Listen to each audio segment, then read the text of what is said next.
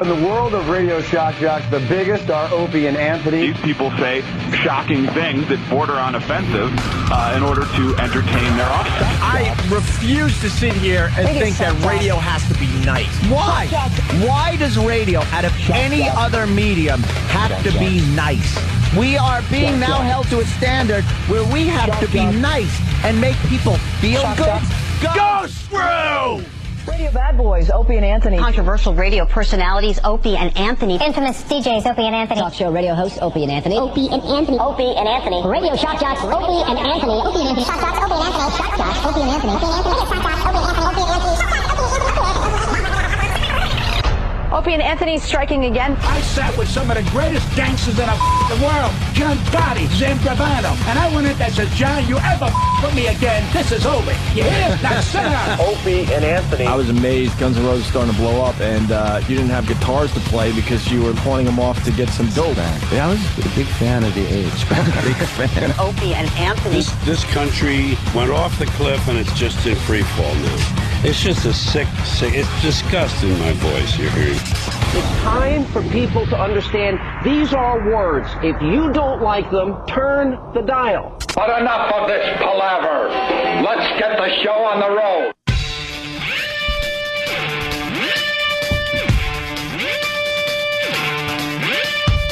You know, I think this is gonna. What? You hear that? Nice and what? muffly. Thank you. Is that better? They probably didn't hear that out there in Radio Land. Turn that up. There we go. It sounds very basic. What changes between the last time we did a live show and now? Our ears. Who the F comes in here and fiddles for like 10 straight days? Opie and Anthony aren't here, so it's time to just start fiddling. It's the people that didn't get vacation. Oh. They come in here and fiddle. Stupid music jocks. They had to work. Ouch. Actually, I met a bunch of those guys here in New York, and they're very nice people. Hello. Yes, we are live. Yeah. It is 2008. So they say. Yeah. And we're back from our vacation. I think we should start the new year with Roland singing Ave Maria. Let's get everyone in the mood for the new year here with Opie and Anthony. Roland. Here's Roland. Ladies and gentlemen.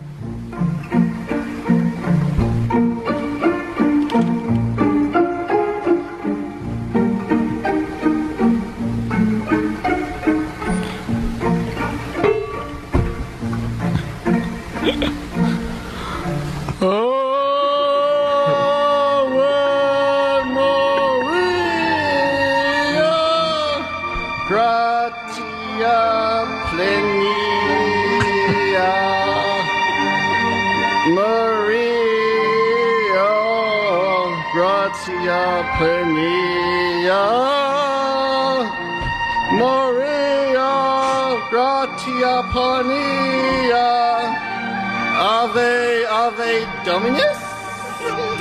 Dominus tecum benita tu in mobasia et tu benedicia et tu fractus ventris de Jesus. Ave Maria. Ave Maria, Mater Dei, ora por nobis peccatoribus, ora por nobis, ora pro nobis peccatoribus. Ave Maria, nunc et in hor mortuis et in hora mortis nostra et in hora mortis et in hora mortis notoris. Ave Maria.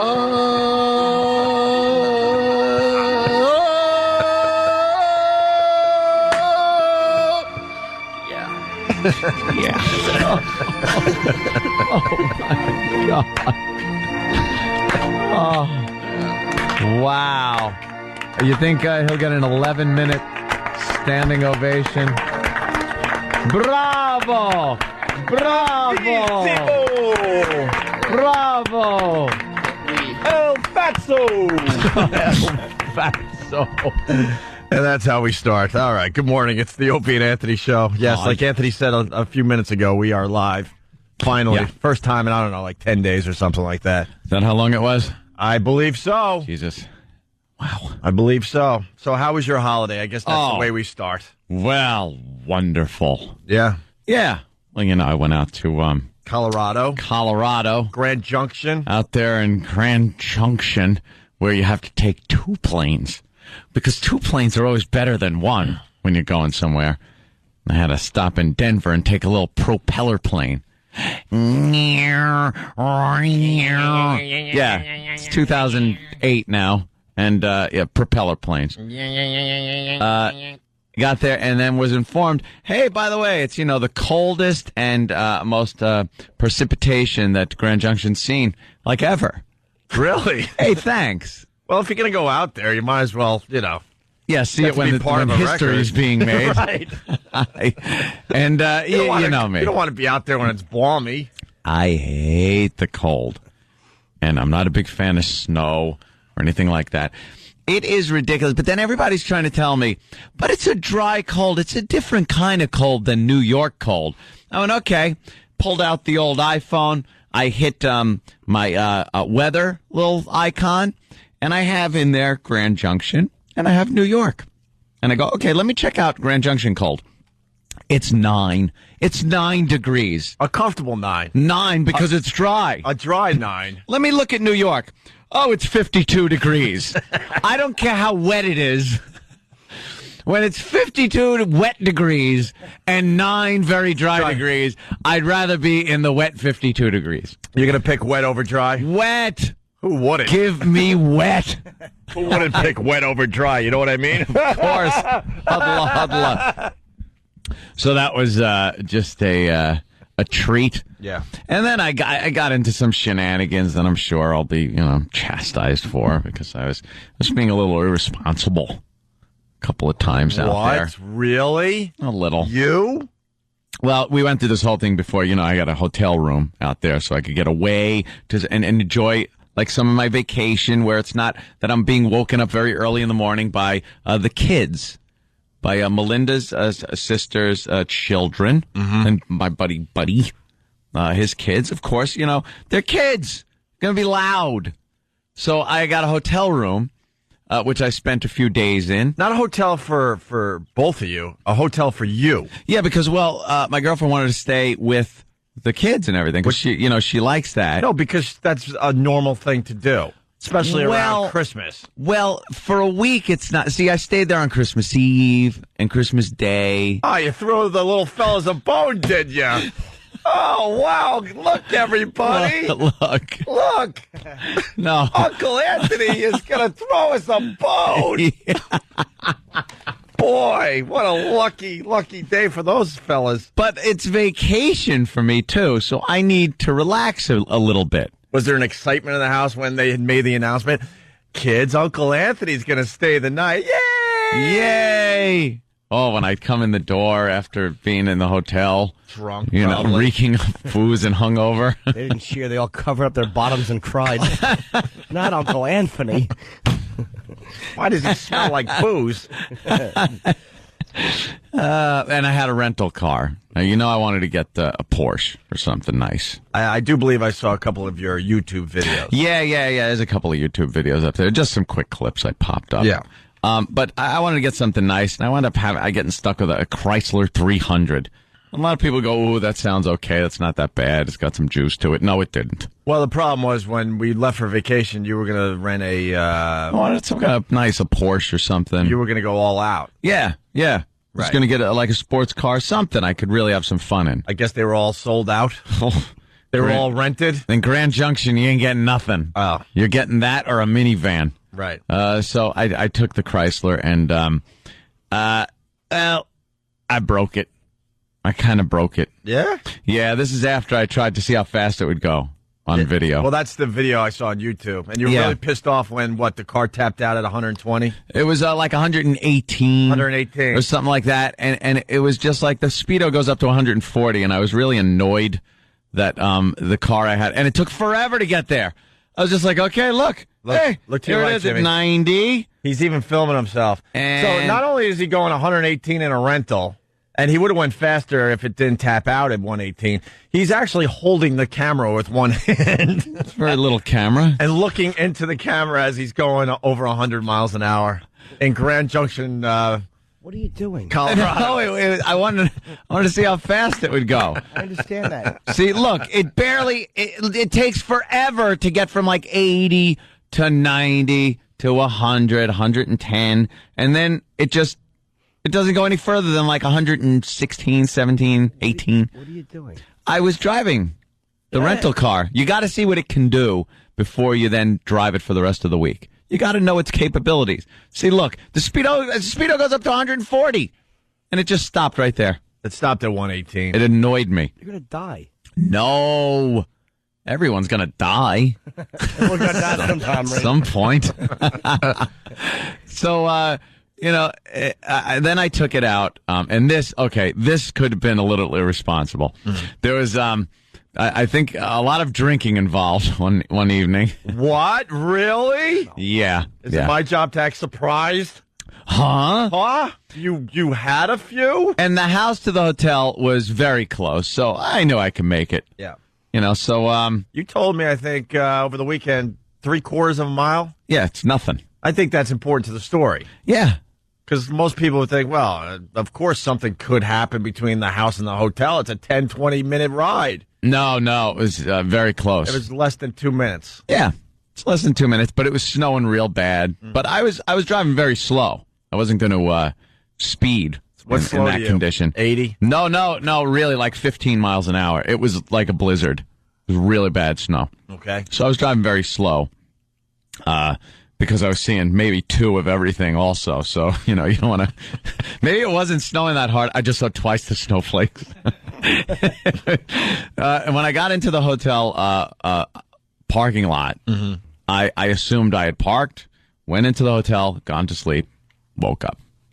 And then I go out to my car in the morning, or at the afternoon, because I had to sleep it off a little bit.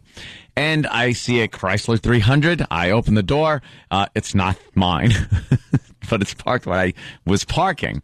So I quickly shut the door and look around like, I hope no one saw me, thinking I'm trying to steal the car. Now, mystery number 2, where is my Chrysler 300? I look around the lot. I can't really find it. So I hit the keychain and I hear a faint beep, beep, beep. So I go, okay. And I noticed the hotel wasn't booked up, so it wasn't like there was a lack of spots, but I'm in the middle of the parking lot. Please tell... all right. I was going to say, please tell me the beep was coming from the woods. The roof. Or just a pair of, like 4 wheels upside down spinning. With some little patent leather shoes in the grill.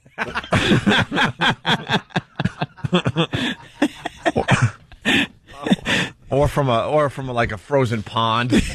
Yeah, just here. So I hear it, and I go around the row of cars that are there, and I see my car, and I'm diagonal on top of the yellow lines that separate the parking spots. And I look, and the first thing I say to myself is, my God, you didn't even try, did you? You didn't even try. Oh, you were sideways in the parking spot. Yeah. Okay. Yeah, pretty much sideways. So I drive to the house. Everything's cool. I'm like, I must have parked funny last night. Then I start... See, that's normal thinking for Anthony. Start remembering things. And I'm like,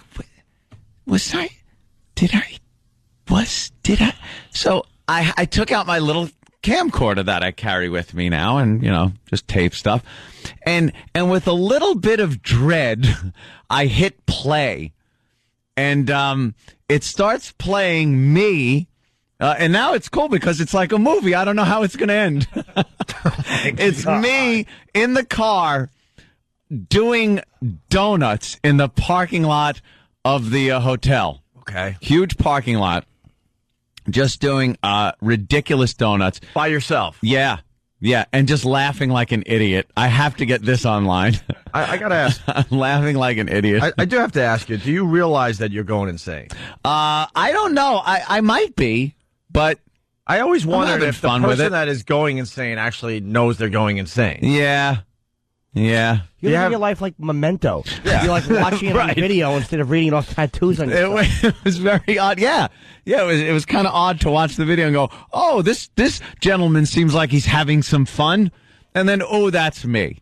So it's video of you doing donuts. Doing donuts. And apparently I was cutting the wheel very hard and really tacking out the engine up to maybe 7,000. Well, if you're going to do donuts, that's the way to You got to, because it's really... And there's some... You can't do it half-assed. There are some light poles in there and other stuff that, watching the video, I came very close to. But I noticed on the drive over to the house after this was all done that the power steering pump was making some noises. And finally decided to give up the ghost. I broke the power steering pump and had no power steering for the last 2 days that I had the rental car. But I took the insurance out, so I could have driven the thing through the window. Yeah. You might have, for all you know. I got to see the rest of the video. Wow. You might. Wow. Yeah. Yeah. I was like very surprised at that. You never catch things like that on video, You usually they slowly come back and you go, oh, yeah, I remember kind of doing donuts. But watching the video and just laughing. This is great. I was going to give it to someone else, but unfortunately, Doug B has a good line. Some guy wanted to be the first instant feedback of 08. Sorry, dude, from Columbus, but I have to go with Doug B. Salt Lake City, first instant feedback of 08. Hey, guys, I hope you don't mind, but I just called 911 and had an ambulance sent to Super Agent Bob Eatman's house because I'm sure he's having a heart attack as he's listening to this. No, everything was well in hand. It's not good if you have to push play on a video camera to see what you did the night before. Review on video? Yeah. It was the holidays. We were on vacation. That's very disturbing, but it's also disturbing that you were doing 120 totally sober. Yeah.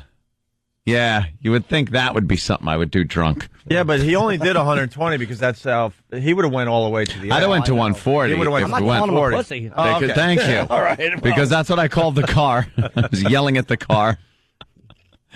Yeah,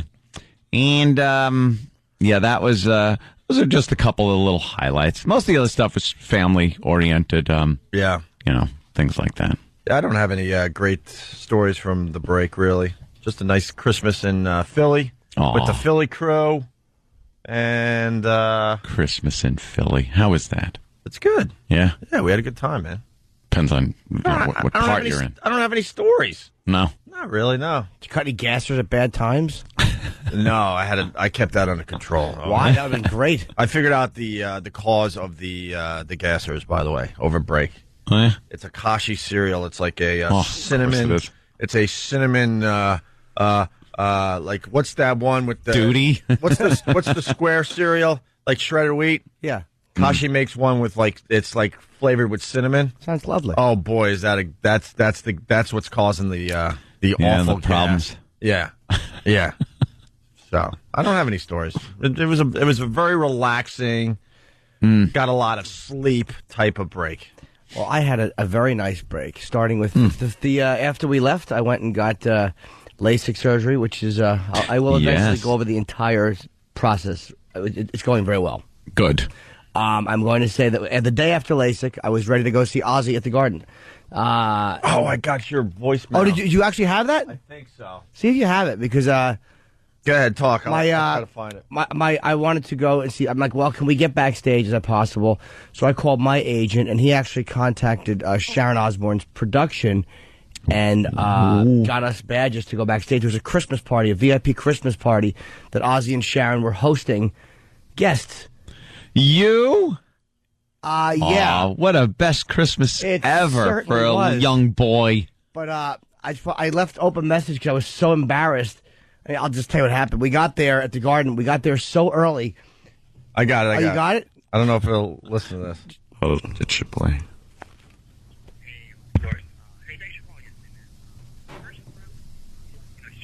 Can't hear it. Yeah, it's going to be too low. All right, how do we do this? I'll give it to somebody. We'll figure it out. But anyway.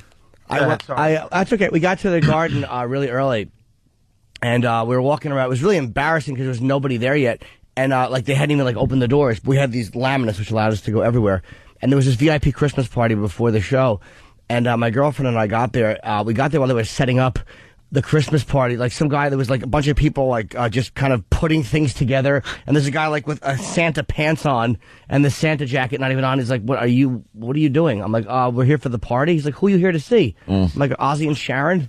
And dude, that doesn't start until we were 35 minutes early. Oh, so we kind of get over-eager little guy. Dude, we actually walked into this stairwell and just stood in this stairwell at Madison Square Garden and looked out where the elevators go, and kind of looked out at traffic and hoped we didn't get thrown out. It was really embarrassing, but we didn't get That's the message I got, because he's like, they're still setting up. I'm such an idiot. I'm here early. Yeah, I feel like such an idiot. We're over-eager little guy. Yeah, they're still bringing in the wreaths. Yeah, the holiday wreaths. Smashing me for a good half And well, she should have. Yeah. All right. You're like the little kid that can't sleep on Christmas That's exactly morning. what it was like. The guy was, I'll never forget him going, what are you here for? I'm like, Ozzy and Sharon? Almost 40. Hey, we're going to take our first break. When we get back, we celebrated New Year's Eve at Jim Norton's Fine Show. Yeah. At the North Fork Theater. Great time. And then at F.H. Riley's in Huntington. A big hi to everyone that went down there. We missed Dick Clark bringing in 2008. We got the audio. Oh, my God. Gotta hear that. Is he still doing it? Oh, my God. I hear after 3 of these, he's cured. Yeah. That's what I heard. Wow. And also, we got an update on the window washer that fell 500 feet. Oh. And we got to talk about the tiger mauling that dude in San Francisco. One of the greatest stories. Few people, right? But killed one. But we'll get into that after the break. Also, a quickie for the faithful out there. Is it true the guy on the scaffold that fell? He fell out of bed, the hospital bed, and died. What irony! For the faithful, we got a new animation up on iTunes. We're doing a thing with iTunes. It's a free download. We're not trying to get you to do anything really. But the new animation by I believe it's Coke Logic still, right? Is Patrice Sleeps at Rest Area. One of our favorite that's a good Opie and one. Anthony bits. It's now animated. It's up on iTunes, so check it out. The animation's doing very, very well in the podcast section of iTunes. That's great, Patrice. It's called Creepy Cold Guy. So check it out for yourself as we go to break here. It's Opie and Anthony. Hey, good morning to everybody. Happy New Year.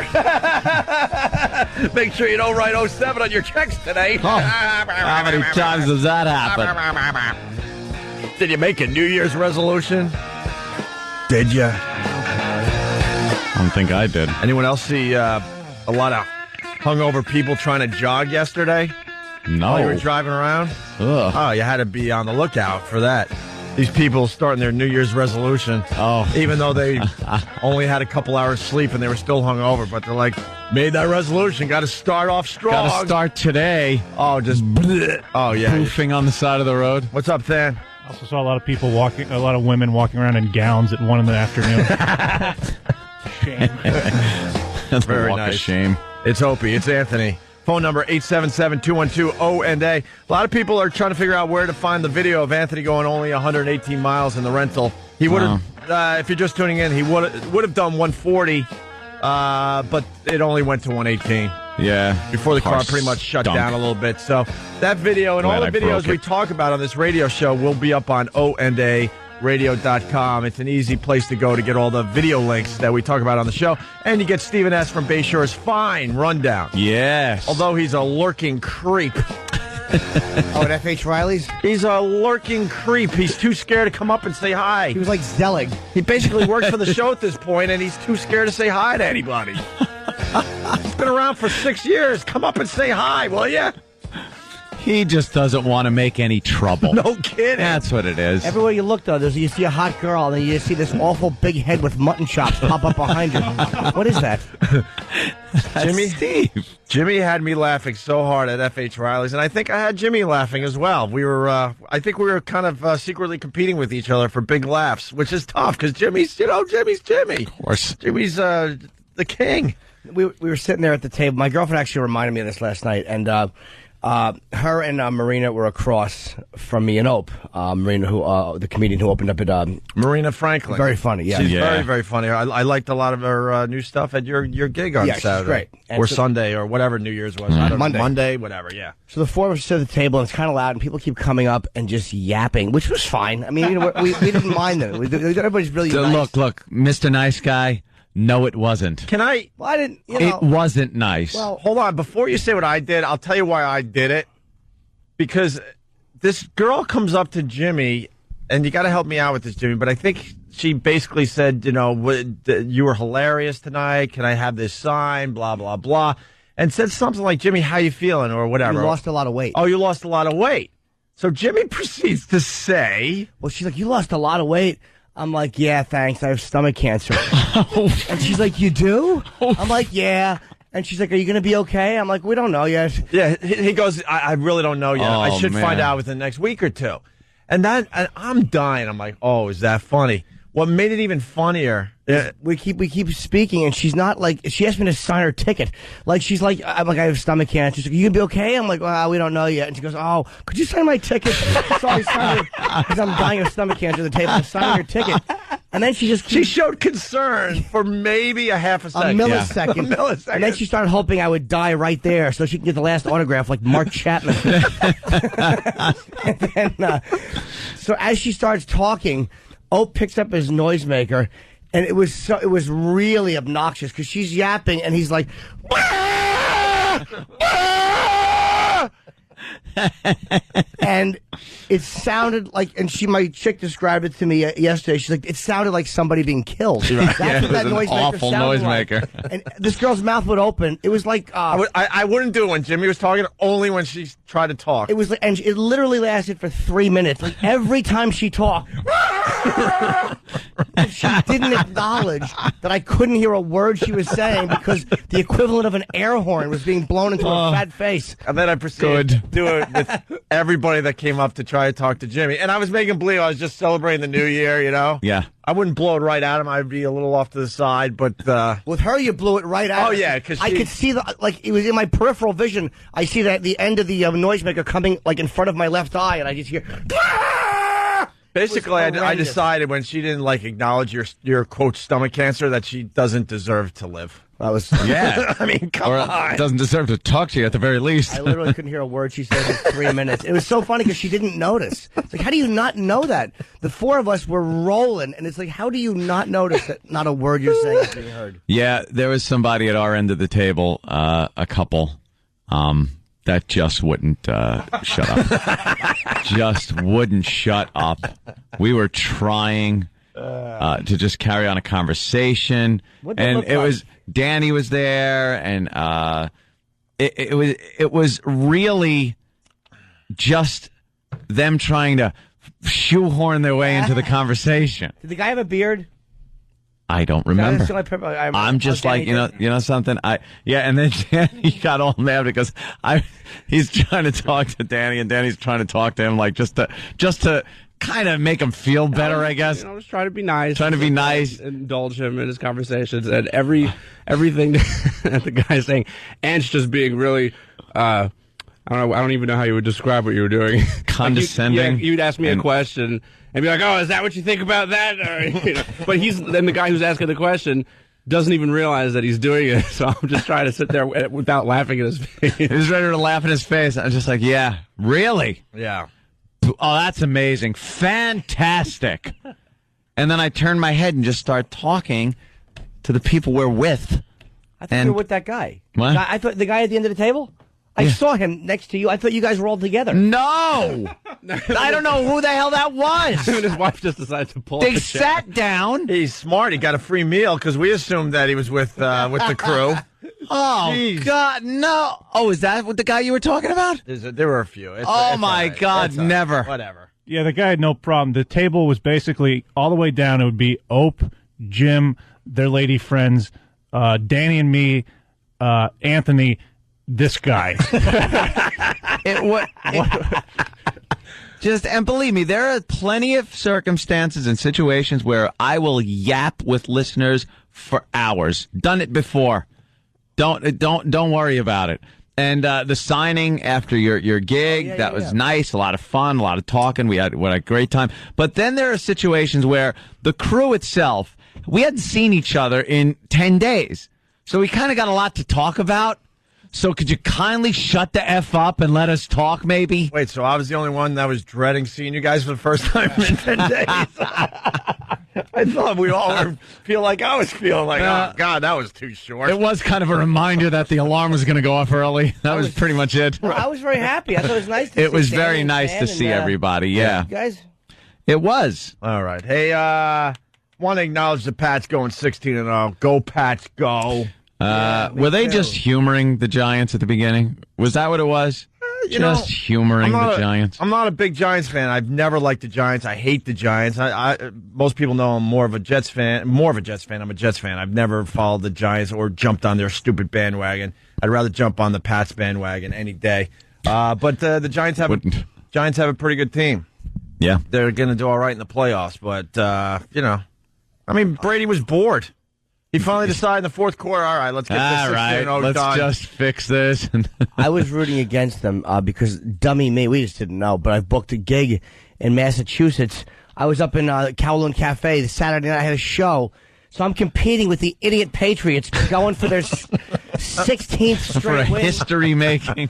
I didn't realize. What are you guys playing on a Saturday night for? Will you think of the comedians and other entertainers? But I had actually. Knowing Jimmy, though, he's probably... there were probably a few empty seats, and he's all pissed off, like, stupid Boston. I can't believe they won't come out and see me. We had nice crowds. I was surprised there was actually that many people there. But it was so funny. You got to give them a break. 16-0. I mean, the whole city, stayed home to watch that game. I was rooting against the Patriots, but I even said this on stage. Why would you root against the Patriots? Why? I don't know.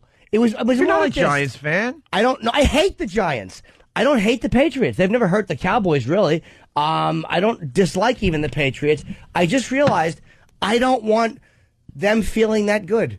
That's all it is. Yeah. I didn't want Boston fans just feeling wonderful, because I'm not going to be feeling wonderful. That's all it was. It was a selfishness. I didn't want the Patriot fans feeling something. I was listening to a little. I agree. I was listening to a little sports radio, and they said if the Pats don't win the Super Bowl, then this 16-0 means nothing. I so disagree. I think at this point they don't even have to win the Super Bowl. 16-0 is just amazing. Just amazing in this day and age of sports. Yeah. When the Dolphins did it, you had these guys stay on the same team for a while. The Pats, for the most part, they got their nucleus, obviously, but this is we're in the world of free agency and stuff, and to go 16-0 like that, and salary caps, it's kind of hard to keep your team together with salary caps. It's amazing. It was kind of, I guess, it was historic to see them do it, but I didn't see them. I was on stage. By the way, Thanks for nothing, Patriots. The DirecTV thing we did all season. Well, Danny and Travis won the football pool. If anyone out there cares, I personally don't. I took the Giants and gave 63. If you won, you would have personally cared. I didn't even come close. What's up there, Travis? It's our good friends at Dish Network. Oh, I said the other one again. Great. Oh my God, that's just wonderful. That's just wonderful. All right, Dish and Network. They were so nice to us all year long. Dish Network. Now they're gonna pull the money and you won't get it again. Dish Network. If you call the show today, just say Dish Network. Save the advertising, please. Football pick sponsored by Dish Network. See, if I had this in front of me, it's time to get more TV from your TV. Sign up for Dish Network today. There you go. But Danny and Travis won the football pool this year, and I got to acknowledge and say hi to everybody in Buffalo that went to that hockey game yesterday. Absolutely amazing. 73,000 people saw a hockey game at Rich Stadium yesterday. No, about 10,000 saw it. Well, true. I was telling Anthony, I've been to many, many football games. I saw the Bills, probably 20 times at that stadium, easily. And, when you're sitting up high, it's pretty tough to see the field to begin with. Mm-hmm. And now to put a hockey rink in the middle of the football field. Yeah. But just because it was so cold, they figured they could. It's the NHL. They're smart. They're doing a little marketing, man. I checked out the game. It was the Sabres Penguins playing outdoors with lake effect snow. They had like a half inch of snow on the ice for an NHL game yesterday. It's like 1800s hockey or something. Yeah. So no Zamboni. And the tickets sold out like that. 75,000 people went and checked out that game yesterday. So of course, pretty cool. They should do that every year. It was very exciting to watch. Do it in Miami, then I'll watch it. Do it in Miami and try to keep the ice cold. Anyway, we got Dick Clark. Yeah. See, we were just talking about our New Year's and all, but a lot of people got to see Dick Clark. We did not, but now we, through the beauty of radio, we get to hear Dick Clark. Oh, good. I don't really understand why Dick Clark is still on TV. I'd still rather watch him than Ryan Seacrest, to be very honest. Oh, I hate Ryan Seacrest. I don't get it. I don't like get either one of them at this point. He's the next guy in line. But how, though? Like, I can't. I mean, maybe he's talented. Right place, right time. But I don't know one person that likes him. No one likes him. But for some reason, he gets television executives like him. He's got a good image for that. He's never in any kind of controversy. They love that milquetoast crap like that. We could kind of learn something from him, I think. Can we? Exactly. How to not use your teeth when you're doing certain things. But I don't know. I mean, we're going to make fun of Dick Clark. We have to make fun of Dick Clark. I don't understand why he's still on TV. He had a great career. Yeah. And the people around him obviously don't love him. No. They don't love Dick Clark. Or he's their meal ticket, and they keep pushing him out the door going, make us some money, stupid. But there's no reason why this guy should be on TV anymore. Yeah, he's a wreck. Acknowledge that he had an amazing career. Look back on his career from time to time. But to have him actually on live TV, he's making everybody uncomfortable. Yeah, it is very nerve-wracking to watch him. You're all like, is he going to screw this up? He said a word, and it's not even the right word. And the mainstream media, they're not. It's horrid. They're not brave enough to say what they're thinking too. They have to use words like, "Oh, look how courageous he is," and this and that, and blah blah blah. No, it's awful. Oh, Dick. Here's Ryan Seacrest introducing Dick Clark, who is happy to be back. Ladies and gentlemen, back here in Times Square once again, Mr. Dick Clark. Thank you, Ryan. It's great to be back for another New Year's in New York. Well, there are about 1 million people in the Times Square, billions more looking all over the world. And tonight at midnight, they're going to see a brand new ball come down. It's going to be great. So don't you dare go away. I got to say, though, he does sound better than last year. Does he? Yes. Do we have a comparison? To me, at least, except what he just said. Better, but this shouldn't be on. You know how many? You know how many guys are out there hoping they could get a gig like Dick Clark, and they don't get to move up because they insist on keeping Dick Clark on TV. Yeah. You know. I guess it fits in perfect because he sounds like he's completely hammered, like everybody that is watching the dumb thing. But oh, jeez. What? Well, apparently the 2008 ball was made green. The lights used a fraction of what was needed to power it. I guess everything's green now. 2008 is going to be the year of green. Green. Yeah. It's just another crappy, stupid catchphrase so we buy things. Just stop. It's not green. No one's saving anything. Just stop it. Green my ass. Yeah, you're kind of right, man. I mean, humans just stink. And we're not going to save anything. Marketing ploy. Nothing's going to be saved. Everyone, if you plaster green in front of it, and people will be like, "Oh, this is great. I'm helping something. I'm saving money. I'm doing this." It's nothing. You're not doing anything. Look at China. It's an entire huge country that is just pumping 1800s technology coal smoke into the atmosphere. And we don't even know what is going to happen when once a year they use a little less electricity on a ball that drops in Times Square, for F's sake. There's enough lights all year lighting up Times Square. Can I tell you, you make a great point for the people that are all over the country. I'm lucky enough to live in an apartment where I could actually see Midtown Manhattan when I go to bed. And that ain't green. Dude, it looks like it's still daylight. Of course. It's so funny you just said that. And when the clouds are low over Manhattan. Oh, the haze. It lights up. Well, the lights from Times Square kind of like hit the ceiling that is the clouds. And it is amazing how bright that area is in the middle of the night. You're right. They're not saving any energy. But that crystal ball that falls once a year. Right. You could light that thing up with those huge lights. What are they called? Klieg lights, the things they use on the movie premieres and stuff. You could light them up with that once a year. It isn't going to make a dent. And they don't turn off the lights, by the way. No. In Midtown. There's just thousands and thousands and thousands, and I'll keep going, thousands of office buildings that are just illuminated as I'm lit up all night long. As I'm trying to sleep. And when I wake up at 4:15 in the morning, they're already all lit. No one's in those buildings. Left on. Everything's left on. Everything's left on. We're not trying to save anything. Green. Just stop with the green thing. We make a futile attempt because we feel a little guilty as humans. Just a little guilt. Stop. Don't feel guilty about anything in your life. But Jesus. You're absolutely Nothing. true, and I think T-shirts need to be made. We're not saving anything. We're not saving anything. Not ourselves, not the world, nothing. Nothing. Tick tock, tick tock. It's all just ticking to everyone's demise. We're not saving the rainforest. We're not saving the exotic animals that are heading toward extinction.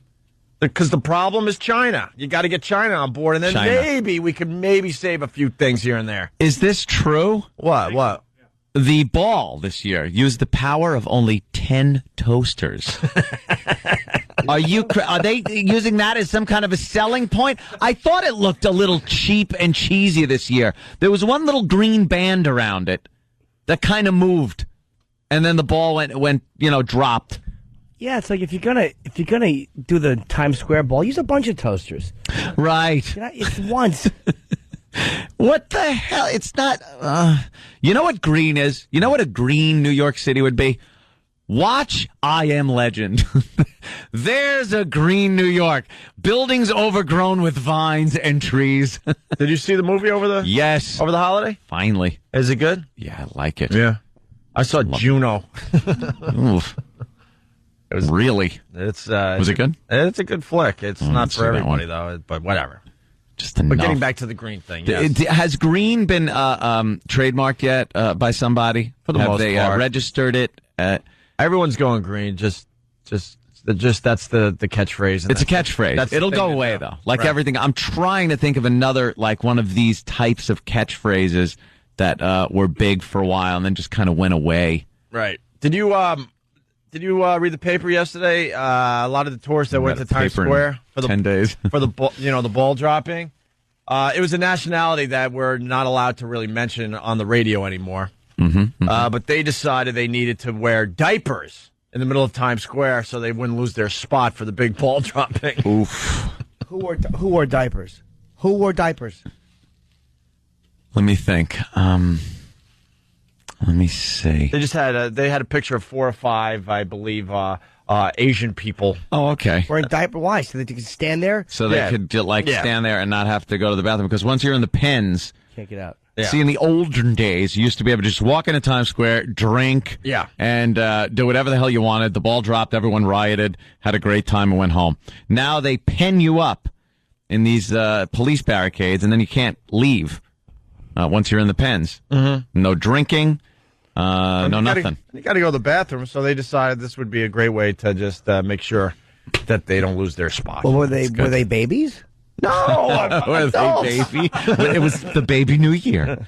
All right, when we get back, more babies. That was just a taste, but a little more audio from Dick Clark. I don't get it. It's not courageous. It's creepy. He should retire. The people close to him should say, "Dick, come on. You had a great career." Yeah. But we'll play more of that audio. Shove off. And we'll get into some other things. We also got to discuss this writers rift now with Letterman coming back with his writers and Jim Liritz. Yeah. We got Richard Huff calling in. Oh, we do? Good. Yeah, Richard Huff's great. He's good. He is calling in, I believe, right? A little later on. Okay, cool. He'll talk about the late night shows coming back and some other great shows that are starting up on TV. All right, it's Opie and Anthony. Stay there. Opie, Anthony, Jim Norton, the Opie and Anthony Show. In the middle of playing some audio from Dick Clark, bringing in 2008. 2008. The year of our Lord. Man, 2 years away from 2010. Nothing's going to be different. No flying cars, no nothing. This 2000 crap was sold to us. We got this bill of goods sold to us that the year 2000 was going to be this amazing thing. Yeah. And now you're talking 8 years ago was the year 2000. It's old news. It's nostalgia now. And we got nothing. We all got GPS now. Is that the big thing? Not all, but there's a big rush for everyone to get their own GPS now.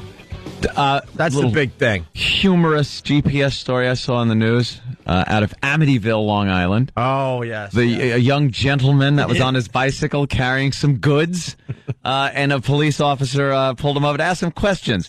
Perhaps, where did you get these goods? Wasn't it the young nativity, sir? The nativity scene, or was this something else? Yeah, it was. It might have been something else. I don't know, because he was just on a bike, and he had you see guys on bikes that have too much stuff they're carrying, and they didn't leave the house like that. Yeah.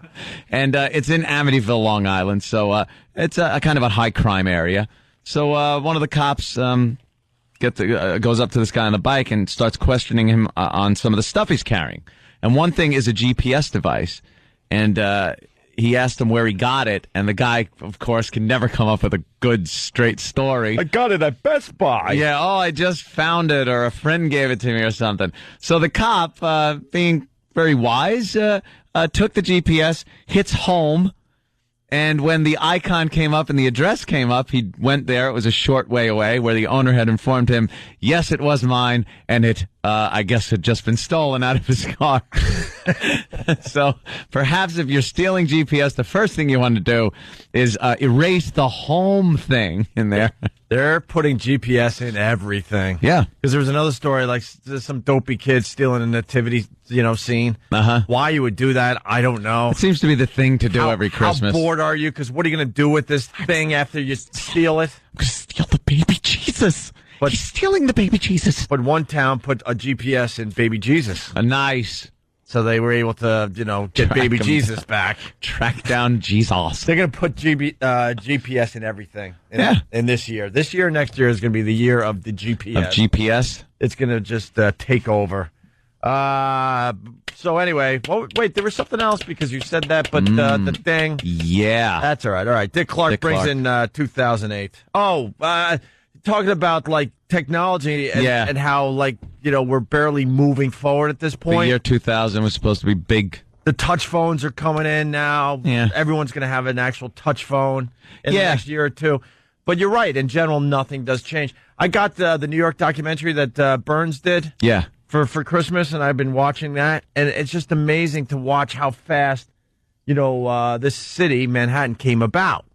Yeah. And then you look around and go, wow, what happened, though, man? The progress really has drastically slowed down. Yeah, they knocked down some older buildings. They put up newer ones that are better, new technology in them and stuff. But for the most part, the turn of the century, when 1900 came around, I mean, what they were doing in this city was just beyond amazing. Amazing, yeah. And then they talk about the subway system that we all know here in New York City. Mm-hmm. It only took 4 years to do the entire subway system. Amazing, and they had to dig up Could you imagine the ground of the streets. Can you imagine how long a subway system would take to build in this day and age?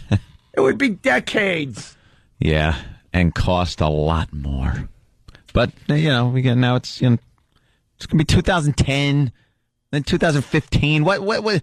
All of our stupid old 70s movies are all dated now because everything was 2000. Yeah. We had colonies on Mars and Venus. Did we? No, we didn't. No. Haven't even been to the moon in 20, 30 years, whatever the hell it is. Can't even update the shuttle. No. The stupid space shuttle. That's the same space shuttle they used when I was in college. With the bathroom tiles that fall off.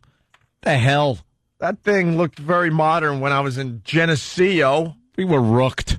That's a long time ago at this point. I'll acknowledge that. Dick Clark brings in 2008. Dick Clark comes back from commercial, and this person who wrote this rundown here says, and I don't know what he says, but Ryan agrees. Welcome back. Everybody in Times Square came to celebrate tonight, and we're about to add to their fun. I'm a big, big fan of the young lady who's about to sing, and it's a great way to get our party started. Ryan? That is so true, Dick. And that's why so true, Dick. And that's why Ryan Seacrest will always have a job in Hollywood and in entertainment, because he plays along. If it was any one of us, we'd be like, what the F did you just babble? Dick, what? What the F are you trying to say? Could you take 45 minutes and repeat that, please? What did you say? See, we could learn from Ryan Seacrest. I think he said something about, I really like the anthem everybody's going to sing. That's something like that. I think somebody was going to sing. I think we were all in agreement there. And, was that it? And I'm thinking Dick either likes the song. Hey, Dick, take the marbles out of your circulatory system. Strokes are awful, aren't they? Oh, of course they are. A lot of people, have to deal with that in their lives. But of course. But you don't send Grandpa to the factory after he has a stroke. No, you give him a nice, comfy chair. Let him rest. Let him rest and say you had a great career. You raised our family. You did everything right. You don't throw him on TV. Why are they throwing Dick Clark on TV? And if you're the world's oldest teenager. Stop saying it's courageous. It's not courageous. It's creeping everybody out. Dick Clark talks about the confetti. Oh, jeez, no. God. Well, they did something very special with the confetti this year. What did they in Times Square? You were able to leave a little note for a loved one. Had they give it to people, half of Dick Clark's head opened up and the confetti just shot out? Some of the confetti, not all, had little notes on them. Oh, that's lovely. Is this? It's stupid. It is stupid. We're live from New York, and there are over 6,000 police keeping everybody safe and sound tonight. When the clock hits midnight, they're going to drop over 2,000 pounds. What hits midnight? Imagine, 2,000. Yeah, something. Wait a minute. Play that again. Replay it. Something hits at midnight. I couldn't quite hear that because my headphones were off. Yeah, put them on and all right. give a listen. We're live from New York, and there are over 6,000 police keeping everybody safe and sound tonight. When the clock hits midnight, they're going to drop over. I think he was actually accurately reading Ryan Seacrest's copy. Let's all get Dick Clark in trouble. Wow. With the FCC. Like, he doesn't have enough troubles. Yeah, report him. We have That's to report vulgar. Dick Clark to the FCC. I'm not sure He's a potty mouth. what he was saying, but I think he was trying to say when the clock hits midnight, but, well, let's... We're live from New York, and there are over 6,000 police keeping everybody safe and sound tonight. When the clock hits midnight, they're going to drop over 2,000 pounds of confetti. Imagine. in one big lump, pounds. just on the crowd. A ton of confetti crushes people. On Glued together pallets. ball. Yeah, just a big square, 2,000-pound chunk. On a Dick Clark's stupid head. Take it off the MTV building. Watch it plunge 500 feet. Oh, that'd be fantastic. That would rock. Pounds of confetti. Imagine 2,000 pounds. That's double the amount since we started this show 36 years ago. Marshall? Dick, that's a lot of confetti. It's so great to see you. Always an honor to work with you. No Why one would acknowledges. anyone acknowledge? No one acknowledges. They all have to say it's great work with you, great to see you. It's not. Dick. It's wonderful. Not. Well, she just was awful no matter who she was talking to. Dick, that's a lot of confetti. Wow, what insight. No, a lot of confetti. All right, we get it. It's a lot of confetti. All right. Well, let's move on to Dick Clark counts down from 20 fairly successfully. Yeah, that's true. If they're going green, why so much more confetti? He does very Shouldn't well. be less confetti? Does very well with the countdown, which I will bet you was, well, was it pre-recorded? I don't know. Oh, man, are they going to do that? Why is he starting with 20? They should have, all right, Dick, we're going to go start with 3. Yeah. He started 20, which he was very successful at, and then he wishes everyone a happy New Year. No, he didn't. No, please. Yeah. Some people have traveled thousands of miles to be here. We're about 3 seconds away. The noise is building in Times Square. Everybody is ready to say goodbye to the old and ring in the new. It's going to be a whale of a celebration. So let's go. Here we go. 20, 19, 18, 17, 16, 15, 14, 13, 12. By the way, of course he did the countdown well. He probably just spent the last year practicing. in a chair somewhere. Counting backwards from 20. That's all he had to do in the last year. It was count back from 20. Of course he did okay with this. 17, 16, 15, 14, 13, 12, 11, 10. This is actually live from Times Square 8, now. 7, 6, 5, 4, 3, 2. Happy New Year! Oh, no.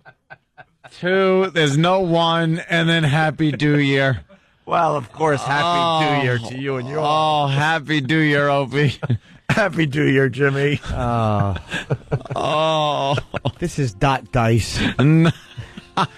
Happy New Year. Yes, let's yeah. Happy New Year. Happy New Year to you, Club Soda Kenny.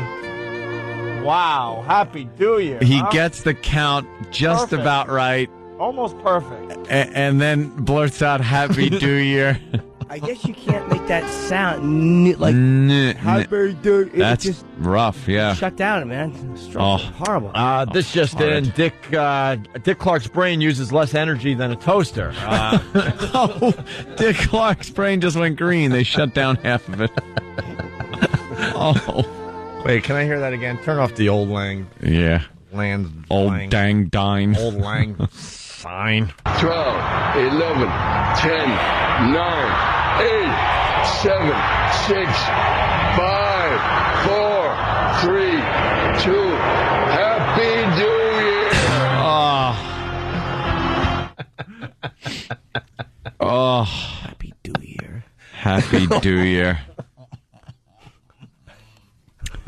Look, I enjoy the fact that he's on TV still. Trust me. Hey, who doesn't? But, no one is willing to go, wow, this is a little weird. I know. Yeah, we're just supposed to sit here and not acknowledge it. Yeah. Just don't acknowledge it. Stop it.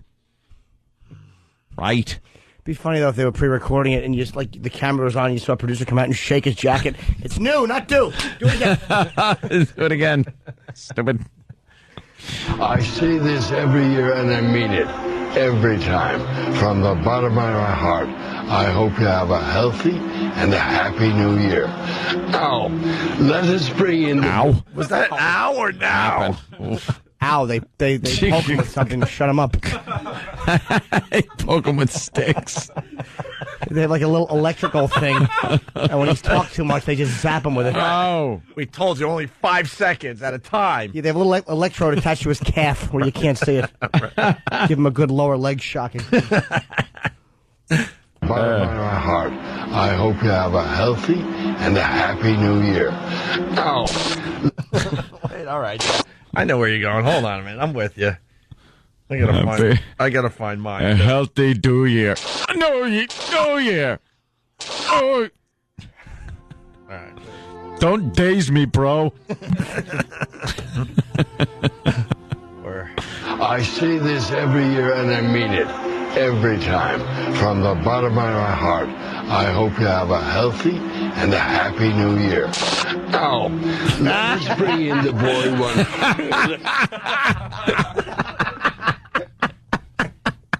Okay, one more time. You gotta hear it again.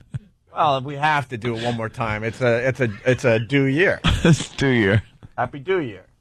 Out of my heart, I hope you have a healthy and a happy New Year. Ow. Let us bring in the boy one. Hold on. There might be more audio. I'm not sure if we have some behind-the-scenes audio here. Oh, a few of the takes that didn't make it. Yeah, okay. Okay. Out of my heart, I hope you have a healthy and a happy New Year. Okay, a little late. Yeah, a little late. Let's. Right. We are perfectionists. Yes. Every time, from the bottom of my heart, I hope you have a healthy and a Happy New Year. Oh.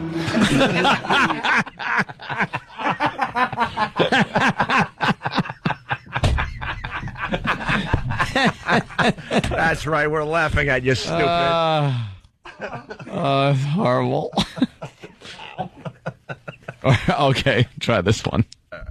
From the bottom of my heart, I hope you have a healthy and a Happy New Year. Let us bring in the boy one. Wait, and then he has a...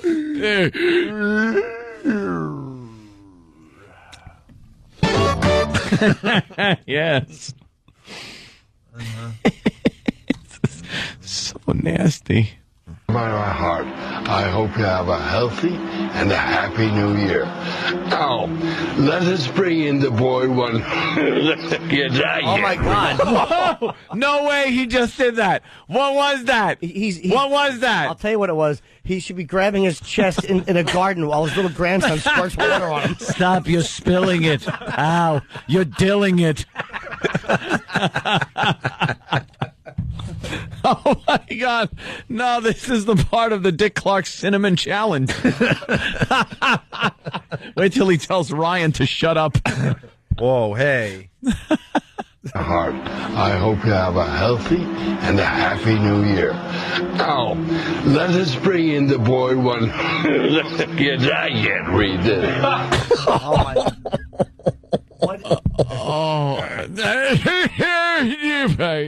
What is that?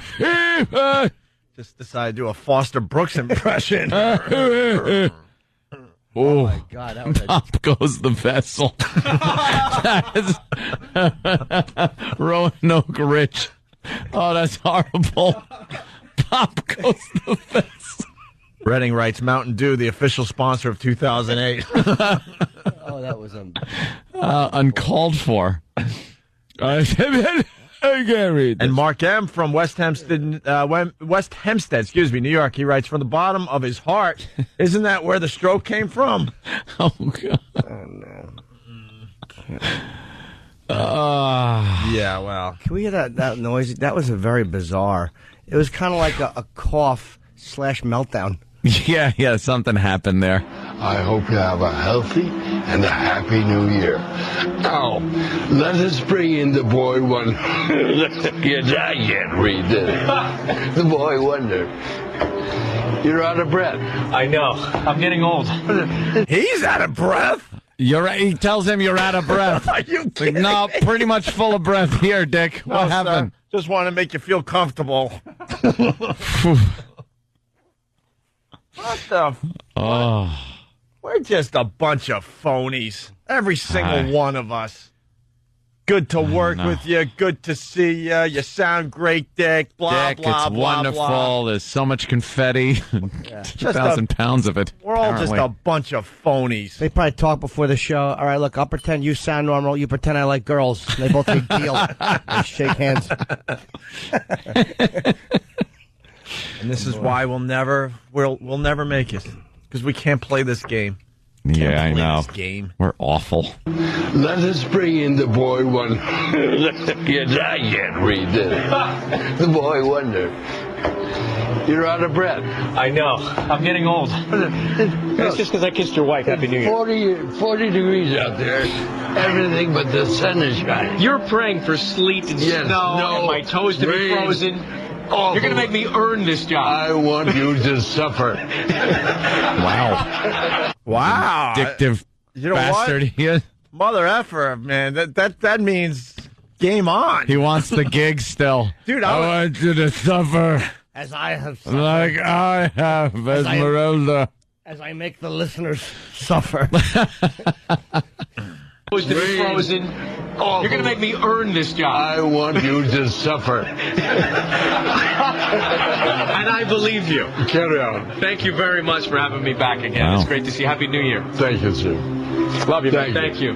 That's the real Dick Clark. Came out for a second. Oh, of course. None of this nice lovey-dovey Happy New Year stuff. That's all the audio we got? That's E-Rock too bad. was right, too. They play the cancer music in the back. That's the Oh, really? Israel, that big fat blind guy. God, enough of that, too. I'm going to make you suffer. How funny is that? Holy crap. He wished everyone a happy New Year. Happy New Year. And somewhere along the line, he got some kind of poke or something from a network executive. It was such an institution, Dick Clark and New Year's Eve, and it just... You're not thinking about that anymore. When I was growing up, and Dick Clark was on TV, it was like that's what everyone watched. Right. And it was Dick Clark ringing in the New Year. This isn't the same. You're not like, oh, it's Dick Clark ringing in the New Year. You're looking going, oh, my God, it's the New Year. Right. How bad do you need drunk viewers on New Year's Eve to watch your dumb TV show? Just let him go, man. Dick was an institution. Now he's in one. I don't know if he's home or not. And was Ryan trying to say he was out of breath because he kissed Dick Clark's wife? Yes. Yeah. And that got him all, hot? Oh, no, he had to hold his breath so he could kiss a girl. That smells everywhere. Hey, Cigars and Scotch, what's up?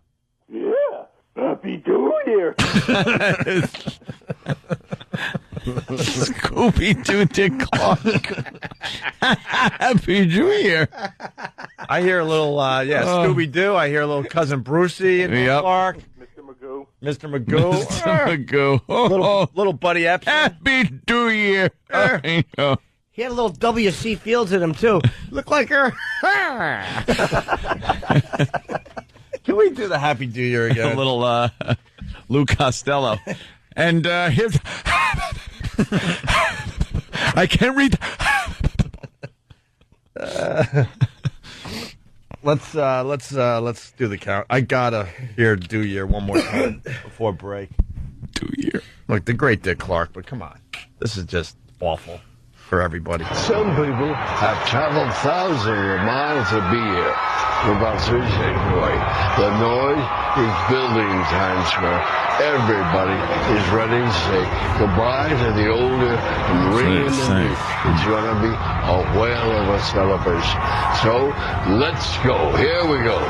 20, 19, 18, 17, 16, 15, 14, 13, 12, 11, 10, 9, 8, 7, 6, 5, 4, 3, 2, Happy New Year! Let's just skip one and go right to Do Year. And the way he says it is like, Happy New Year. It's perfectly clear. How about just happy? Yeah. Happy year. Happy year. Amy, New York, what's up? Good morning. How you doing? Good, Amy. I could have sworn at the end when he was saying goodbye to Ryan or greeting Ryan, whatever, that he said, "Thank you, Jim." Thank you, Jim? Thank you, Jim. If you listen to it again, I could have sworn he said, "Thank you, Jim." Oh, no. All right. Maybe he meant Shim, Ryan's date. I'm punching out, guys. Have a good day. All right. Hey. Or Jim, Ryan's date. Hey, yeah, I think you said that. You got a gunshot there? We're getting perhaps. suggestions here. Yep. You got the gunshot ready? Oh, yes. I say this every year and I mean it. Every time. From the bottom of my heart. I hope you have a healthy and a happy New Year. Let us... Wrote over. Oh, wow. Need a quicker one. All right, try that one. My heart. I hope you have a healthy and a happy New Year. Now, let us bring in the boy wonder. He can't be killed. Yes, I can't read it. The boy wonder. Just get him out. Get him to a hospital. For the love of God. Holy drools his beverages, Batman. Oh, Jesus. Inside of his head looks like a lava lamp.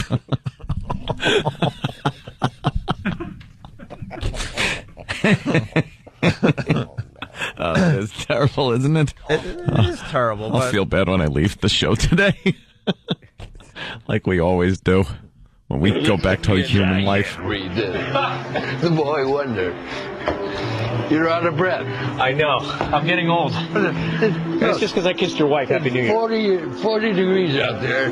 Everything but the sun is shining. You're praying for sleet and snow and my toes to be frozen. Awful. You're going to make me earn this job. I want you to suffer. And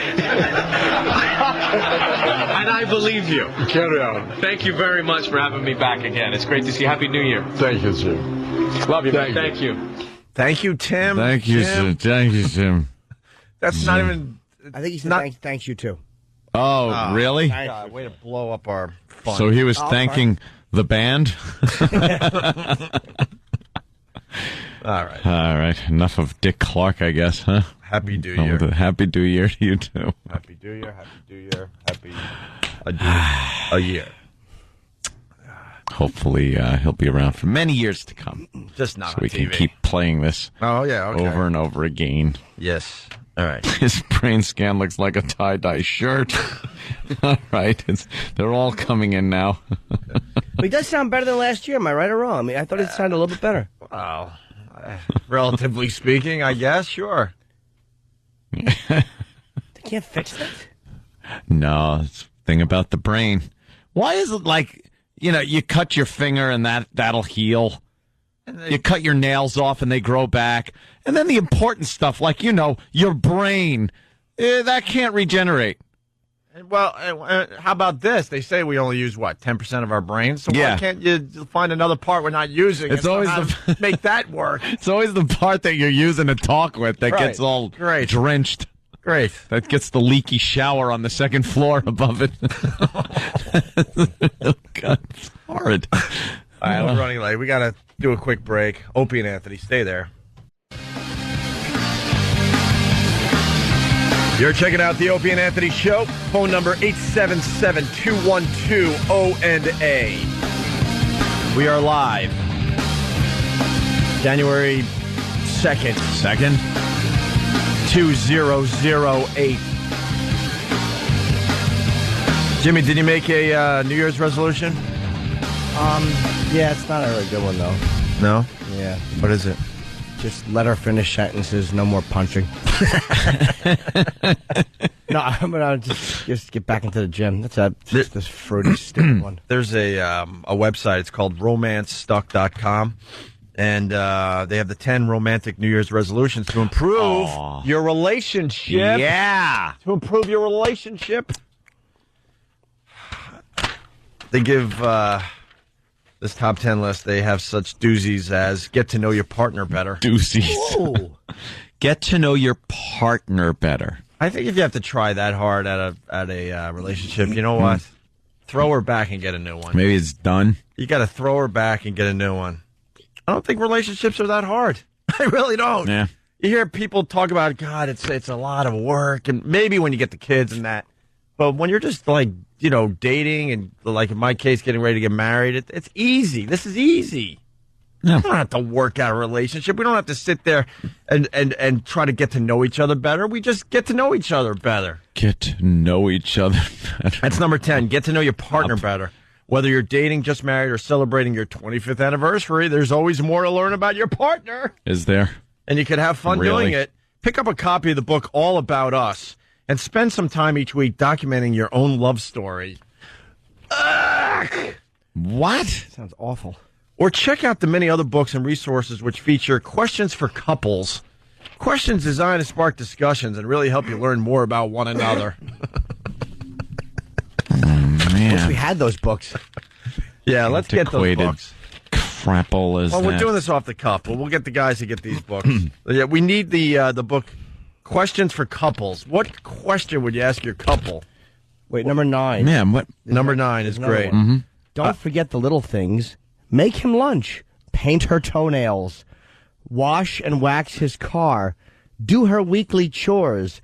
You've heard the phrase that it's the little things that really matters when it comes to showing how much you care. So vow to show how much you care by doing something nice for your partner frequently.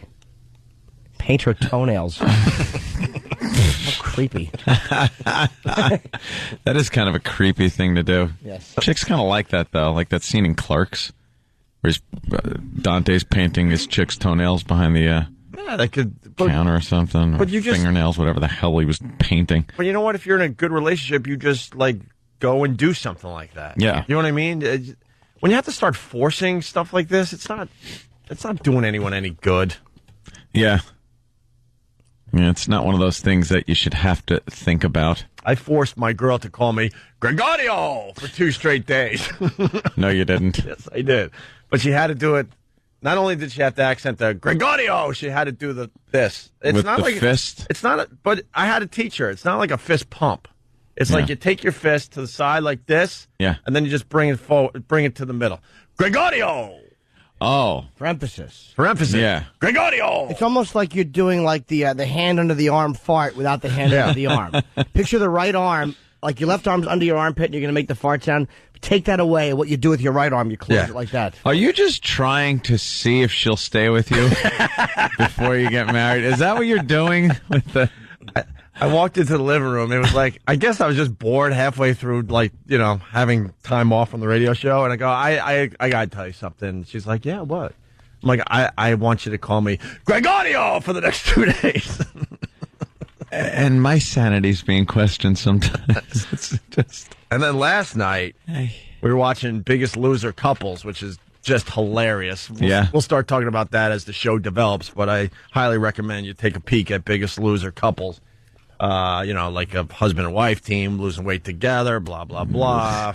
Best friends. Fatties. Mother and son. Anyway. That's sexy. We're in bed just watching a little TV before, it's time to crash. And I go, I'll be right back. Because where you going? I'm like, I'm just going to the bathroom, right? So I walk in the bathroom, which is right next to the bedroom, obviously, and I close the door, and I just start screaming at the top of my lungs. Why? Why? That's what she asked when I came out. And then I come back out, and I'm very normal, and I jump back into bed and continue watching Biggest Loser Couples, making believe nothing happened. She's like, what the F was that? I'm like, I just decided to start doing scream therapy. Oh, where you like some primal screaming? Yeah, I was watching something. They were talking about scream therapy, or I was reading something. I forget now. So I said, all right.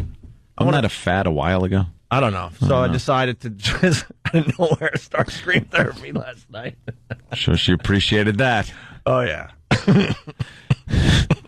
Nut. I did the same thing with my girlfriend, but instead of going to the bathroom, I just did it right in her face. with an accusing finger point. These are the things you do to keep the relationship going. Yeah, sure. Gregorio!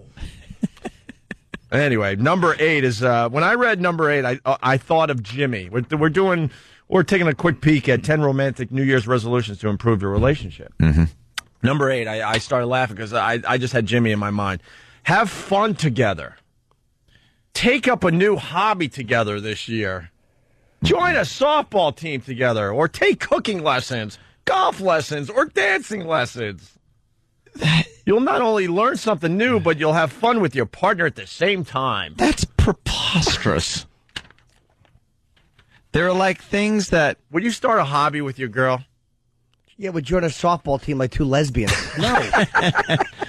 Yeah, there are things that like girls will like to do. And things that guys like to do. Right. And there's probably some common ground there somewhere, but for the most part, I don't think girls and guys' hobby-wise, I don't think it really mixes. I took a yoga class with my girl. Did you? So kind of like we try to do something together, and I proceeded to fart through the whole thing because yoga brings out a lot of farting. And that was the last time we did yoga together. I don't doubt that. And speaking of the sweatpants, they're gone, by the way. Thrown away? And I got, I think I got the hint from everybody around me. The Philly crew, my girl, my family. Everyone's buying me sweatpants because of this stupid radio show. Ah. I got a pair of sweatpants. I got to bring them in before I foul them? No, before I bring them back. They look like slacks. I guess they're some kind of yoga pants, and they got a big, like a band for the waist, instead of a regular waist thing, it's a big thing of like fabric. Like 8 inches wide or something? It makes me look like I'm ready to cummerbund? Yes! It makes me look like I'm going to a prom or bullfight. Or getting ready for a bullfight. And they go way up high. I'm like, why would I ever wear these to a gym? Are you kidding me? Did you throw the other ones out? Stock. They're just washed. I could still bring them in and show you how fine the package looks if you really want to. Who doesn't? All right, good. 10 romantic exercises I've written down that I'd like to see you do. Back bend, go. Gregorio! No, those are all right pants. E-Rock's now trying to find wacky yoga pants. E-Rock's just finding, like, men with abs. Yeah. Stop it.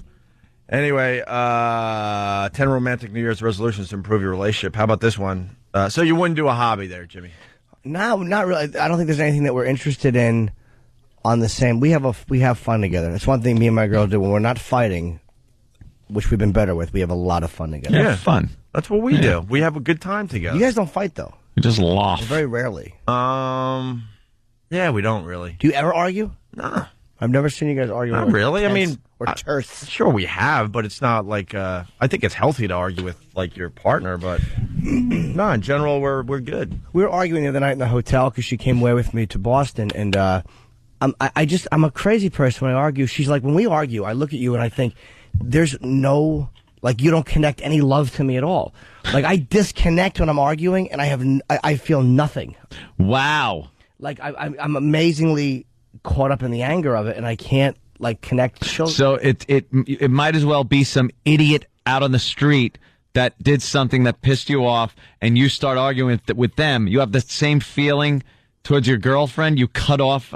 any emotion. Well, it becomes I do watch. I mean, I still am aware she's my girlfriend. It's like the restraint of tongue and pen, as they say. You got to watch yourself. You don't want to say the unforgivable. But I mean, I catch myself like I have to win the argument. It's like, what's wrong with me? It's sickening. I think that's normal. I think if you go into an argument, you just have to win at all costs. Well, you want to. But what's the big deal if I lose an No, argument? you have to. Not you want to.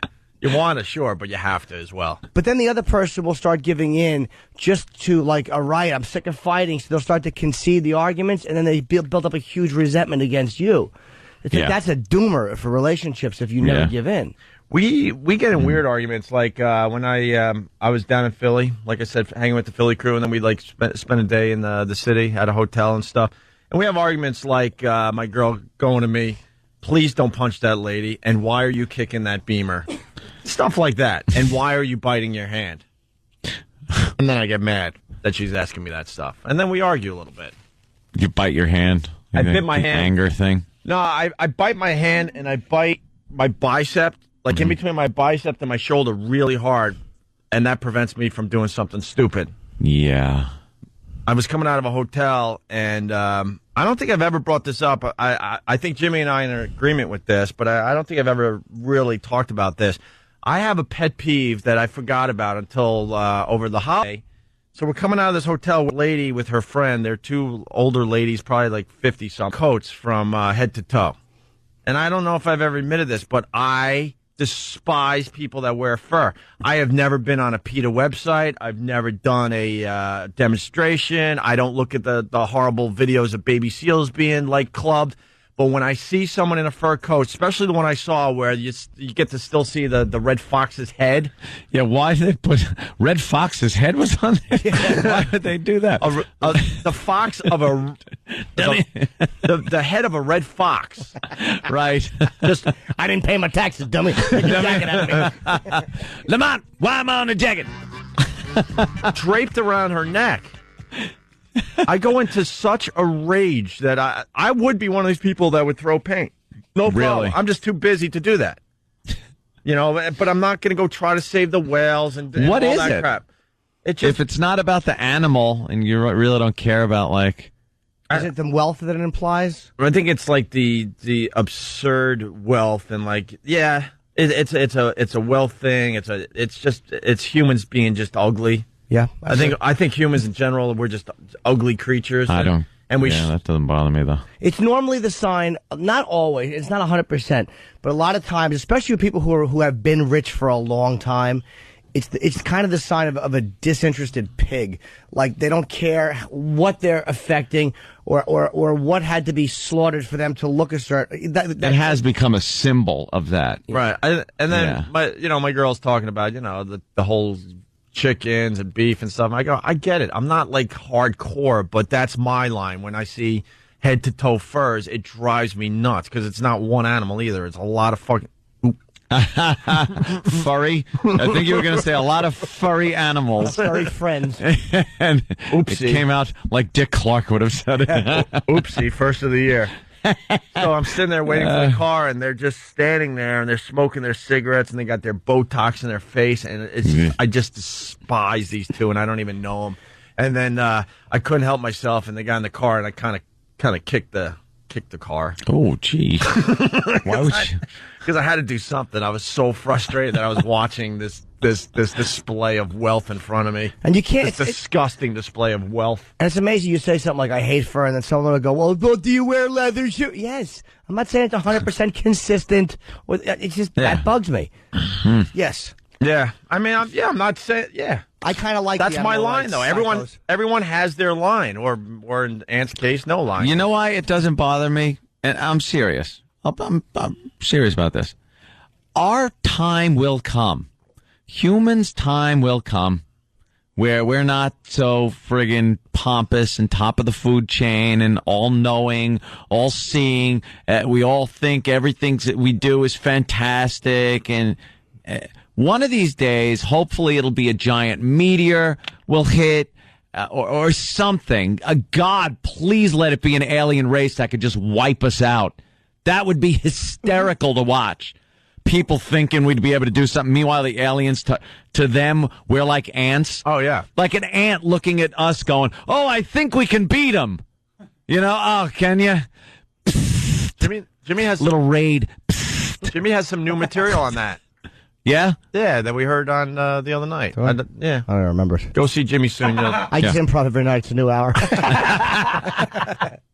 But yeah, eventually you're right. I mean, eventually our time will come. Yeah. You know. So in the meantime, good. Think you're almighty, all-knowing. Everything. Our buildings are so great. We fly. We do some pretty cool stuff. But the bottom line, the time will come. Hey, Tony's got a good... Stupid humans. Hate them. Got Tony in Jersey. Tony, go ahead. What's up, guys? Hey. I agree with Opie about the fur on women, but I wanted to know about men. Do you feel the same way if a man is wearing a full fur coat? Look, I'll be the first to admit, I think I talk for a lot of guys out there when I say this. When you see two women that are 5'5", 5'6", in their early 50s wearing fur, it's you size them up and go, yeah, I could take these two. So I'm going to get a little obnoxious. I'm going to kick their car and stuff. But if it's like Michael Strahan on the Giants or some freaking football player wearing a head-to-toe fur, guess what? You're going to turn around and walk away. I concur. That's human nature. We all think we're tough, but we always size up the person we're being tough with. You know, when we have road rage, it's not with an SUV with tinted windows. It's usually a minivan and a woman driving, or you know what I mean? We always size up people.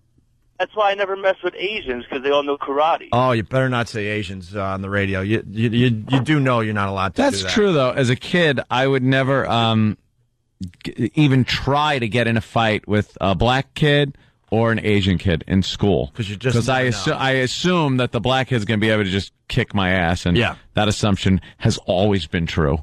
And I assume that the Asian kid knows some kind of martial art. Yeah. Well, I think with Asians, martial arts is more cultural, so the odds are you're right. Yeah. I mean, for them, it's a much more cultural thing to learn the martial arts. Like, for us, it's just a way of kicking somebody's ass. But I think a lot of Asian cultures kind of have it as a way of discipline and, like... I've known in school, there was this one Asian kid, all he knew was a stance. He knew the stance to get into if a fight was going to start. And he never had a fight. Once he would do that, the other kid would back down. How do you know he didn't know how to fight? Because he told me. Oh, He's just like, I don't know anything like that. He goes, I learned one thing, and that was like the stance where, you keep your stability. Yeah. And he puts his hands up, and it was like, oh, my God, he's going to Bruce Lee your ass. But no, he just didn't know. Good defense.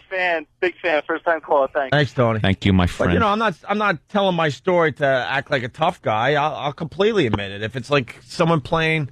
in the NFL or something, they got a fur coat on, but I'm keeping my mouth shut. Yeah. Oh my God. What? Yeah. Yeah, well, that's what we're dealing with, Jimmy. What can I tell you? That's corporate radio for you. Come on, no way that was. No way. I'm telling you, you're not allowed to say anything about Asians on the radio, or it'll be dumped out. It's. Oh my God! But it's not. We weren't using it as some type of a stereotype. I do apologize to the Asians that listen to the Opie and Anthony show. Basically, we'd love to talk about you a little more. We can't mention stereotypes. Basically, this company has decided that you guys don't have a sense of humor. So if you're Asian, that's what this company is telling you. You don't have a sense of humor, so we're not allowed to make fun. We can't even not make fun. We can't even talk about you. Right. So I apologize to the Asian listeners.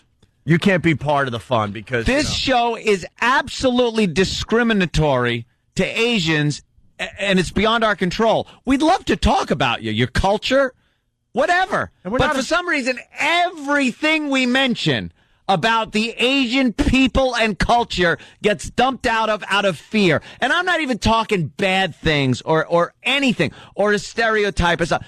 Anything we say. But by the way, I told you I went and saw Juno. Yeah. And there's a scene in Shut up! There's a scene in Juno where one of the characters goes to an abortion clinic and there's an Asian girl in high school outside protesting in horrendous broken English. And I'm like, there you go. There you go. You're allowed to do it in movies. You're allowed to do it on TV, but on radio, you're not allowed to do it. Oh. So if you're Asian, they're basically saying you don't have a sense of humor and you can't be part of the Opie and Anthony experience. We'd love for them to be. We would love for Asian people to be able to be part of this program, but I don't know. Some people have seen fit to just eliminate you from our program, which I think is a lot more detrimental than talking about the culture and the people. Crazy people. We have crazy people working. The caller was dumped out, and the reason was because it was a stereotype? Yeah. Not 1 ounce of ill intent, not 1 ounce of negativity, just stating a fact. And that's going to lead to every stereotype being dumped out of a radio show. But can people just think a little forward of what is said on this show and really think if it's going to make trouble? Think if it's worthy of a group getting together and saying we want this show reprimanded for what they said. When we say one thing, we understand things that can be interpreted as hate speech, even in a ridiculous way. But there are certain things that are nothing more than cultural discussion, not even stereotypes or goofing.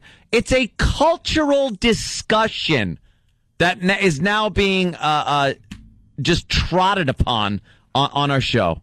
Asians don't have a sense of humor. That's what the company's saying. Apparently. That's what the company's saying. Good luck to the next show they bring in. Wow. Good luck. Good luck to you. Good luck. Because they know what they're doing. That's tough. They know how to compete in the new world. Oh. It's mind-boggling. It blows my mind. I can almost understand if they said, look, we've had trouble with different special interest groups. If you say something vicious about a group that's like again, someone said hate speech. Yeah. It's intended to really attack and be horribly derogatory for no reason, no humor. We're going to dump it because we've had a lot of problems with these groups and it's a business. I wouldn't like it, but I could live with it. Mm-hmm. I can understand that. That's a business decision. It makes sense. We wouldn't be happy about it, but to dump. At least there'd be a reason. To dump out of a caller who mentioned that a certain group knows karate. Yeah. It is mind-boggling. And that to suggest that perhaps it is, and not even to be sure about it, but as a discussion, to suggest that perhaps it's cultural. It is cultural, and it's okay that it's cultural. Right, but apparently it's not okay. Why? Why? Oh, my God. It's insane. Man. Asian Day on the Opie and Anthony show. I want to invite up Asian people and just discuss the culture a little bit. That's all. Can we do that? Or would the show be taken off the air? When you go and see Juno, which is a great movie, that's going to win all sorts of awards come Oscar season, you'll see the scene I saw, and I sat there in the theater like, amazing the double standard that is going on. If you're a cartoon character, if you're in a movie, then you could do stereotype humor. Yeah. But if you're trying to entertain people on a radio show, you can't. And I will never understand why that is. I will never understand. Never. It's infuriating. God, we are just a nation of pussies. Yeah. Not necessarily a nation. Yeah, a nation. It's a reflection of the country. Oh, it is. Well, it's a reflection. But that type of stuff is getting, it's a reflection. Yeah. getting done in other circles there. All right. Oof. We'll take a break. Continue. That didn't take long. Huh? A couple hours in after vacation. They're just stupid. I know. I don't get that at all. They're I would really like some kind of an answer on that one because that was just crazy. They're just stupid. And That's crazy paranoia. And they don't know what they got. It's too bad. Whatever. Crazy paranoia. We'll always be okay. I know that much. It's Opie and Anthony.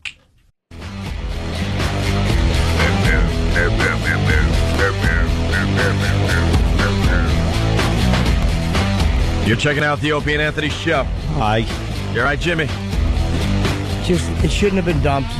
Tom said it shouldn't have been dumped. He says that a lot, though. No, I think that's a reflection. Look, I understand you're trying to protect the show on the dump button, and you're doing it. Man, you can't do it like that. Someone's got to learn a little more of the finesse, I think, of working that button. There's a little finesse to it. There's split-second decisions that must be made, but you got to understand during the course of a conversation, if the F word gets blurted out, bam, you got to hit that. But you got to listen to the show enough, I think, to know what we're talking about, so that when one of these subjects come up where you might dump out, you can take it in the context that it was meant in, and not dump. Or dump, depending on again, the context. All right, moving on to other things. A story we've been following here on the Opie and Anthony show, window washer dude. This guy, he's washing windows here in Manhattan. He's 47 stories up. They said about 500 feet. Oof. And the apparatus that he was on, this thing, what are the window washing, what are those things called? It's kind of like... it's... what do they call that? A window washer platform. Scaffold thing. He's washing windows with his brother. The thing kind of has a malfunction. Not kind of. Does have a malfunction. Oh, yeah. And they fall to earth. Well, they had complained about the safety conditions, too. Like, there was a problem where, the thing we've all seen, those scaffolding. The scaffolding, is that what it's called? Or no? Yeah, I don't know what it's called, but yeah, it's like a platform, and they're outside the building. It's on cables outside from the roof down, and it's not the one where they sit in it. They wash windows. Have you seen the one where they sit in it? Yeah. Oh my God. Those are probably You're safer. insane. Actually, you're probably less likely to fall because you're 150 pounds. It's just you and some kind of weird, kind of leather seat outside a building. But this is not that. It was a platform where two guys could be on it, washing the windows, and it slowly goes up and down, Quickly, though, there's another version of the window washer here in the city that's even crazier. There's just the guy with the strap. Have you seen this guy? Yeah. He just, there's kind of metal clips on every window of this building. Yeah, because the one I'm talking about, it's a C, and they kind of lower you down a few floors, whatever. This guy... it's attached, well secured, whatever. Yeah. This guy just clips this leather strap, which he rests his butt against, and leans out the window. Now he's leaning over the abyss and just watches the outside of the window, and then climbs back in and gets rid of this little leather strap that goes across his ass as he's hanging out the window. There you go. They're showing that. Oh, my God, that creeps me out. Yeah. Anyway. Stop it. So the brothers that were... washing windows and what they were standing on malfunctioned. They fell 500 feet. The one brother was split in half and died instantly. And the other guy miraculously survived the fall. The update is he's now, the lawyer's saying he's far from all right. Of course. Of course, that's what you want the lawyer to say. My client is very injured. Here's your update, though. He's far from all right, but I'm pleased to say he's out of the woods. The guy's going to make it. Because it was touch and go. If you remember the story, if you listen to this show, he survived the 500-foot plunge. They got him to a hospital. His internal organs were swelling so bad they had to cut him open to make room for the organs to swell. Just let him sit open like a a clam on the half shell with all his organs just sitting there and he was in goop. He was in a coma, and he was touch and go, okay? He's out of the woods, they're saying. That means he's going to survive. He's going to be okay, relatively speaking. He's now responsive, conscious, so he's out of the coma, and he's now... and he's not paralyzed. He has movement in all his limbs. Wow. He's going to obviously have some severe problems, but... Yeah. It's all gravy after this. You fall 500 feet, the rest of your life is... You should never be pissed off about anything again. Yeah. Yeah, and there's nothing you're experiencing that you should be experiencing. Good, bad, or indifferent. Except for the constant reminder that that's what happened to you, and the thought in your head of plummeting. Nighty-night, rabbit. Oh, God. Nighty-night, rabbit. Can you imagine? That's creepy. Have fun with your dreams, buddy. Oh. Here's Herb in Cleveland. Good afternoon to you, Herb. What's up? Hey, what's going on? I just want to wish little Jimmy a happy birthday. Thank you, sir. I thought you forgot. Yes. Hey, that stage that they're working on, it's called a swing stage, and the chair that they sit in is a Bolson chair. Oh, there you go. Little knowledge. Restoration work. Little knowledge that I will not remember. Never use. I saw a video from, I want to say it was Thailand. I promise this will not be negative. And there were guys being lowered on a building in a chair like that, but there was no safety harness. It lit there was nothing but these guys sitting in like these little, there might have even been wood chairs being lowered with two ropes. It was that. You've never seen worse safety conditions. And you don't hear about, cause you don't hear about it here. No one in America cares. How many people must plummet to their death like that? I don't know. They didn't look nervous. They were almost too comfortable. How bad do you need your windows washed? Just wait for the rain. But if you can for the most part, the rain will take care of it. All right. I want to see if Rock, when you get back over there, I want to see if you can find it. It's I don't know what they're called, but literally there was not one piece of safety equipment. They were just sitting there, just very casually washing the windows. Hundreds of feet in the air, nothing attaching them. So, creepy ass job. Getting back to this guy, the fact that he is where he is at is a miracle. And, of course, they're going to sue everybody. Yeah. And the wife is very optimistic. She's very tired because she's been at this guy's side, but he's going to survive. It's amazing. I can't wait for that interview. If you can. If he can give an interview. We got audio of the guy falling, by the way. Yeah. They finally released the audio of the guy falling really? 500 feet with his brother, yes. He's got a mic on? Yes, we go to that audio now. Oh, my God!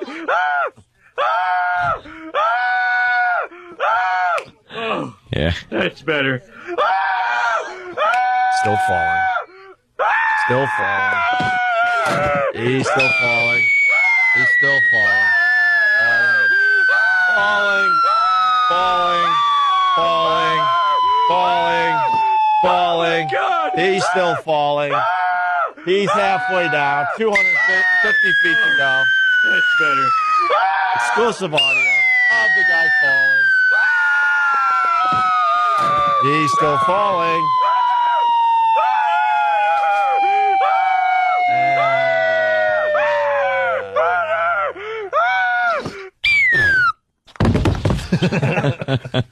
Do you get it? He fell a lot. That was far.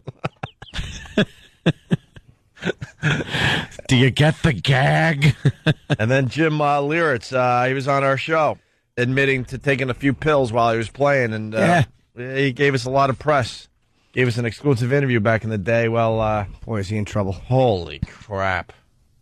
Oops. Holy crap. Fort Lauderdale, celebrating his 44th birthday with some bimbo, bar hopping, and it's trying to go home and runs a red light and kills a woman that was just working hard to support her family as a waitress at Applebee's or some. He ran the red?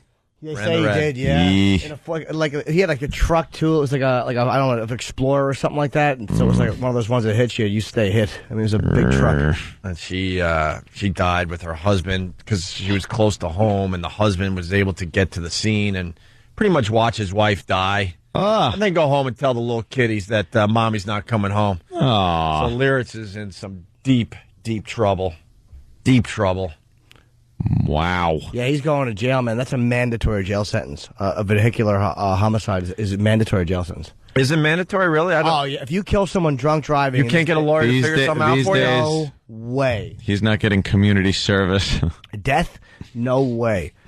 Can you... I don't know the law, but I mean, you cannot get out of going to jail. That shows you I don't know the law, because that's the way I phrased it.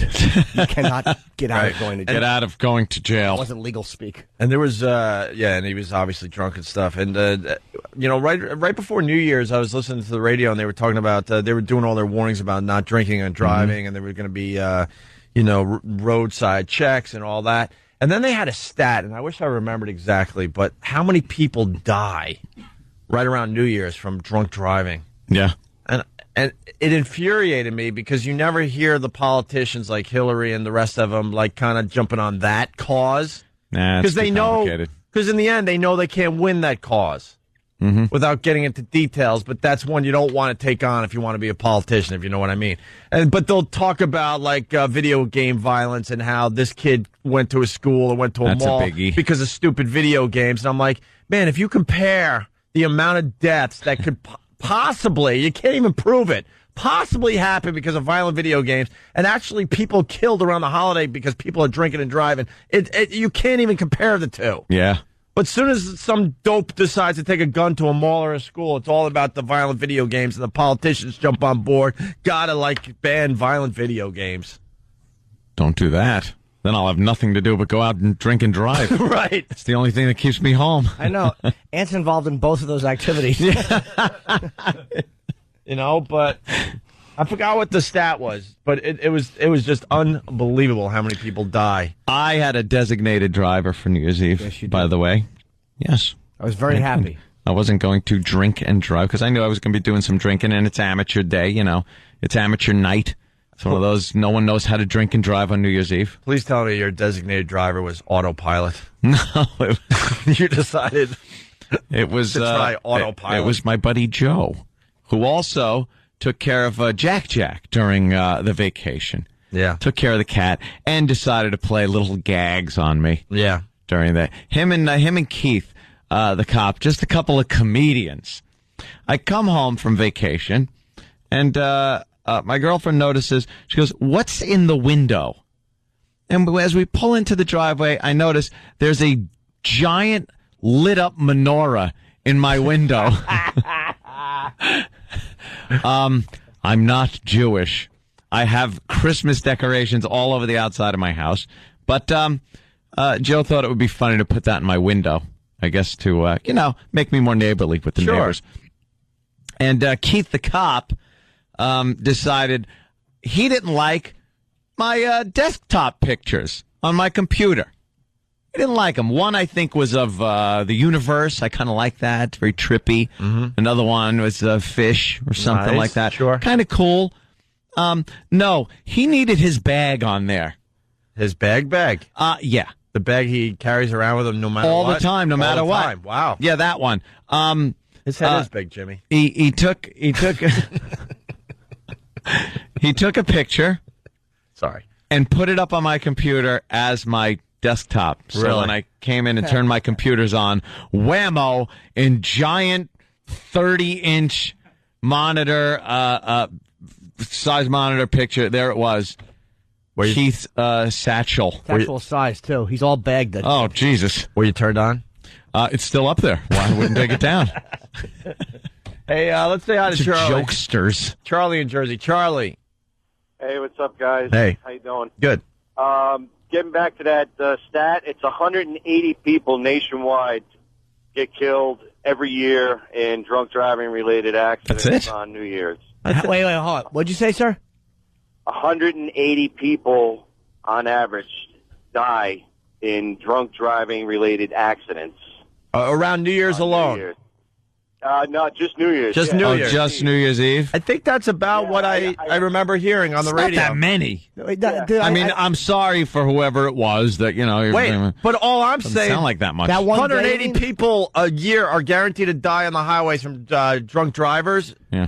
Yeah. Where's the outrage? One stupid kid with the video game, you can't compare it. Hold on, bro. You're saying only on that one day, though, right? Yeah. Even for one day. The guy in the radio is 10 wins in New York. He said 180 people are going to wake up today and not wake up tomorrow. I was like, you got to be kidding me. Well, I slept the whole day. I was kind of hungover. Did he mean? Hey, can I ask you guys something real quick? Yeah.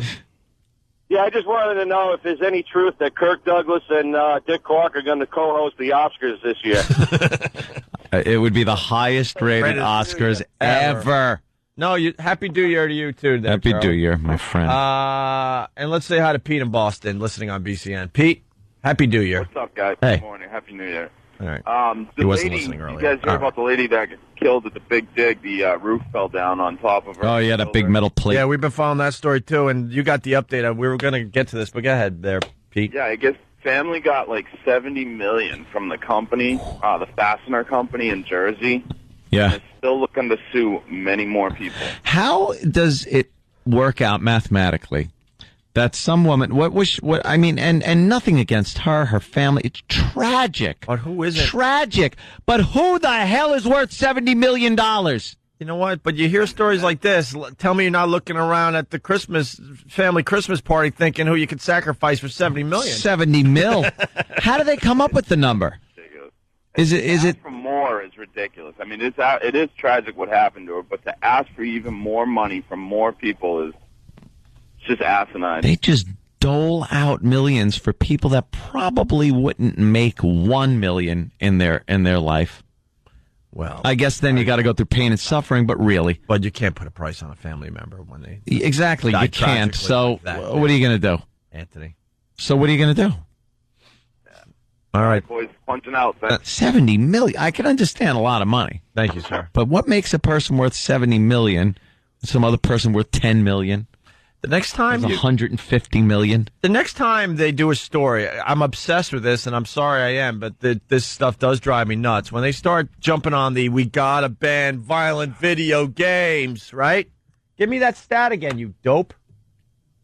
180 people. Way to pay attention and follow the show. Well, he's. I asked Eric to look up the drunk driving deaths for the years are possible. Oh, wow. Is that the number right there? Which number am I quoting?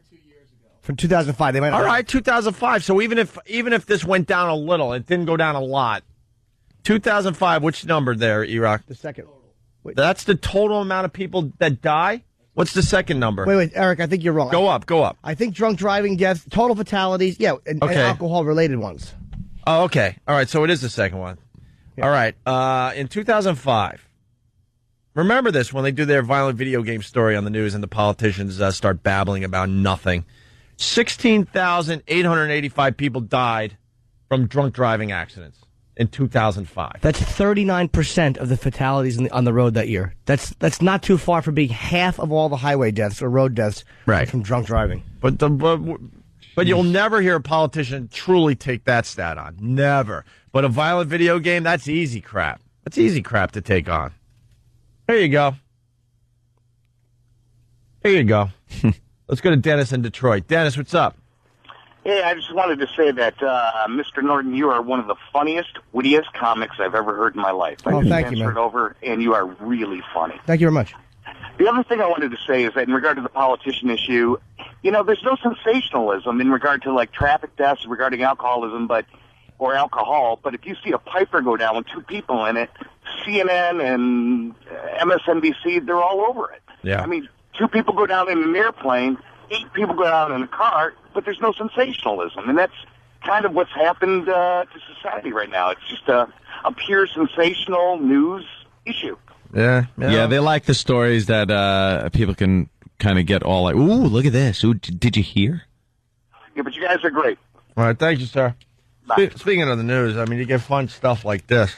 This is actually our friends at Break.com have the video up, and we'll link it today on ONDARadio.com. But here's a lady messing up a little bit on the news recently.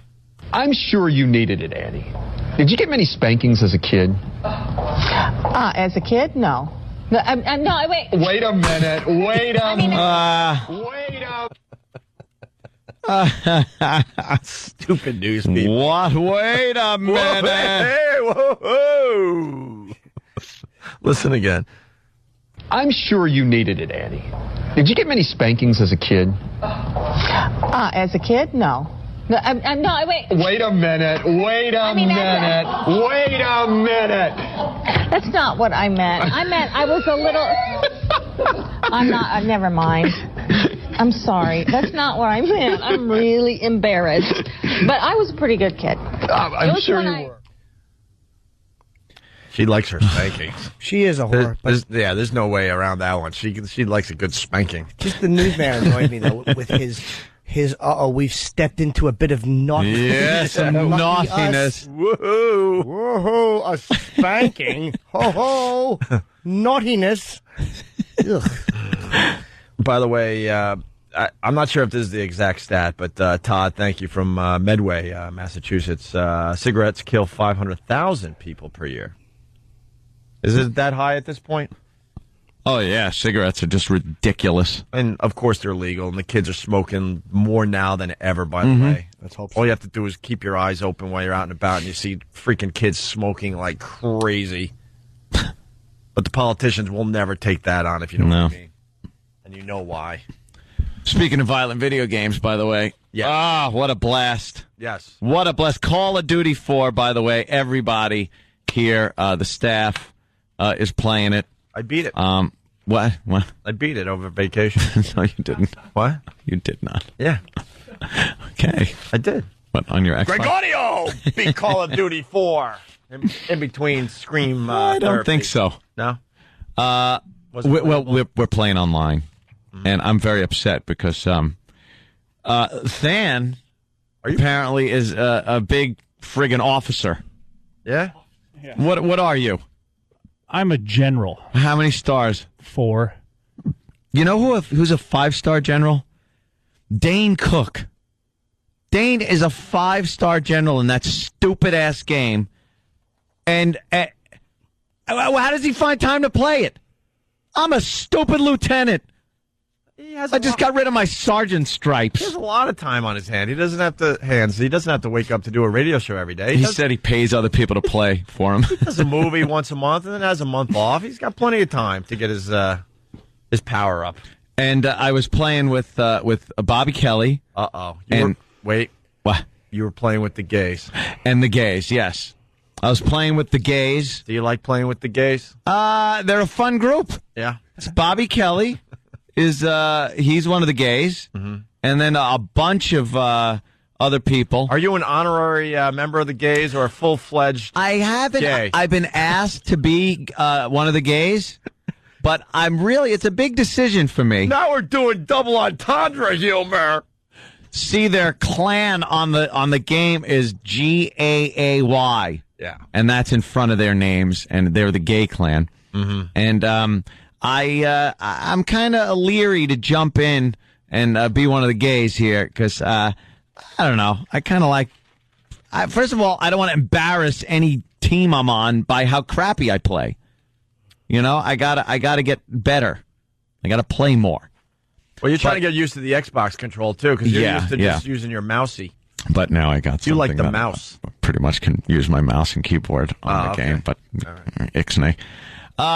It's just first of all, also, Bobby Kelly is just an ass.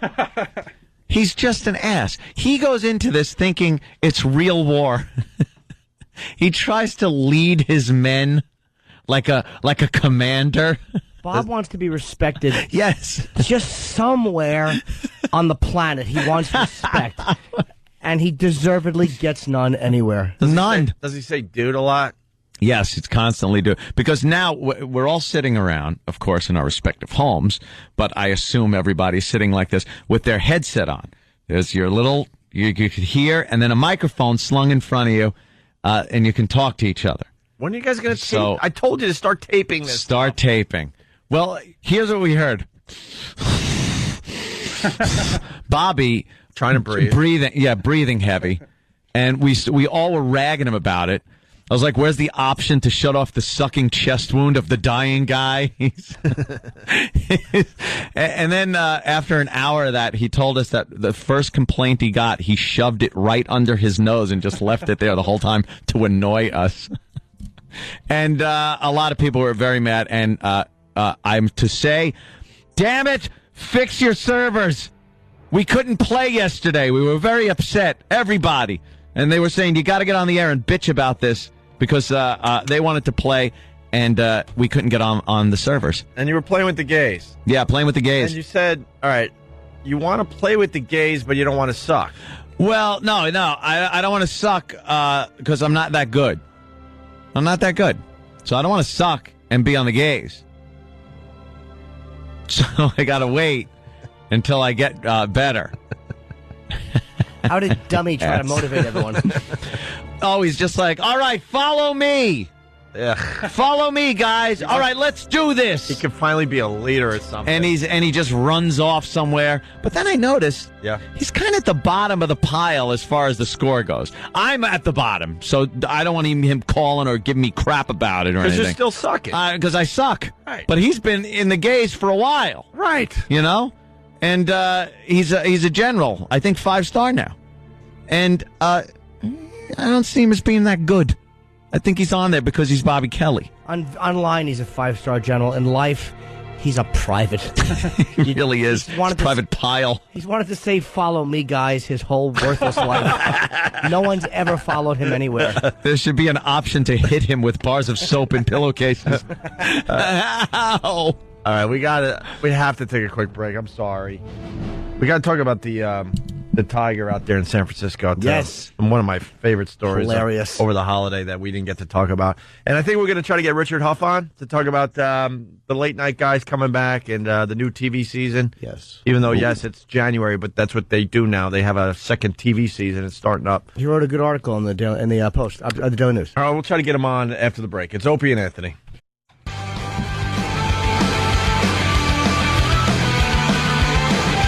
You're checking out Opie and Anthony.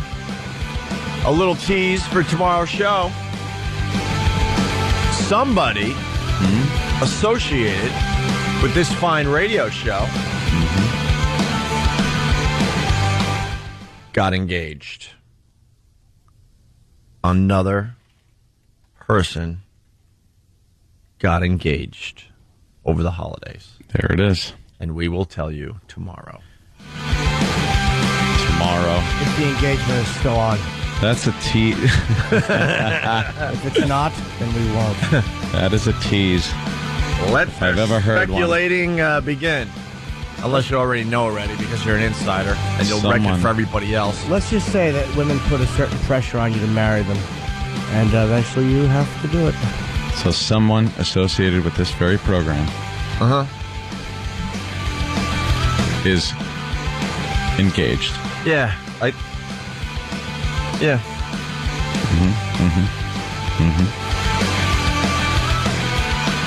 This is another one, too, but I got to talk to Anthony about it before we tease that one.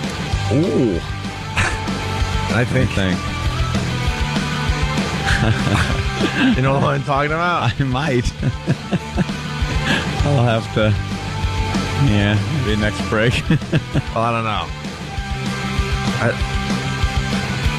We have to talk before, I guess. This is another one, like, wow. Wow. All right, but what we can do right now is talk to our friend Richard Huff.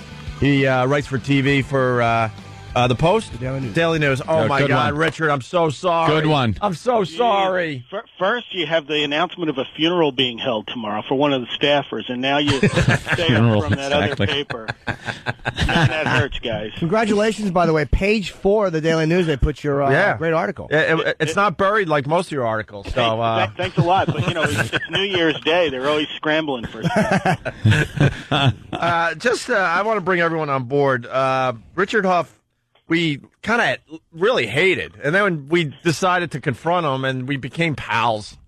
I hate when that happens without getting into like crazy details. But we love this guy. He writes about TV and, of course, the Daily News. I got to tell you, though, Richard, I pick up the Daily News and the Post every day. I don't know. I don't know which is which. Hey, that hurts. I know you guys work your asses off to kind of distinguish yourselves, but I know Richard Huff. I just didn't know what paper you wrote for. You wrote the article about Dave coming back because Leno has typically been beating him in the ratings for a long time, and Worldwide Pants cut a deal with their writers to come back because Letterman owns his show, Leno doesn't. And I've kind of had mixed feelings about like what this means for the writers' strike. What do you think? Is this better or worse for the writers as a whole?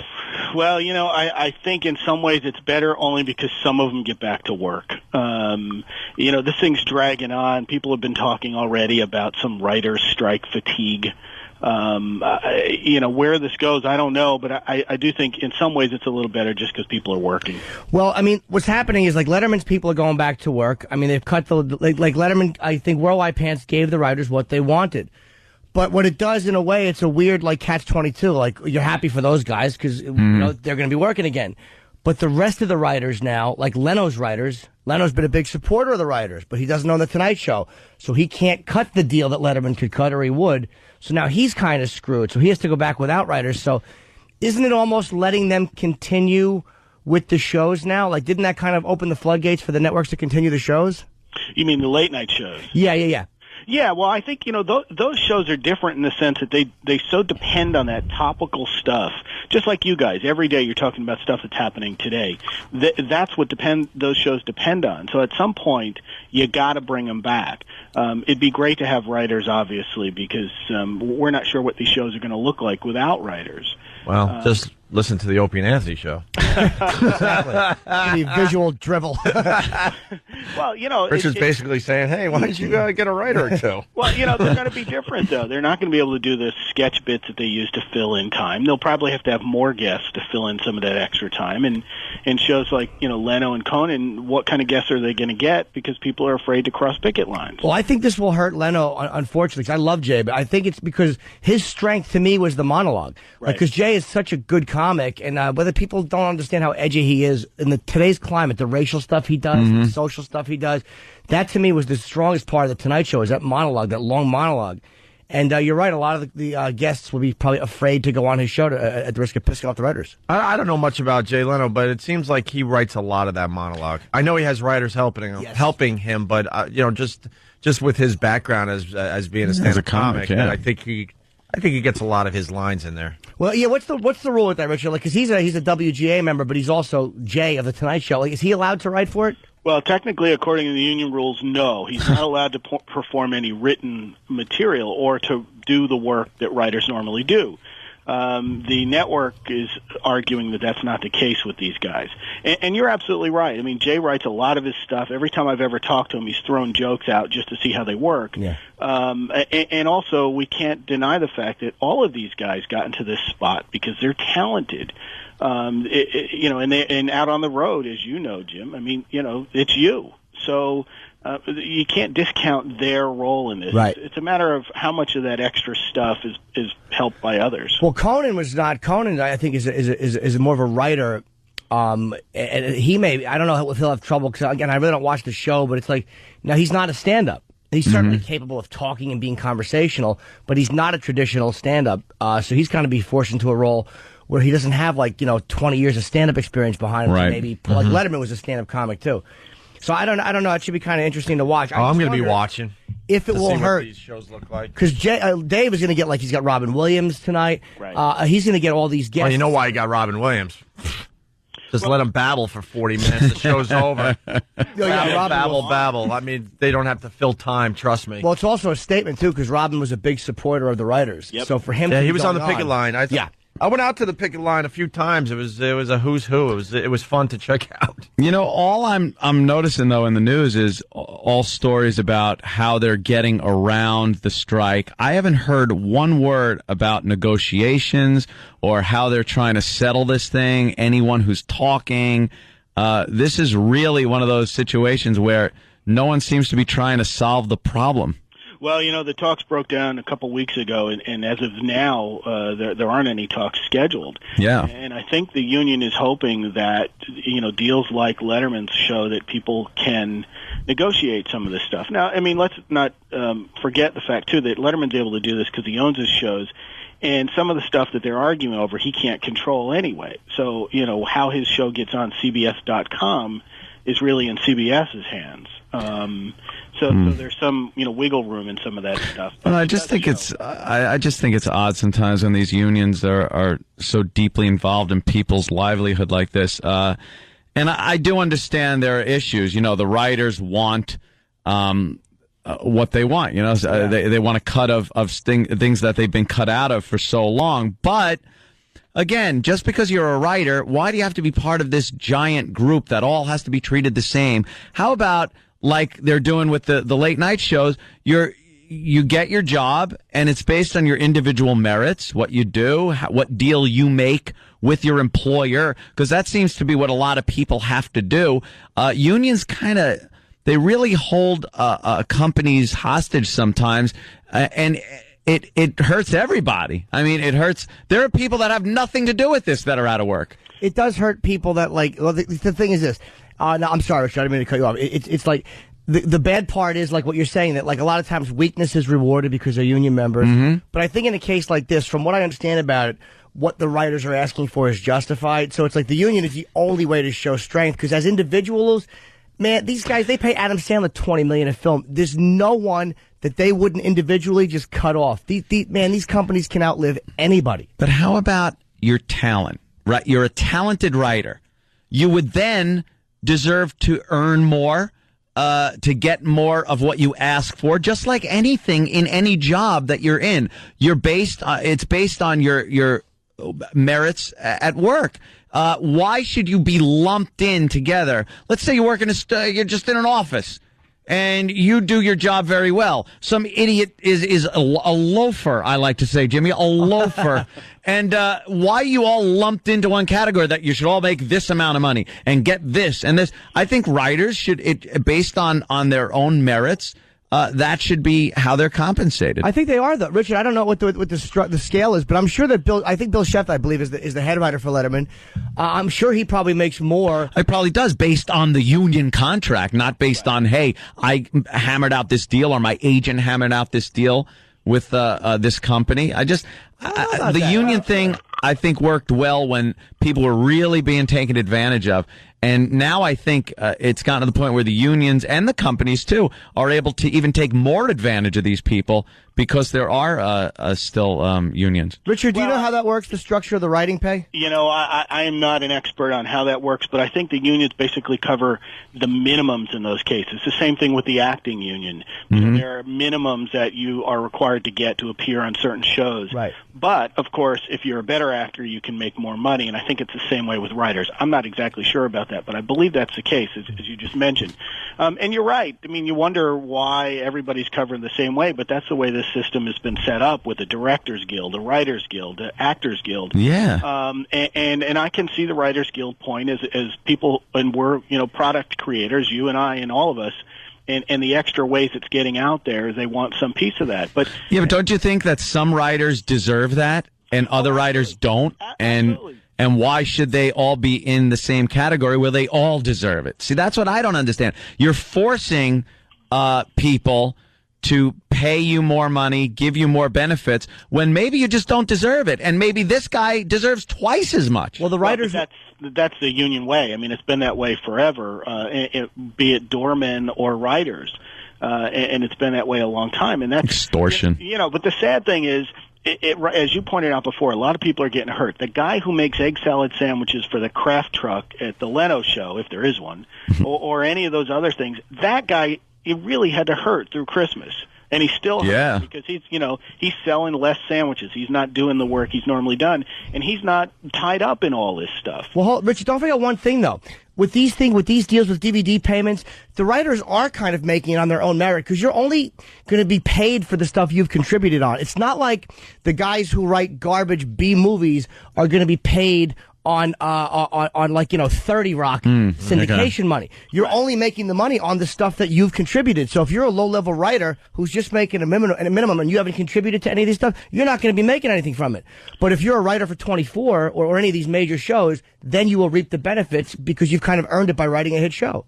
Well, that's true. Good point, Jimmy. It's also, that guy who's making that B movie, if that B movie's, delivered on the Star's website or something, they want that extra money. Again, it's, we're in this new age of delivery systems where you can get stuff on cell phones and whatnot, and somebody's making money off of that. I remember years ago when the Friends was still on the air and the cast got upset because they heard some syndication executive say, "Oh, we're going to make $3 million an episode," and the cast sat around and said, "Well, wait a second, we're only making a few tens of thousands an episode," and the next thing you know, they held out and got $1 million an episode. Good. So we're all hearing about these other delivery systems. Look, my stuff goes on the internet now on the Daily News website. That's an extra use of my material.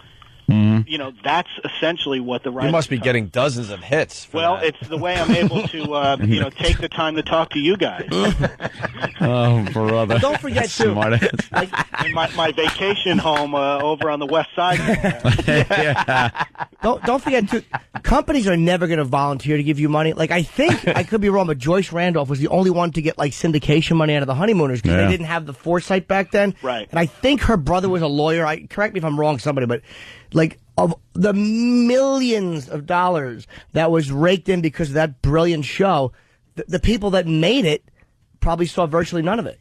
Because again, they didn't know about that syndication thing back then. So And each effort that comes along, so I can understand that angle. At some point, though, it gets too long. It's how long is this going to go? Yeah, I think the technology completely outran people's. I don't know the way people get paid for it. Things are getting thrown around now, like you said, on the internet and other delivery systems. You could download it onto your iPod, things like that. And no one saw this coming. So, whose fault is it really? Well, the question is, can they make up the money they've lost in the next deal? And that's the big unanswered question. Right. Hey, Richard, they're going to take us off the air here, but we want to talk about some of the TV shows that are popping up. Could you maybe give us a call back tomorrow? We'll do the second half of the interview. Whenever you want. All right, we'll have Richard Huff tomorrow on the show discussing some of the shows out there. What show do you really like, real fast? A show I really love is called Life, but they've run out of episodes. Oh, that's right. You were telling us about that last time. Yeah. So now we're waiting to see some of this new stuff, which is mostly reality. Let's see what Gladiators looks like. Hey, when does The Wire come back for HBO? The fifth and final season this weekend? Yeah. I just watched season 1 again on DVD. Great show. Looking forward to Lost. Well, it's never been one of my favorites, but it's coming. Oh, you silly goose. Language. How about Biggest Loser couples? Hey, that's a fun show.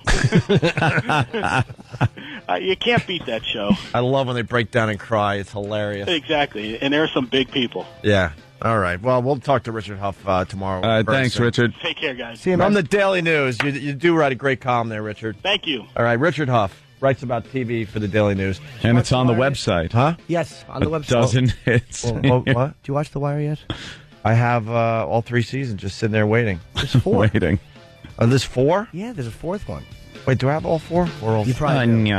Oh, the 4th one just came out, right? That's why I don't have it.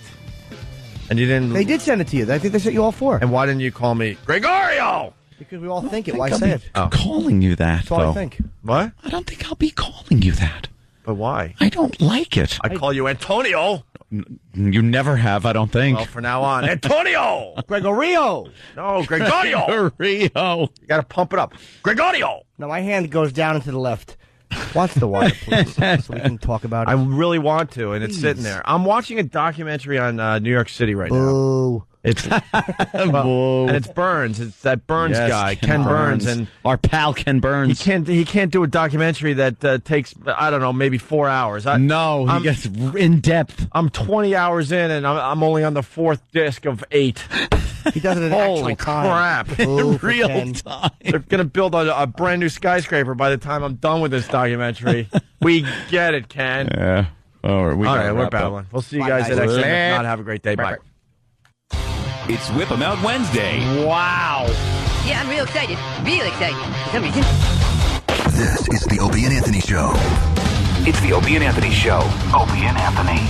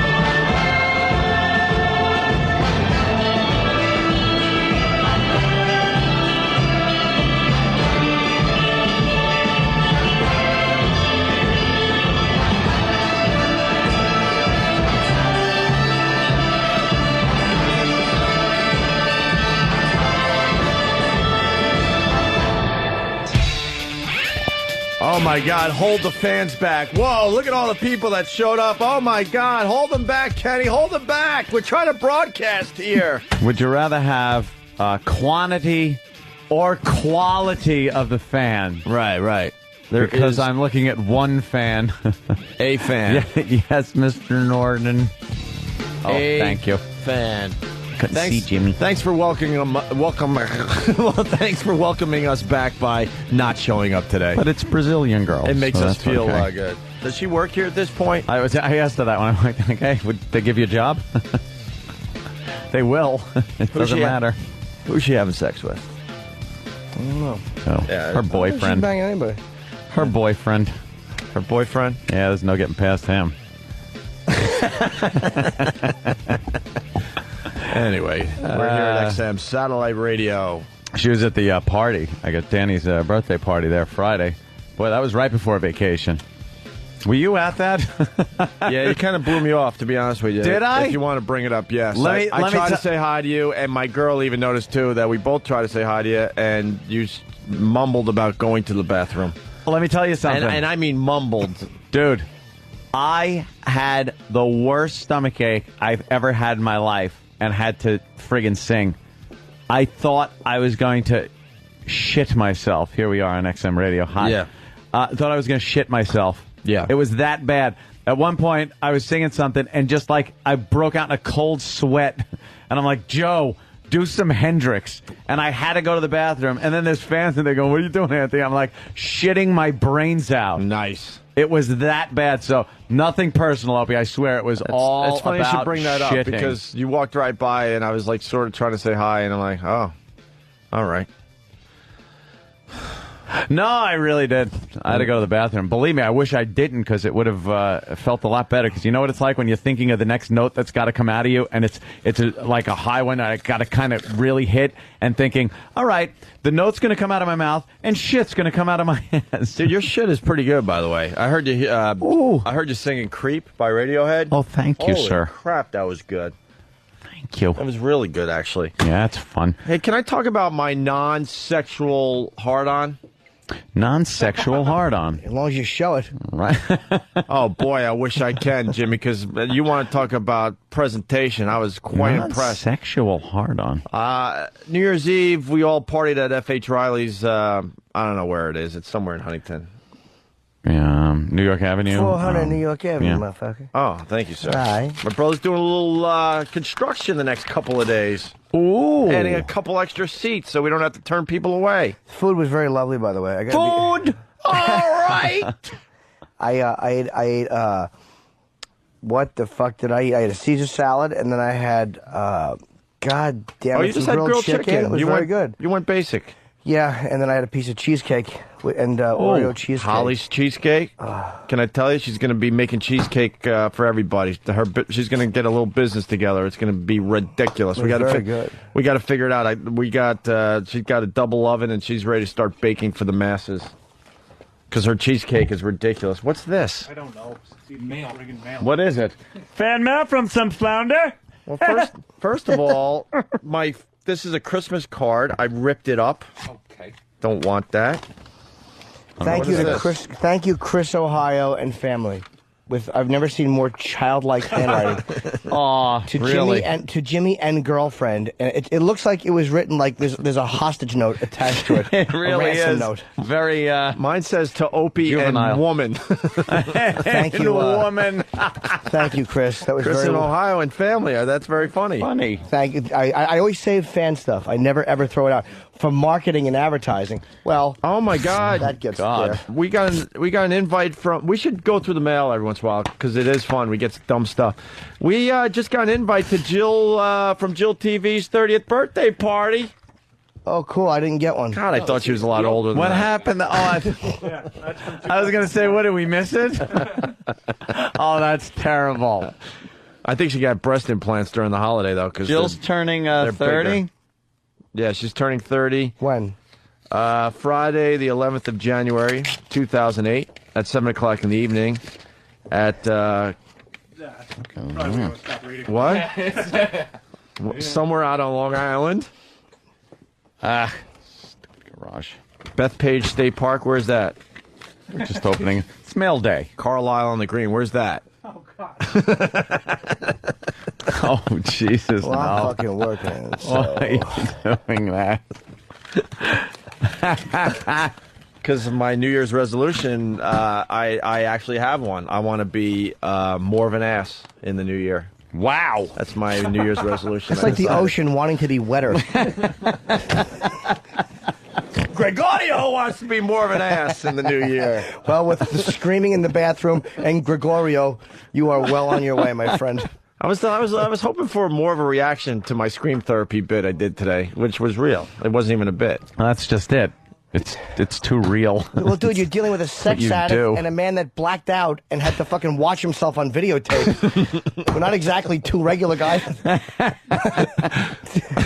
Yeah, but just walking into the bathroom and just start, and I started screaming. I thought I'd get a little more of a reaction. Huh? It was the truth. I should have fucking filmed it. Yeah, so I said tape it. Oh, I'm gonna start filming too, like you. Just start taping shit. That's it, all the time. Tell me what video camera to get, because I'm gonna videotape stuff now. The easiest one I found to work with. Write it down. I'm buying it today, and I'm gonna start videotaping this myself. little guy. It's a little Sanyo. That's sweet. It's the quality. Exacti. Is that called? Is that the one where you were going really fast? Yeah.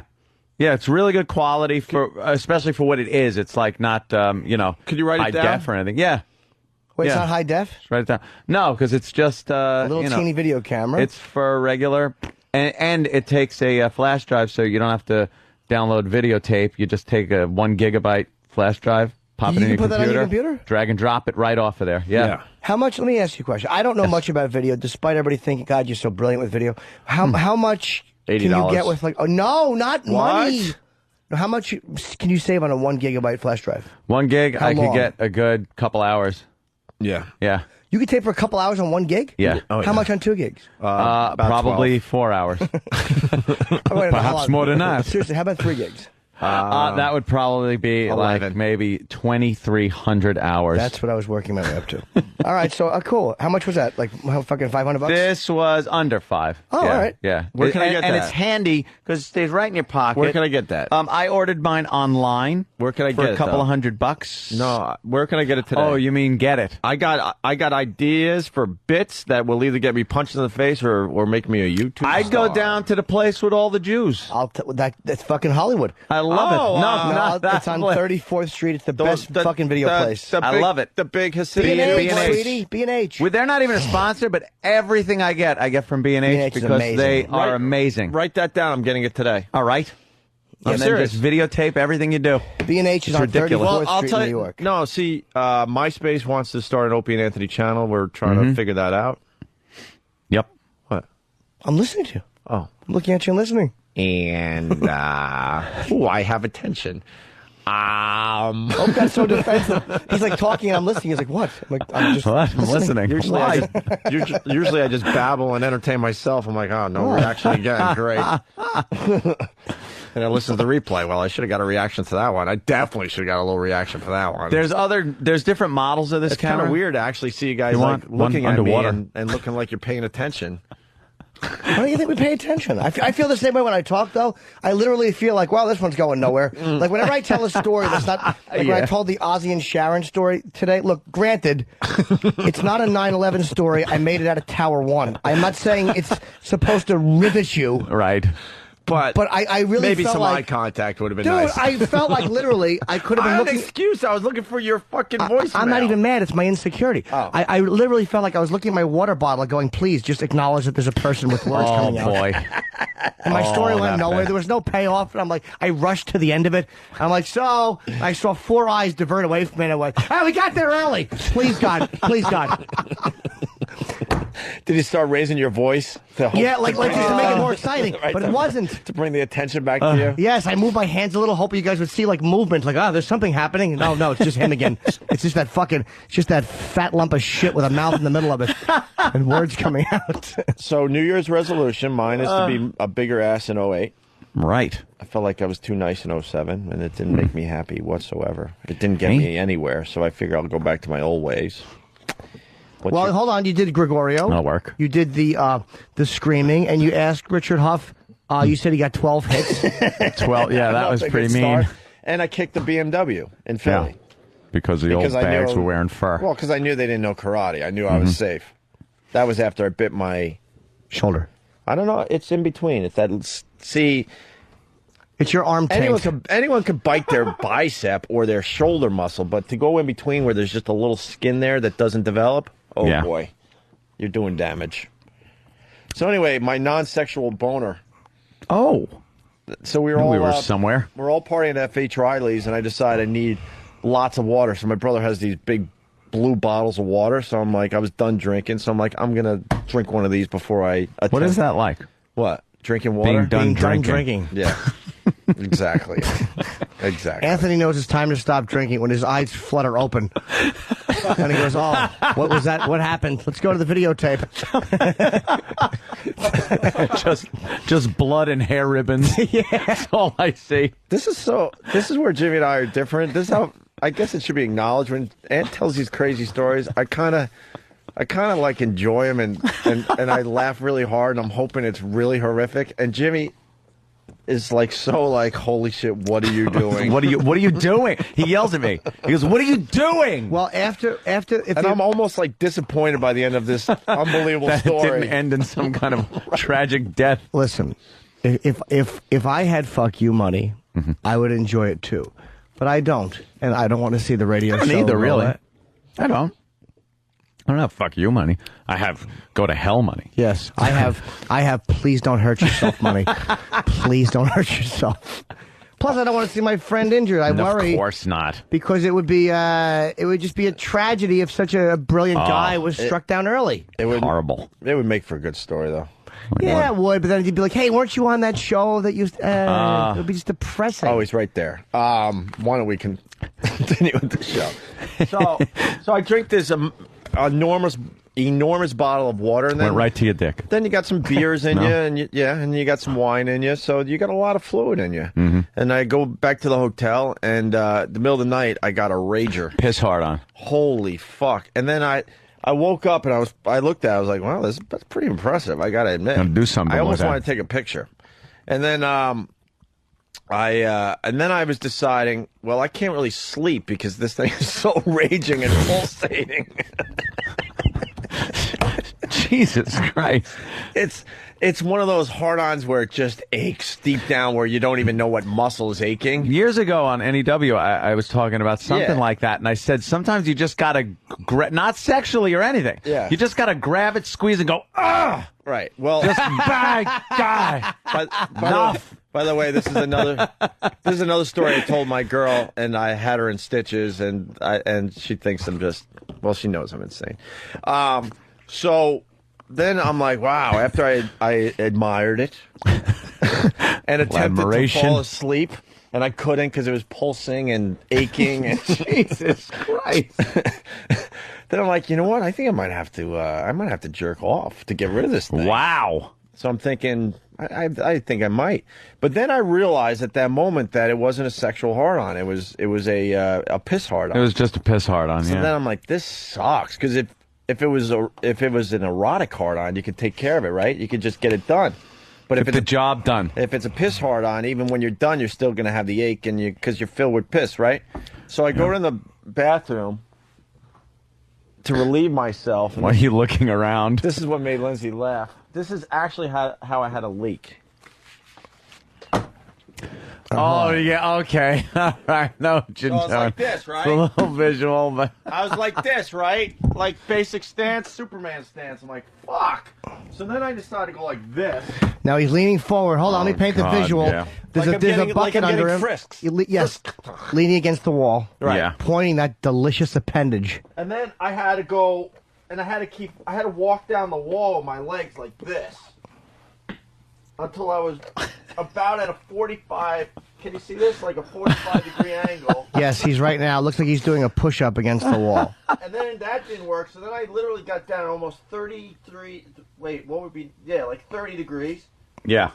So then my dick would be finally pointing at the ball. Why don't you hold it? Like, you weren't holding it? Yeah, but you can't bend down. You can't bend it down. Yes, you can. You don't want to bust that thing off. I kick my ass that'll back like a hurt. cat, and I point it down gently, and I can piss. That hurts. You're insane. You can't bend a boner You don't down. understand the state I was in then, Jimmy. There was no bending. There was no touching. This thing had a life of its own. Believe me, I understand the state you were in. I have the Disney Channel.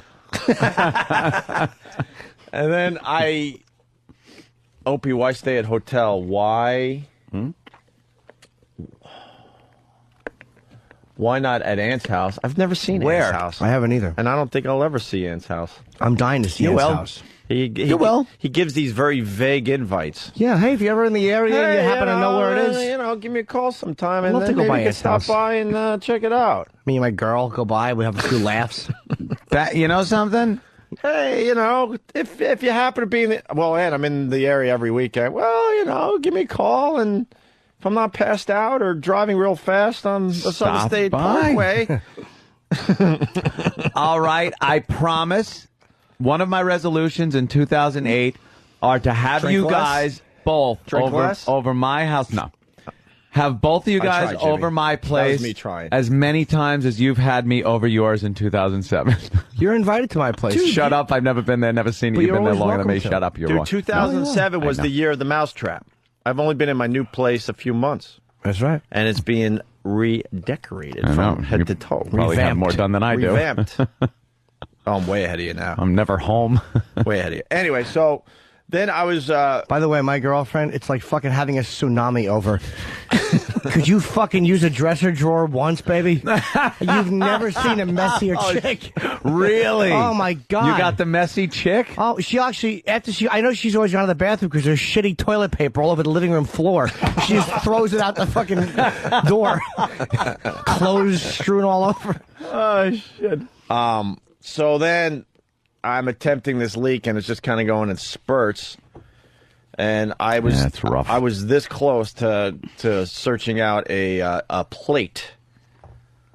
A plate? Because I was kind of had like this like weird room where you kind of could maybe like cook stuff. And they had like cabinets and stuff. I was going to get a plate to do a ricochet. Oh, shit. No joke either. Like, I was that close because I was in such pain with this thing. A cup might work. Because of all the You shove it in a cup. liquid I was drinking. And then it would like come down, but then you're getting it down your fucking shaft and nuts and everything. No plate. That's why you go plate. Yeah, How but about then a it's gonna spray. It's gonna Holy hit. shit. It's gonna hit and then kind of fall. And it's not my house, so I don't care. How about the curtains? You're in a fucking hotel. Just piss on the drapes. Who cares? Fuck them. I try to piss when I don't even have to. Into the fucking air conditioning vent. What's the matter with you? So anyway, that was my raging non-sexual. Did you wind up story. jacking it? No, because it wasn't about that. But I mean, after it went away, wasn't you still a little plump? No, I went down to like, normal size, which is pretty impressive, just hanging around. See, what I do with those when I have a raging boner like that is like my girl's asleep on the side, and I'll kind of stand over it, give the old tap on the face, and I'll just say like, suck puppy, suck puppy. And that works. Yes. Yeah. Suck puppy. All right. Want to take a break before we introduce the Mad Scientist and what's his name? I don't know. Epstein or something? Yeah, but Epstein. Epstein? I have been when I had read this in the email on upcoming things on the show today, I could not wait.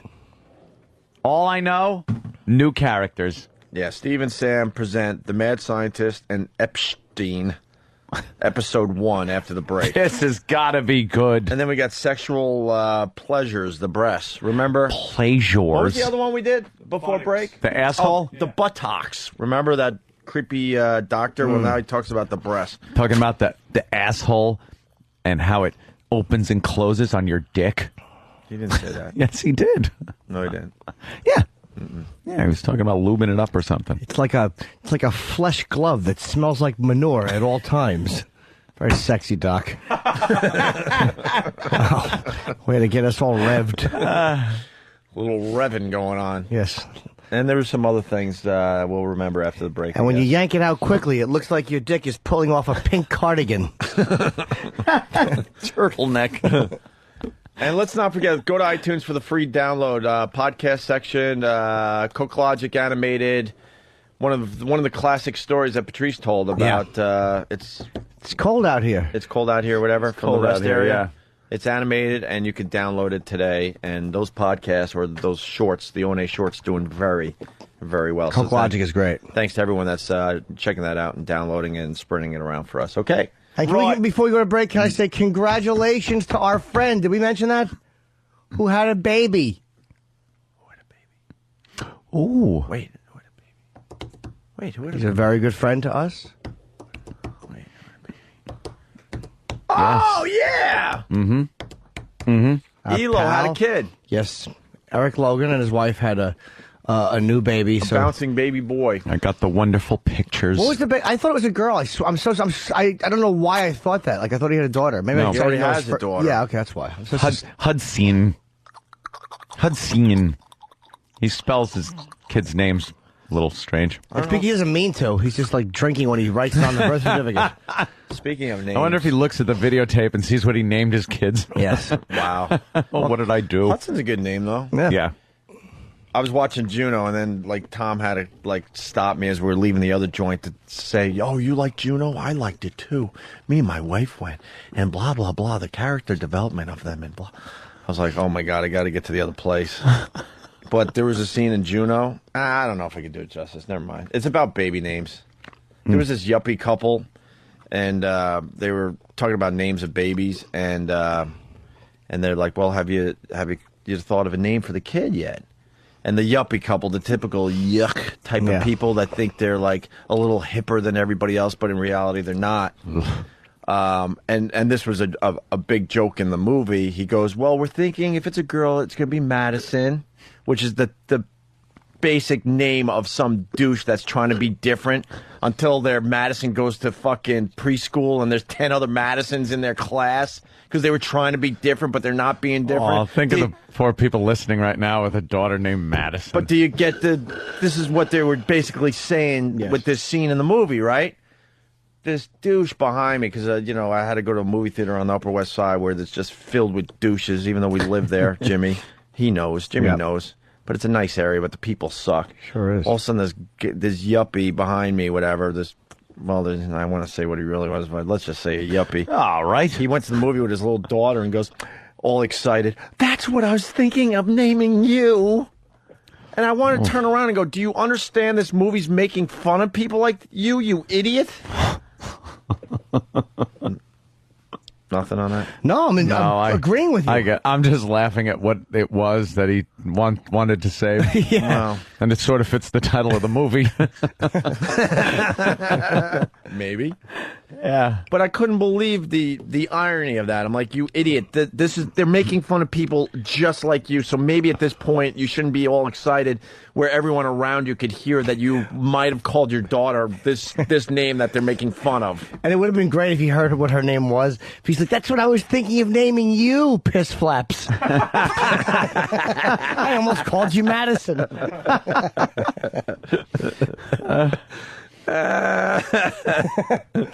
But congratulations to Elo and his wife. They Yes. a second baby, and we were going to break great. Another thing, and we've talked about this a million times. So I go to see Juno, because the girl wanted to see it, and I'm glad I went. It was a really good movie. This was one she had her eye on, right? And we were bored. It was Sunday, I guess, and it was like 1:00 in the afternoon. I'm thinking to myself, how many people would go see Juno? Sunday, 1:00. We get to the movie theater. There's a line out the door. So we go to the convenient ATM ticket machine, which why would you ever wait on a line for a movie ticket when you just throw your credit card in and you get 2 tickets in a second? Spits out your tickets. I don't know if every theater has this yet, but they have them here in Manhattan at a few places. Mm-hmm. And everyone was going to see Juno. And it's my biggest pet peeve. I don't go to the movies, and sit in these fucking crowded theaters. Yeah. Drives me nuts. And we squish in all the way next to the wall. The theater is packed. And I'm sitting there like, why in the year 2007, because it was still 2007, I'm like, why in the year 2007 do we have to fucking sit in movie theaters still? I can't comprehend this. Mm-hmm. Especially there's a market out there where you throw it on the cable and say you could watch Juno for $20, $30. There's a market out there. People would pay $30 to see a brand new movie instead of sitting in a crowded theater. I'm like, why are we still sitting in crowded theaters? The home systems are way better than anything they show you in theaters, except for IMAX or iMac, whatever the fuck they call it. I always get that wrong. IMAX. I think because... But it looks dated. The movie sounds dated. The sound isn't as good as you could get in most systems that most people have now. It's not that expensive to have a nice little system in your home with the flat screen TVs and the high def and the, Right. digital and all that. It's We'll like, get there. Why are we still sitting in fucking movie theaters? Yeah. And don't The tell old me. movie house. And then I'm trying to logically think about this. I'm like, is it for the experience of watching a movie with others? It's like, With no, people these you don't like. These people suck, and I'm sure they think I suck. Yeah. It's Goes part of both it's ways because here. they can charge per person there. It's just a simple dollars and cents. Even if they charge $30 at home, a lot of people wouldn't get it because they would just be watching with their wives. They couldn't afford it, and the ones that could would get fucking 10 or 15 people in there, or a bunch of people to watch it. Right. And they would tape it, and there'd be no DVD. Yeah, it's probably market. the piracy issue also. And then Miss Selfish behind me had to take her flu to the crowded movie theater. And I'm trying to be better. I really am. As much as I tell these crazy stories on the air, I really am trying to be better. I once again had to bite myself because I want to turn around and go, why are you coming to a movie theater if you have the fucking flu? Yep. Coughing and sneezing the entire time. Where now I go like this. I put my shirt up, hoping this is going to stop some of the germs. Yeah, I don't understand. I decided to play fucking bank robber in the middle of the movie. Yeah, I don't think that works. And then I'm like slumping down in my seat like this going, well, maybe the cough will fly over your head. Yeah. Hit the person in front of me. Show them. Why do you have to be that selfish? I know people have to go out about, Not when they're sick. No, not to the movies. not Stay to home. the movies. Maybe your job, you don't have a choice, whatever. But like a movie theater, come on. What the fuck? Keep your outbreak at home. What the fuck? Damn germ-filled messes. But they are starting people. They are starting to throw some movies on DirecTV or whatever. What is it called? Pay-per-view? On demand. On demand. Thank you, Than. On demand. On demand. But they're basic like IFC crap movies. Every once in a while they'll pop one on and say you could get this before it hits theaters, but Here's it's never something you something, want to see yet. Something new that I think they started on Cablevision out there. You can go through the little menu, and there's DVDs, and you can buy it right there and watch it immediately, and then they send you the DVD. Like if you have a movie you want to buy and own it, really, you can watch it, and then they send you the DVD. Wow, that's great. Where's this at? A Cablevision. Oh, okay. But they're also gonna. Oh my God. Was it Apple or iTunes? I was reading over did a lot of reading over the break. Where they're saying that you're going to be able to download movies now. Yeah. But they're going to go away.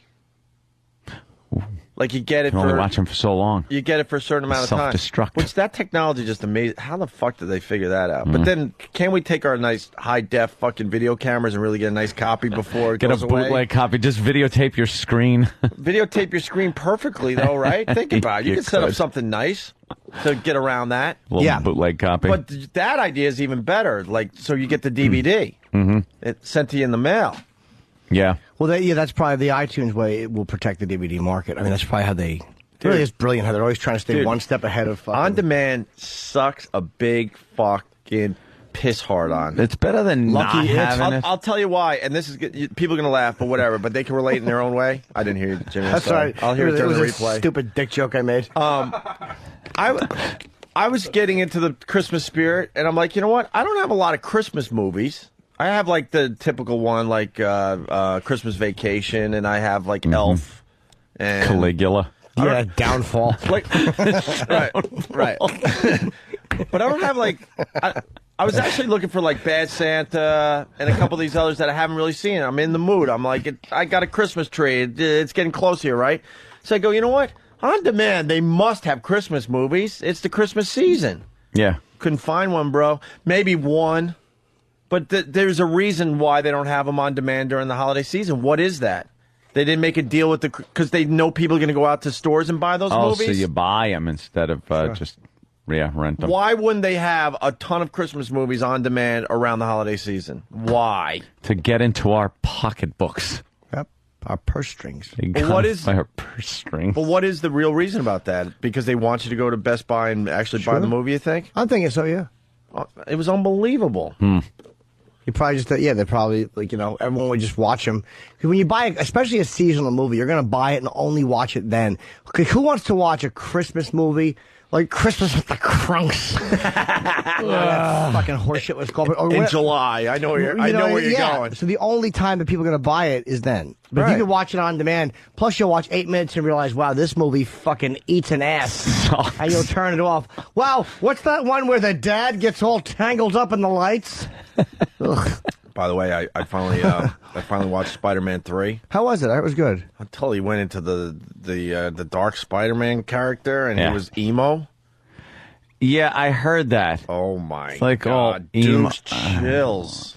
What's his name there? Olsen had like the emo haircut and he had the dark eyes and he's like kind of walking down the streets of quote Manhattan and he's like pointing at chicks and stuff like he's uber cool. It was a douche chill moment in that movie. Not believable and just didn't work. Who's Tobey Maguire? Yeah, Tobey Maguire. Yes, of course. It didn't work and they were going. I guess they were trying to get into the emo movement or something to get these people watching. I don't know what the fuck they were going for, but it was embarrassing to watch. The rest of the movie was pretty cool, but that whole thing was stupid. How is the Sandy character? The one who's full of sand, that sand creature man? Who was he? We had him on the show. Hayden Church. Oh, yeah. Thomas Hayden Church, Oh, yeah, okay. We did have him on. I'm like, holy shit, this guy is rocking, man. I forgot who we have on the show all the time. I know. Like, oh, Would they beat him with a fucking vacuum cleaner? How hard is it to beat a guy made of sand? Suckers. What a shitty villain. It's Wind Man. You open the window, he goes. Yeah, it's kind of weird because like his sand would just kind of like blow around the streets and then become like hard when he needed it, but then you could like. Yeah, it was kind of a dumb concept. Fucking awful. But he did pretty well with the character. Throw a cat turd on him, embarrass him. He's got a little hat. Put him in a litter box, yeah. Yeah, he's trying to destroy the world, and there's a fucking cat shitting all over his fucking back and stomach. But Tobey Maguire and that emo, dark fucking Spider-Man thing was really bizarre. Yeah, a lot of people didn't like that. Oh, so I'm way behind. That's a whole I'm thing way that behind. people hated. All right. Yeah. Are they doing Spider-Man 4? I'm sure. Oh, yeah, that franchise is still alive and well. I'm sure. What was the best thing you got for Christmas? Did you get anything good? Yeah, I got some that most people would be like, whatever, but he was a hero of mine growing up, and my girl got me. Coincidence. That's kind of what I got. Oh, really? Something having to do with a hero of mine. My best Christmas present, besides the bizarre yoga sweatpants with the huge cummerbund. Yeah. I mean, if you wanted to pull these sweatpants down a little bit to look cool, they would still be above your navel. Oh, God. Looking cool at the gym. Oh, my God. Well, anyway, what was the coolest thing? Oh, I got Taxi. What season? Because season 4 will not come out. I'm so irritated. Oh, all right. I got the first 3 then. Yeah, I got all 3 seasons of Taxi that I'm going to jump into. I got, believe it or not, I never got this officially, Nirvana Unplugged DVD, Alice in Chains Unplugged DVD, which I already had, so I'm going to pass that along to somebody. I got the Ken Burns documentary of New York City, which is really interesting, and some clothes. And a nose trimmer thing. I think she's giving me a hint. I think she's basically saying, if you fucking trim those bad boys, you won't pick your nose as much. It feels like you got a porcupine in your nose for a week. Eat that, you're sneezing. Dude, I was driving home from Long Island yesterday, and I was picking my nose in the car, and my girl turns to me and goes, "What are you doing?" I go, "I'm picking my nose," and I was trying to get away with that. Thanks for announcing it. Is she calling you out on it? You saw that I was picking my nose. You could have looked out the window and just let me be, but you had to say it. Now we both know I was picking my nose. Well, let's play devil's advocate. Look, I haven't got the batteries yet for the nose trimmer, but now I'm going to nose trim up and I'm going to pick less. Pick less. Do you understand? Well, you can't completely stop the habit of picking. Do you understand that she's a really attractive girl? Here it goes. Some would say a 10, and others would agree. Absolutely, a knockout. Yeah. Smart, great look, everything. Funny. Very funny. Oh, yeah, boy, she nailed me and my stupid girlfriend. We were sitting there with our fucking hats on, our New Year's Eve hats. She goes, Jim, get closer. I want to take a picture of you and the other idiot in the hat. She really fucking nailed us. Oh, damn. Dude. Oh, we laughed. Can you bring in your New Year's Eve pictures? Sure. We got to get them on a website. 'Cause Okay. The ones I got of you, and then, like, they were trying to take pictures of Jimmy and I had my noisemaker. Jimmy had his ridiculous hat, and I have the stupidest blowing of the noisemaker ever. We have the worst pictures. Yeah, I'll bring them in. I got my new MySpace photo. My girl took a picture of me eating, but I wasn't trying to be funny, and my mouth was open, and I had a hat on, and I'm just a fat-necked cunt with food in my mouth. It was really funny. But anyway, where were we at? Nose picking. Okay, yeah, she busted you. Yeah.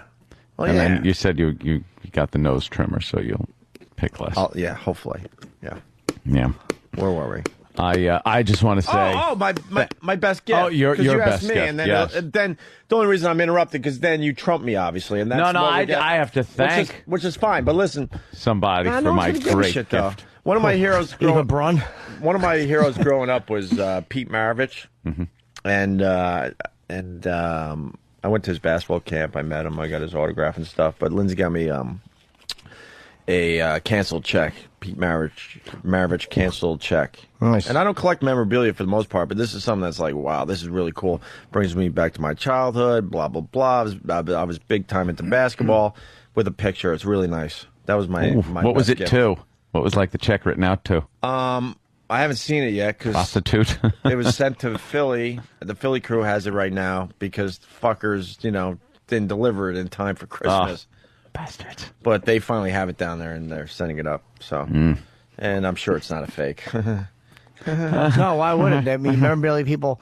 It's like that one time I saw the Babe Ruth autographed baseball in the blue marker that they, I'm sure, were selling in 1917. Never get ripped off buying there. Wow, she should have called me. I would have talked to her. Blue marker. He spells it wrong. You know what? Maverich with 2 V's. I got you beat. I got a Babe Ruth autograph on an aluminum bat.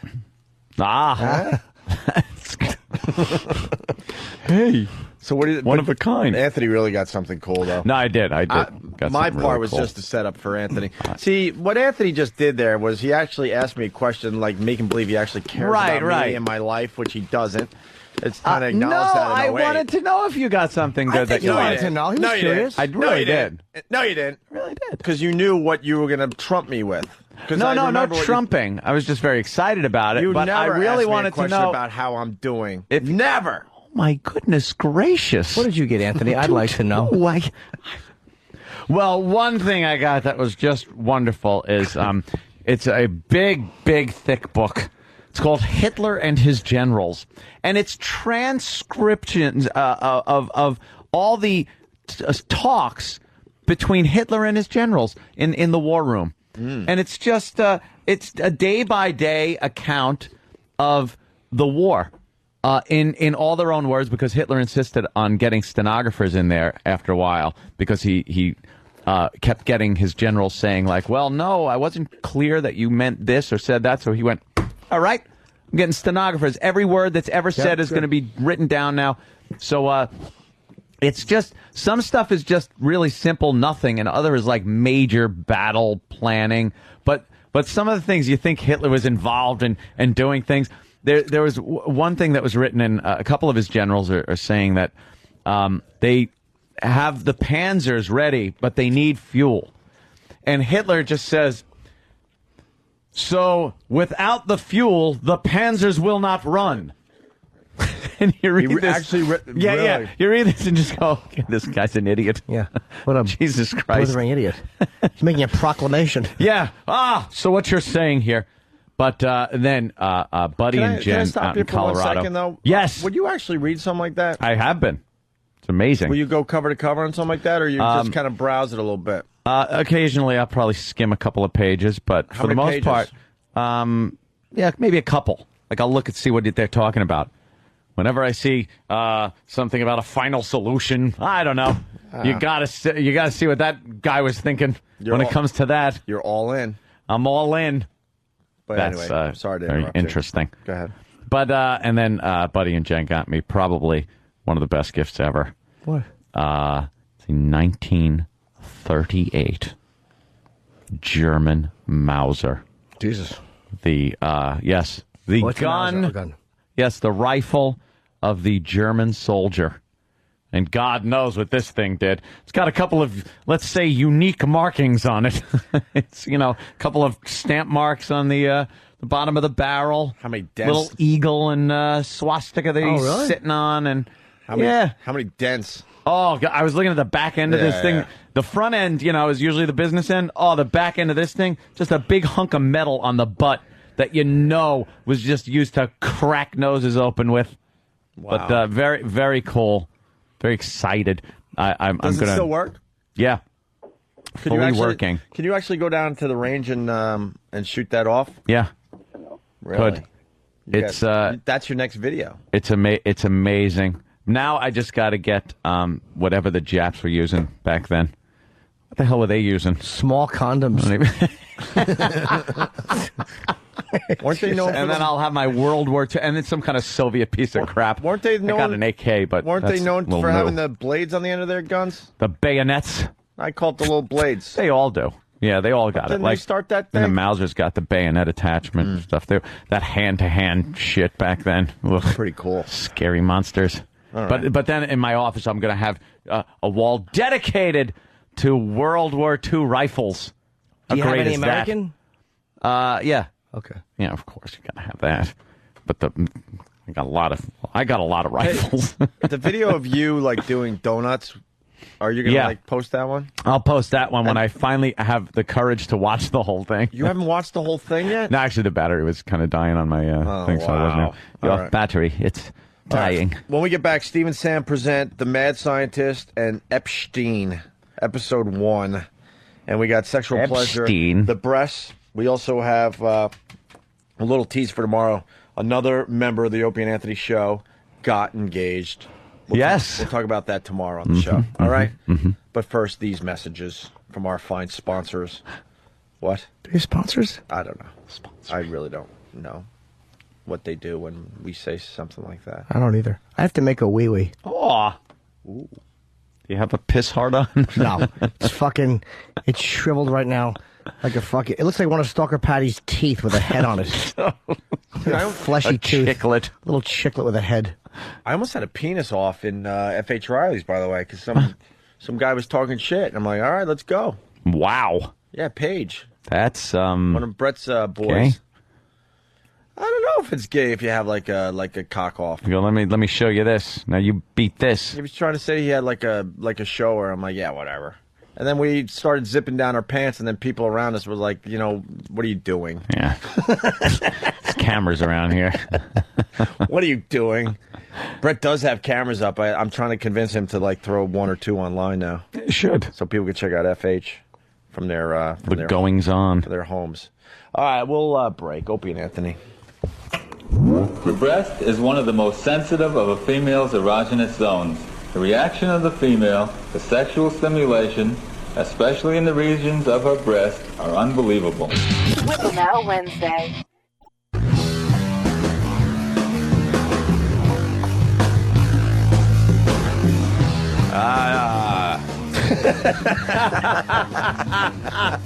What the fuck was that? I have another resolution. I'm trying to do less crutchy things. So I was ready to go into my, we're back with the Opie and Anthony show on XM Satellite Radio. And then I realized my New Year's resolution, so then I went, I don't think welcome back to the show is crutchy, though. It's boring, and who gives a shit? People know what they're listening to. It says it right on their radio. It's like they're welcoming us back, though. The reason you used to say your show name, using some of my radio education, was so people would write it down in an old diary. But at XM, you don't need to do that. and and the show name is right on the fucking radio itself. So there's no real reason to ever say the Opie and Anthony Show, especially when you're exclusively on satellite radio, which will be merging with Sirius Radio in the very near future. Will it? I hope so. That's not inside info. That's my thing. Hey, I got to tell you, we took, almost 2 weeks off, and Sam is downright frightful now.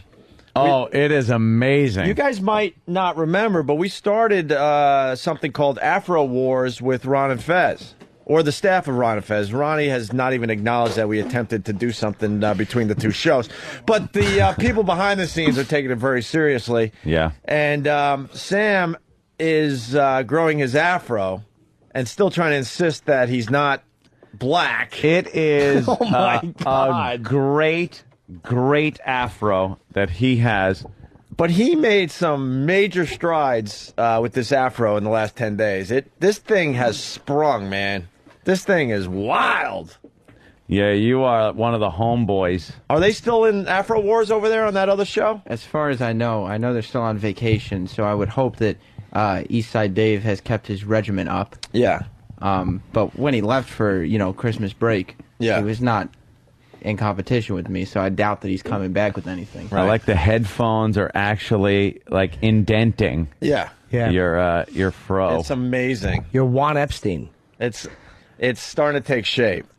We made a deal with Sam that he's allowed to shave it at the end of February for what are we calling it? We're not calling it Black History Month. We're calling it Sam History Month. Well, not Sam, like an 8th of Sam History Month or something like that. 1/16th of Sam History Month or something. Too bad your last name's not Bo. I think we're going to win Afro Wars. Oh, did you ever doubt it? And by the way, we got to acknowledge, Than and I had an awkward moment before vacation because I go to Than. Piss hard on? One? All right. Sorry. I go to Than, I go, Than, that beard is getting awfully full. And he goes, Afro Wars. I'm like, oh. I didn't know that he was I thought he was just growing a beard. Kind of weird afro on your chin. Well, is what you're doing. He's like me. It's kind of, Yeah. He's got I can't get any bulk up here, so... Yeah. So you just go with the southern hemisphere. You can really get a good beard going, though. That's like movie stranded on an island beard that you got going there. Thank you. I was reminded I go back to the Ken Burns documentary on New York City, and they're showing a lot of footage from like 1902, like the late 1800s. Good old days. And I see a lot of Thans walking around. Yeah. Yeah, Pops called me a Civil War general. Okay, there you go. Civil War general. You definitely got that going on. You could play that part. He looks like he's from another... We would ruin it for you so you wouldn't get it. That's too short for him. He looks like he's from another era with that, right? Yeah.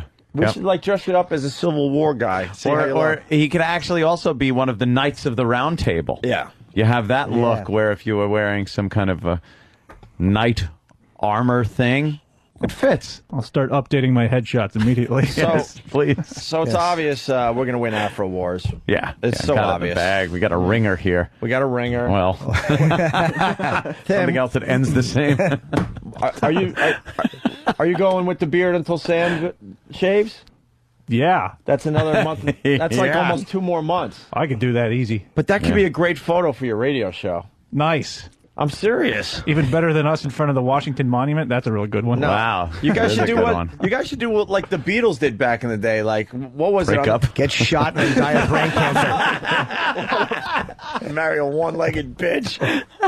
Yeah, what the fuck happened to these guys? You're right, Jimmy. What was the Beatles album where the front cover they were all clean cut and stuff, and then on the back they were all like crazy hair and beards and things? Oh no, that's what you guys bet should it do. sold a lot though. Anyway, no, that was actually their worst selling album.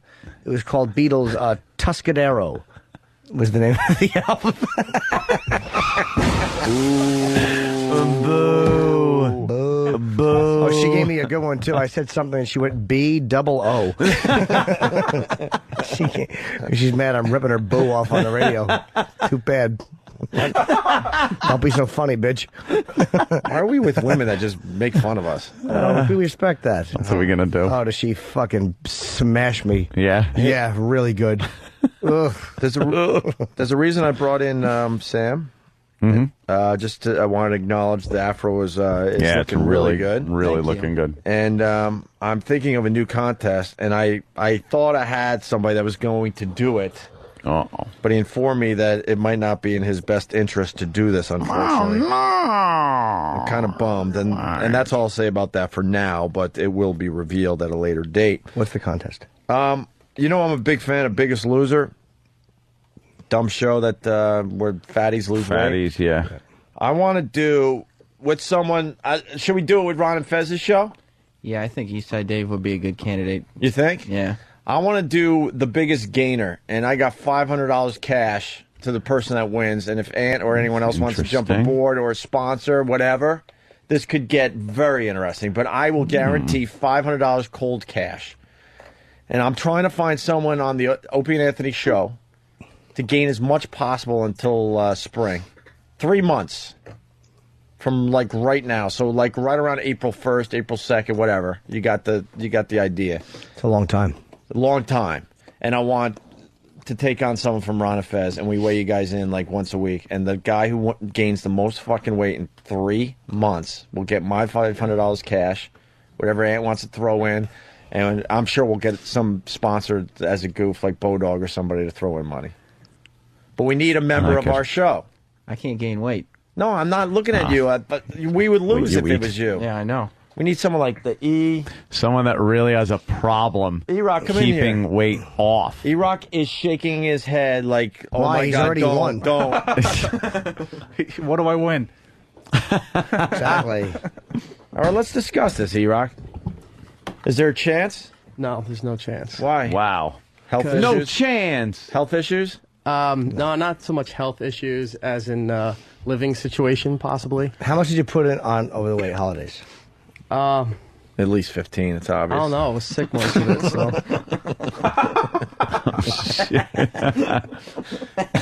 That's fucking the sick. scale? No, I'm not doing the scale again. How much did you gain with that? Why not? I don't know what I started at before the. You were sick the vacation, whole so- holiday? Yeah.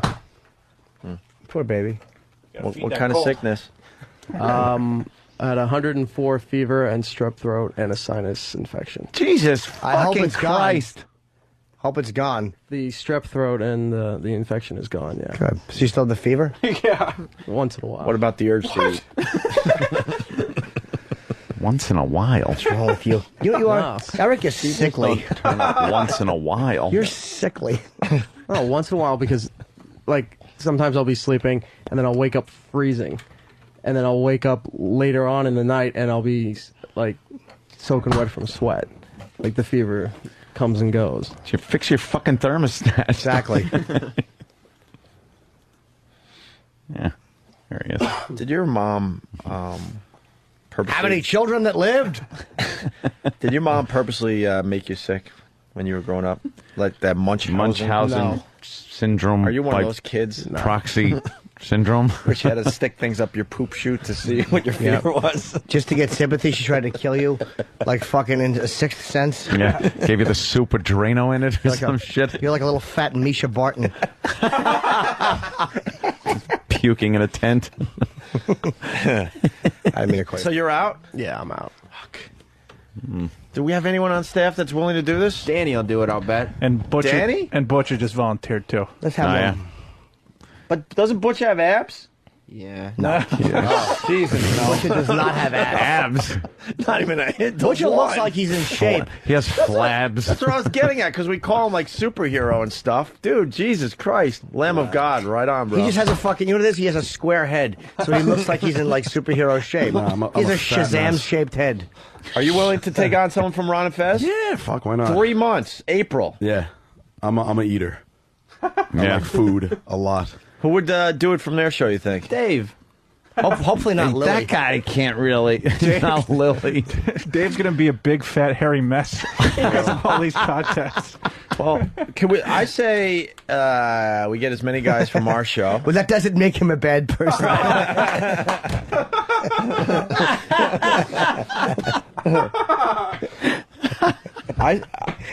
Oh, wait. Let's go to Turtle from Whackbag. Turtle! Hey, buddy. Sounds like E-Rock's having hot flashes like a postmenopausal woman. Yeah, E-Rock's going through menopause with that description he just gave. No kidding, man. Very good. Happy New Year, bro. Happy New Year to everybody. By the way, instant feedback. If you're writing today on this end of the show, I wouldn't know. I just read an instant feedback that said, "Have a great vacation, faggots." Well, that's and old. I thought it was someone that was just dumb, and turns out that's from the 26th or something like. Wait, he wrote it on the 26th. I just realized that. He is Dummy. dumb. All right, how heavy have you been? I've been about 190, and as much as I try and shake it, I'll go to the gym, I'll run, I'll do whatever, and nothing helps. What are you now? Like probably 190, 195. So this is the heaviest you've been in your life? Nah, I've probably been about 210, I guess. Yeah? I've never been like huge, but I was always like a chubby kid. How many pounds do you think you gain in man, 3 months? I'll just keep eating and eating. It's not a You problem. don't give a shit? You got to eat like shitty food and everything. That's all you I know. ever. I have chocolate for breakfast and dinner and shit. I'm horrible. I'm a mess. Dude, are we in or what? Which is in? That'd be cool. Who yeah. else on staff wants to do it? We could have more than one guy on our side. And in case we should have 2 guys, in case no one from the Ron and Fez show wants to do it, we should still have the contest people here. Yeah. Danny. Will Danny do it, though? I don't know if Danny will do it. Who else do we have? We got fucking Bird Stomach. He ain't doing it. Travis? No. Bird stomach. No, I'm talking about Steve. Danny comes sauntering in. Danny, it looks like you're not in. I can tell. I would do it, but I really don't want just to. want to get in shape for once. I was just like, you know what? I really should hit the gym and just do it. And Danny is part of Afro Wars. Yeah, I'm doing all right, I think. Sporting. It's not bad. It's not the curls aren't as tight as Sam's. He just needs a haircut.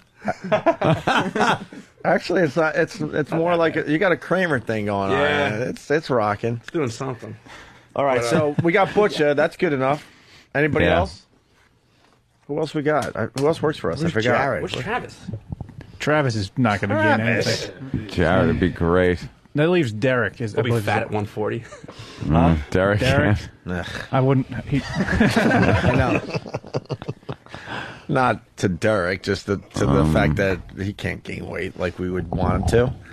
So we got work in here. Jesus. All right, we got Butcher so far. Now we got little tiny people here. You need like a big fat. Don't start bastard. eating yet because you can maybe lose a couple pounds to trick the For the other team. weigh-in. For the weigh-in, we're gonna have a weigh-in. Oh so man! right now you yeah. got to be on your best behavior until it's game on with these clowns I that, can deal that with do what, noon to 3? Yeah, On we're back 202? live on Monday, I think. Oh, okay. All right, so we'll figure it out. But so far we got Butcher for Word. biggest Awesome. biggest Word. gainer. I'm in. Biggest gainer. And we're gonna take this to the other side of the show too. Yeah. Yeah, that's what we do. All right. Yeah, I thought he was in some kind of shape. Guy fakes it really well, man. And it's like every time I take off my shirt in front of a girl, I must think how terribly embarrassed I must be for myself. Oh, because they're probably expecting something really good, superhero-ish. You got. Not even that. The man tits. He's jiggling. Wow. It's horrible. You're a deceptively fucking Trying mess. to look good if I want, but Deceptively. He had no problem when we were nicknaming him superhero and all. yeah, Huh? right. Please give me a little credit. Jesus. Able to leap a fucking tall plate of pancakes.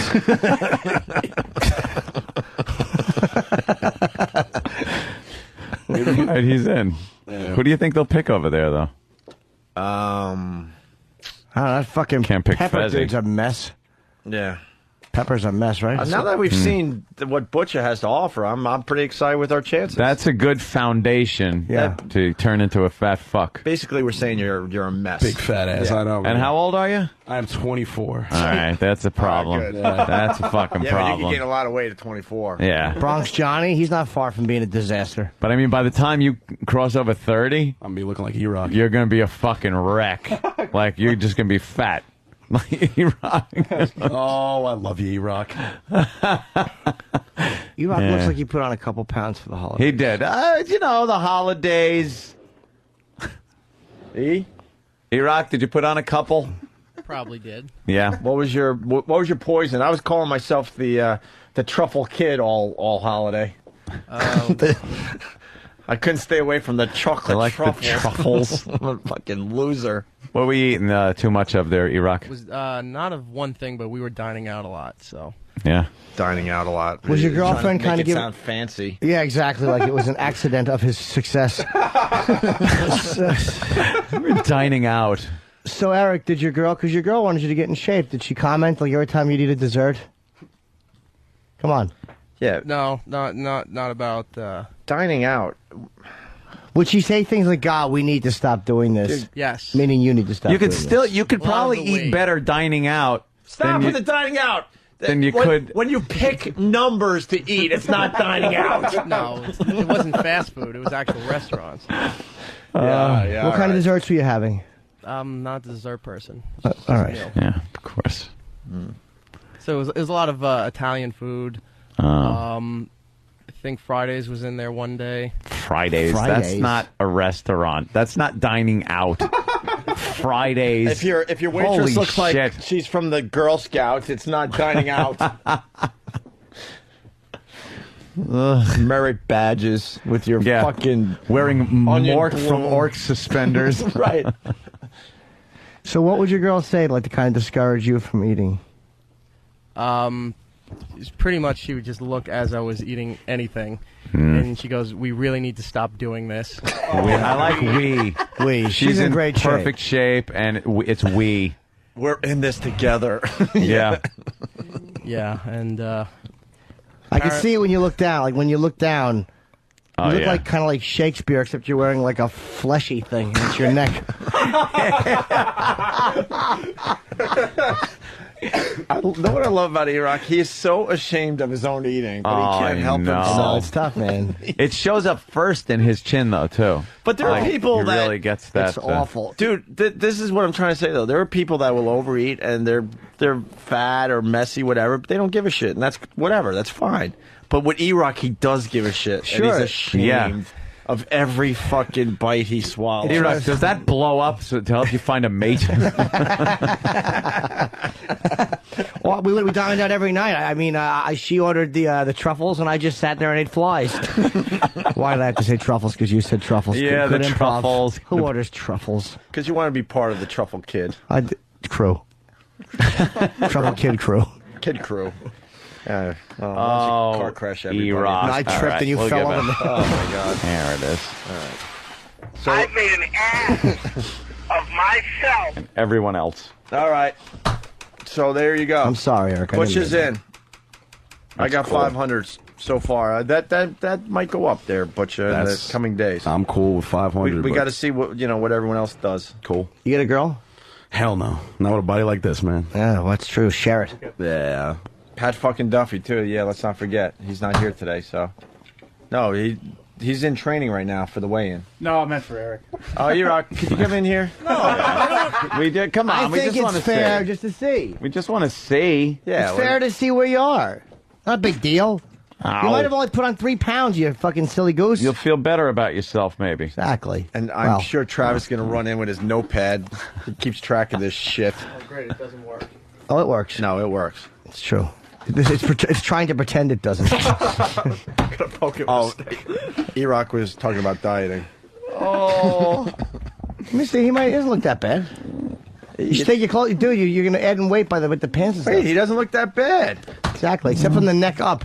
Like below the neck, you look fine. Although he's learned that dark... No, but I'm saying, like, under the neck, you get a little bit. He's learning that dark colors hides a world of hurt. Oh, and he's coughing. What the hell is going on? That's part of my Christmas present. Pretty much most of my wardrobe is gone. Oh. And has been replaced. Oh. Wow, she threw out those M's and picked out some L's. Ew, you got new underpants, too, obviously. Yeah, these are old. Jesus. Sexy. I don't know what's in there. Why did you insist on taking your pants Got a off? fucking cheeseburger in his fucking underwear. How's the sleep apnea? It's better. Are you wearing a mask? No. What are you doing? Nothing right now. I have another appointment on Friday. E-Rock looks like he didn't gain any weight. He might have. How much was he last time? No idea. I think it was 199 when the... Yeah, it was real No, close Travis, to like you know. 2 or... Come on. Look at Travis trying to be casual, I think. You got a fucking notepad in front of you. Well, somebody needs to keep track of this stuff. All right. Here he goes. That fucking Anthony Perkins hairdo of his is really bugging me. It doesn't matter what he does. I love that. It doesn't matter what the fuck he does to that hair. Jimmy will always have a character. Anthony Perkins. That's the most bizarre hair ever. What's he weigh? It looks like a toupee, but he has all his original hair. It's 207.2. Ooh, a little bit, but that's not that much. Yeah. You're 35 less than I predicted. Yeah, but he lost weight because he was sick. So 208, he's probably about 215. Yeah, you were sick too. That's like when people lose fucking weight. All right, why pay attention to E-Rock when we could talk about the Mad Scientist and Epstein? That's what I was saying. It's the Mad Scientist. Where's Steve? Yeah, we need Steve because this is a collaboration. Oh. This was actually, I would say the credits would be, it was created by Steve. Created by Steve C. Written by Steve and Sam. And voiced by Steve and Sam.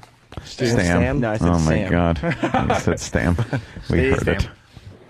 You have a way of... It's amazing. A guy fucking just has a verbal slip-up, and we can't get to him fast enough. But Stam? Jesus, what assholes. Just fucking pricks we are, I know. And also, for the record, it's pronounced Epstein. Epstein. Epstein. Oh, okay. That's different. Yes. Anyone else creeped out that Steve grew a full beard in less than a week? Doesn't look bad. No, well, I already had most of it. I just had to You grow didn't the have a filler. beard? No, I had the sideburns and the Fu Manchu. The rest of it was Fucking just... creepy that you could grow it that fast, though. You should see what's growing out of my ears. I got the... The fuck? Got hair growing out your ears? It's awful. I think it's the Rogaine. I'm not really sure though. Oh, really? I don't know. I mean, I'm trying. I'm getting You're thinner. using Rogaine? I'm trying anything because I'm getting that friggin', my grandpa, my mother's side, fucking spot up top. All right.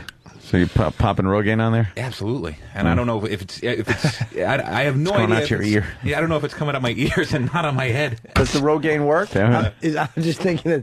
Not that this is with you, but maybe, maybe the hair is falling off that part of the head because all those men's hands. I'll tell them to push more gently. Bunch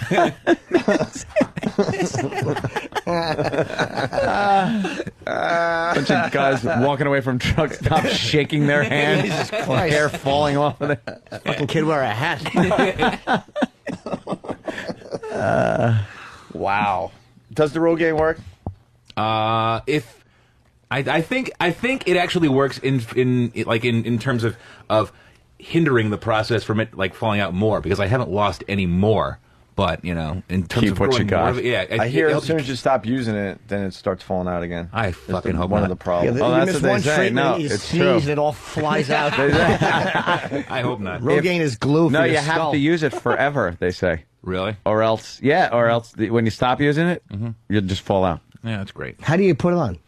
It's this. It's like Out of a mousse. cock. Yeah, exactly. It's like mousse. You gotta rub it in your hair after you okay. take a shower. Yeah. You can't put it on. Like if you can't have anything else in your hair. You can't have like gel. And Why shit you got hair coming out of your ears? Because I'm a fucking hairy Lebanese Italian mess. With genetics that rival that of a fucking ape. I mean, look at this shit. I shave my arms every other day, and I've got growth coming out like. Yeah. Why would you shave every other day? Because I'm narcissistic and vain. I and do a shave down every once in a while, but You are like... I never noticed how much of a chore that must be for you. It is all that hair. Awful. It's just constantly trying to trim back something that's trying to engulf you. Yeah, exactly. It's like trying to... You're like Jordy Verrill in Creepshow with the fucking grass growing on him. It's like bushwhacking through the Amazon. It's really... I don't like body hair, but I've been cursed with a lot of it. He's tired of trackers making like white casts of his footprints. I really don't have that big feet. All right. Well, we got the Mad Scientist in studio. And with- Epstein. Epstein. What's this about? Epstein. Stam. Fuck. Well, Stam. Stam, how much of a setup did you already give him? I just nothing. I mean, Okay. I just Just gave the him names. the writing credits. Just the right. Okay.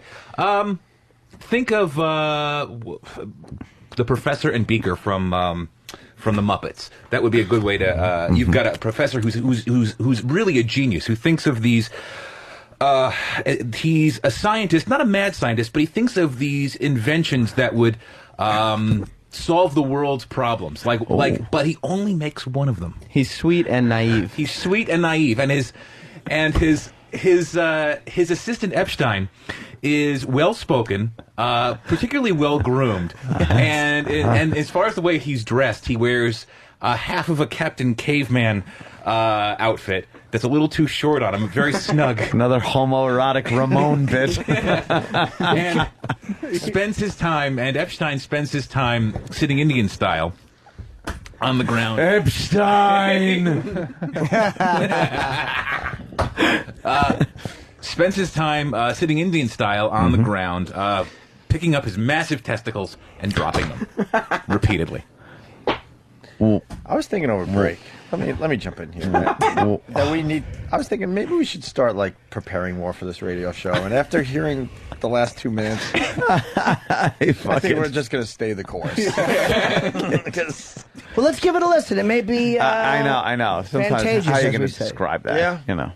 All right. Anything else you want to why add? he'd pick up his balls and drop them, but Well, Epstein, as well-spoken as he has certain problems that causes him to focus on his two favorite hobbies, which are playing with his testicles, and the second you'll probably figure out by the end. The second you'll figure out Right. by the end. This is the debut, so I'm not saying it's, debut. it can't be. Sometimes the first episode of season 1 of some of the most popular shows on television We're awful. were awful, but then people just kind of grew to love the characters. Sam and I have committed to making more of these. I think All we're about right. 6 episodes, maybe a purchase of 6 episodes. Wow, 6-episode run. By the way, instant feedback is finally working. Tyler from Columbus writes, "What a mess! Did Steve's dad shoot turnbuckles off of wrestling rings?" A George the Animal Steel reference. Yeah. Nice. All right, here we go. The Mad Scientist and Epstein. Epstein! Epstein! Look and see what I've concocted. This conveniently sized apparatus will transform any ordinary tap water into a combustible fuel to be used in automobiles. It will revolutionize energy consumption as we know it. Please handle it gently. It's the only one of its kind. Quite impressive. It's most compact. Perhaps it would fit in mine Heine? No! Epstein! No! No, Epstein, no! It's pointy. It's just one of a... Oh, don't pour grease all over it! It's going in. Epstein! It's almost there. It's in mine Heine. Right. Back to the drawing board, then.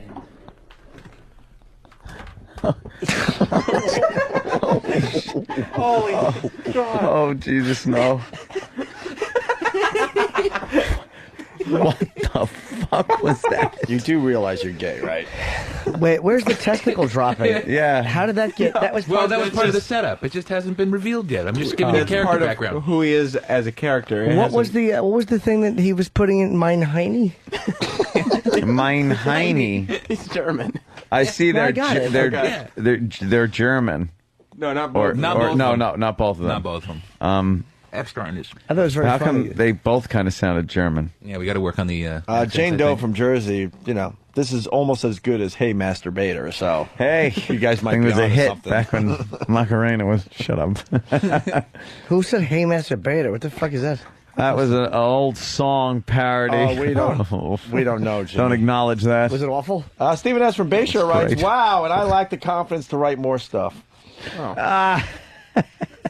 I like the hammering sounds. The fucking Yeah, it sounds like you got a sound effect, a bunch of sound effects, and decided, let's make a bit.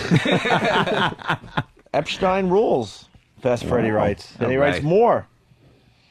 So, no. Some people are really loving it. I have to pee again. Epstein. Right. Epstein. You just keep smashing the inventions. That's right. Yeah, by trying to pound them in your ass. Yes. I'm getting that that's the whole thing. These are his two hobbies. Every time you make one of a kind Right. But prototype invention, Why you will not try just fire to the pound guy? it in your ass. I'm thinking if you're like a brilliant scientist and your first invention gets shoved up your assistant's ass, you might want to get another assistant. Because while he's brilliant, he's sweet and naive. Right. He loves Epstein. That's funny. That's the exact character flaws he'd need to keep him around as a character. Right. Exactly. Yeah. Right. Wow, this so was weird. thought out. Okay. He just keeps giving Epstein the benefit of a doubt that maybe this time He won't Just shove return it. your prized possession and invention up his ass. The reviews are coming in like crazy. Stephen S. from Bayshore writes, that sucked. Well, hold on now. Epstein is brilliant, but sweet and naive. Yeah. They sound like the qualities that some dummy actually believes he possesses in real life.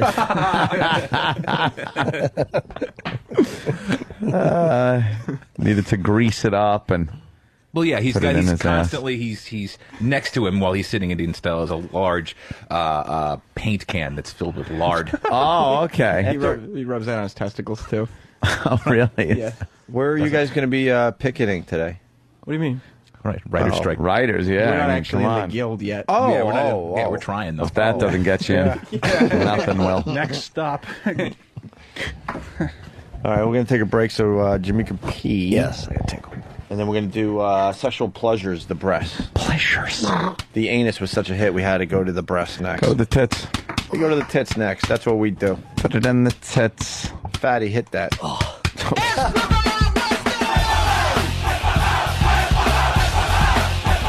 Wednesday.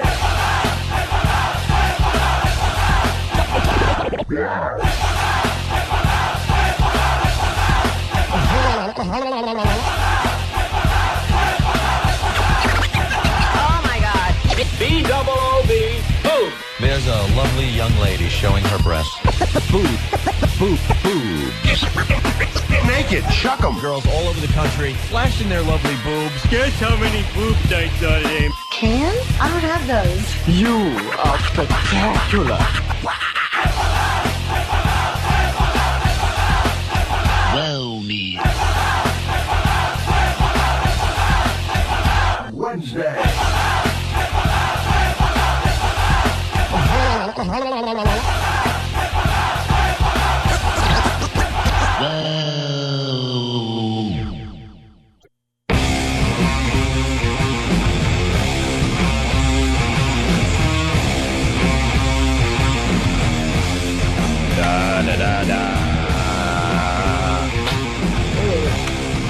And we're going to do a thing here. A thing. Remember when... Do you remember when? Oh, yeah. I'm also going to... see, I take, like, New Year's very seriously. Do you? My girl noticed that. She goes, wow, you really take it seriously. You do a lot of reflecting. And then you, like... really start thinking about what you want to accomplish in the new year. I'm like, yeah, I've been like that my whole life. I'm going to call all the people that hate me and record their conversations for the radio show in the coming months. Interesting. How does that work? It's a long list. Just going to start with A. And just work my way to Z. Hope you have a lot of minutes saved up. Boy, is it a long list. But I'm going to be making some phone calls. And will they be confrontational or sort of patch things up-ish? I will go about it with a open mind and see where it goes, and then put some of these conversations on the air. Forward to hearing that. What? I'm looking forward to hearing that. Could be good, right? I don't mean the radio. I mean your phone call. Oh, yeah. Hello? Why are you calling me? Remember? Remember that bit I was talking? Oh, yeah. What are you going to do with it? Start with you. No, this is the call. That's terrible. Sexual pleasures, the breasts. Some audio that Danny found, I believe. Thumbs up, thumbs down. These guys need credit for everything, so I'm making sure I give the right credit. Give credit where credit's due. Nothing. And this is more about Thumbs up? All No, right. It doesn't matter. Than's coming in, so we'll just say it was Than. We did the anus, and it was quite. We did the anus, and it was quite funny. And the guy just had a way of really making it so not hot, unsexy. Even though he was trying to make it sound sexy and hot and erotic, it was just awful. I think that's how it was marketed. Like it was supposed to be some hot, sexy, clinical thing you were supposed to watch. Right. So the same guy did sexual pleasures, the breast. Let's get right into it here. The breast is one of the most sensitive of a female's erogenous zones. The shape of women's breasts vary in size and firmness and start to develop at puberty. In some cases, the female breasts are not equally developed, asymmetrical. The glands producing milk fully develop during pregnancy. They consist of clusters of 15 to 20 smaller glands, which during that period accumulate the substances from which the milk is composed. Each little gland has its own duct, which terminates in the nipple. The nipple varies greatly in size, shape, and color from person to person, as does its sensitivity. The areola surrounding the nipple is darker. I love that cookie. The fuck is he talking about? The areola is a small Oreo. This would have solved my piss hard-on problem. This guy's awful. I heard. Huh? He just sounds so. The areola. He said the areola. The areola varies in size. The poison, the poison. Oy vey. It's in the nipple. The nipple varies greatly in size, shape, and color from person to person, as does its sensitivity. The areola surrounding the nipple is darker in color than the nipple itself. The nipple has an erectile reaction to manipulation, especially in situations relating to sex. Some women can reach an orgasm by having their nipples manipulated. Generally speaking, the sight of the female breast or contact with it produces a sexually arousing reaction in the male. Yeah. Yeah. Happy New Year. That guy is the worst narrator ever. Ever. He is awful. Well, this next clip, he talks about all men have their own breast preferences. Yes. Each man has a different preference as to size, shape, and color of women's breasts. Men wise in the ways of making love and definitely aware of the arousal gap realize the importance of stimulating the female's breast. The reaction of the female to sexual stimulation, especially in the regions of her breast, are unbelievable. Blood congestion causes the arteries to pump blood into these extremely sensitive areas, causing them to become even more sensitive, and by the time orgasm has been reached, the breast of the average female will have increased by up to 25% of its normal size. Oh, nice. I actually was more turned on listening to Schwarzkopf when he was describing like assaults in the first Gulf War. Wow. This guy's a hoot. Someone, it's not someone, it's our pal Pat from Menaki. Pat, Happy New Year. He writes, I love the double stuffed areolas. Or Oreola. Areolas, right. Double stuffed Oreolas. Double the cream inside the cookie. When your bank says no, Champion says yes. Yeah, this guy is Joseph Gorieb. Is that local? I don't know. The New Yorkers are laughing at least. When your bank says no, Hey. Champion says yes. Yes. Some women use their breasts to make themselves more attractive. Sophisticated women, knowing well the lure breasts have for men, go to many extremes to make themselves sexually more attractive with breast beautifying treatments. See how clearly the film shows female breasts enlarged by silicone. Also see the surgical scars where the silicone and other surgical materials have been inserted. And also note the many shapes of the female breast listed on official list of female breast shapes used by sexologists and physicians. Breast shapes such as the bud-shaped breast, the bowl, the apple, firm, round, sagging, pear, drooping, and the voluptuous. Sexy breast shape. Did he say Pia? Pia. Yeah. I forgot the candy corn. And the guy. What about the Hershey Kiss? But he was talking about those being like ones that guys will like. He went saggy, to saggy, droopy, stretched out, chewed out. There's some that no man finds sexy. Sorry. Flapjacks, fried eggs, gravy stains. I love the gravy stains. Moose noses.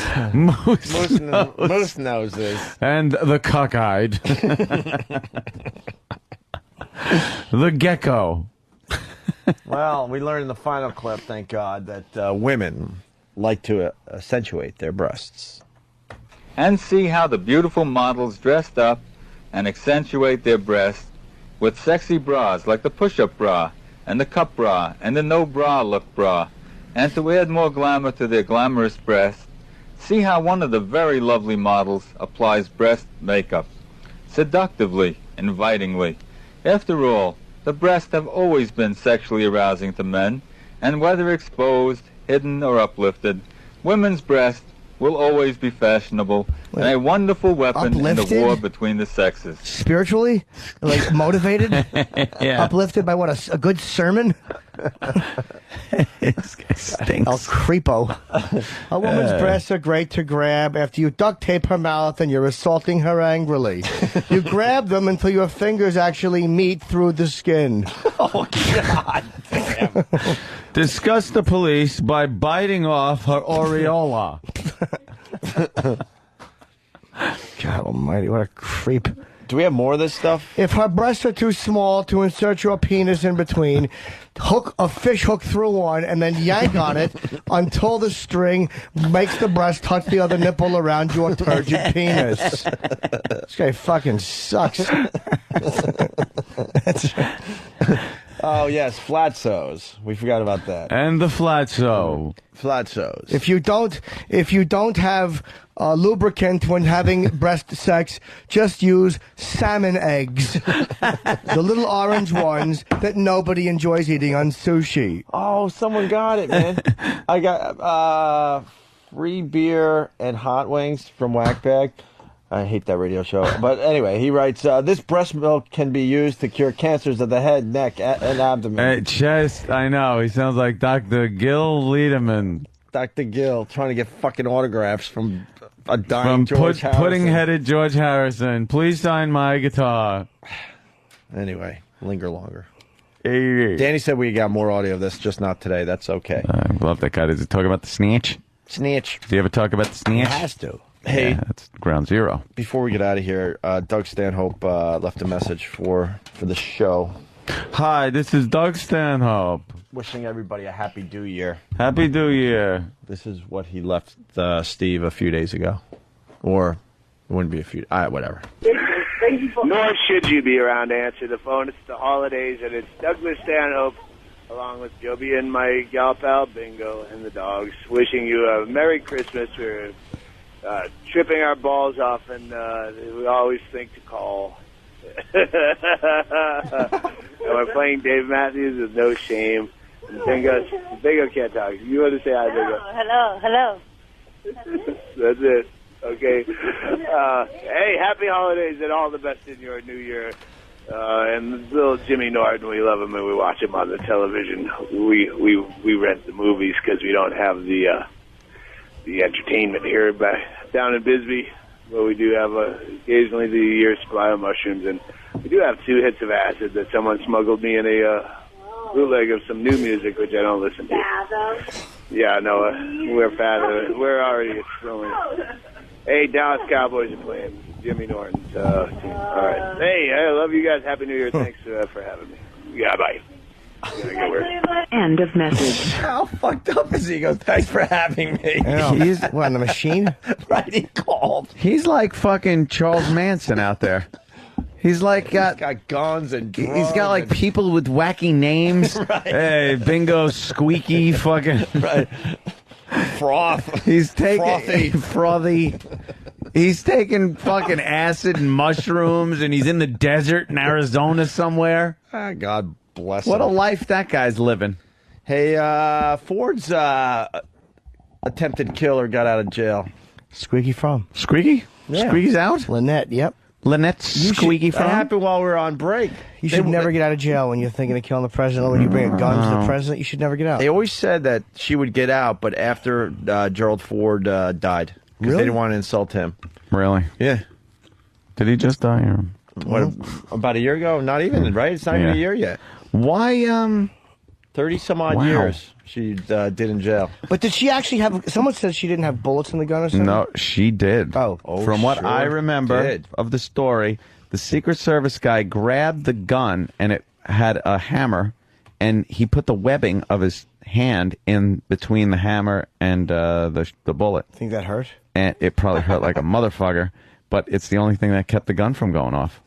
That's why it didn't go off. Why is she out of jail? I mean, at the bottom line, if you pull the trigger on the president... Yeah. She found God. Fuck her. Did she? No, I don't know. I was just... She was a real fucking She's Manson, still a wacky kooky. bitch. She's got a swastika carved in her head, doesn't she? Ford died just over a year ago, the 26th of December, 06. Oh, my God. What a travesty. So she gets out. So they waited. They probably waited. How old we'll is wait a she? year after Ford dies, and we'll let you out. How old is she now? God, she's got to be... I think she's... maybe 30, 35 years old. Perhaps older than that, Anthony. I'm too tired to come in.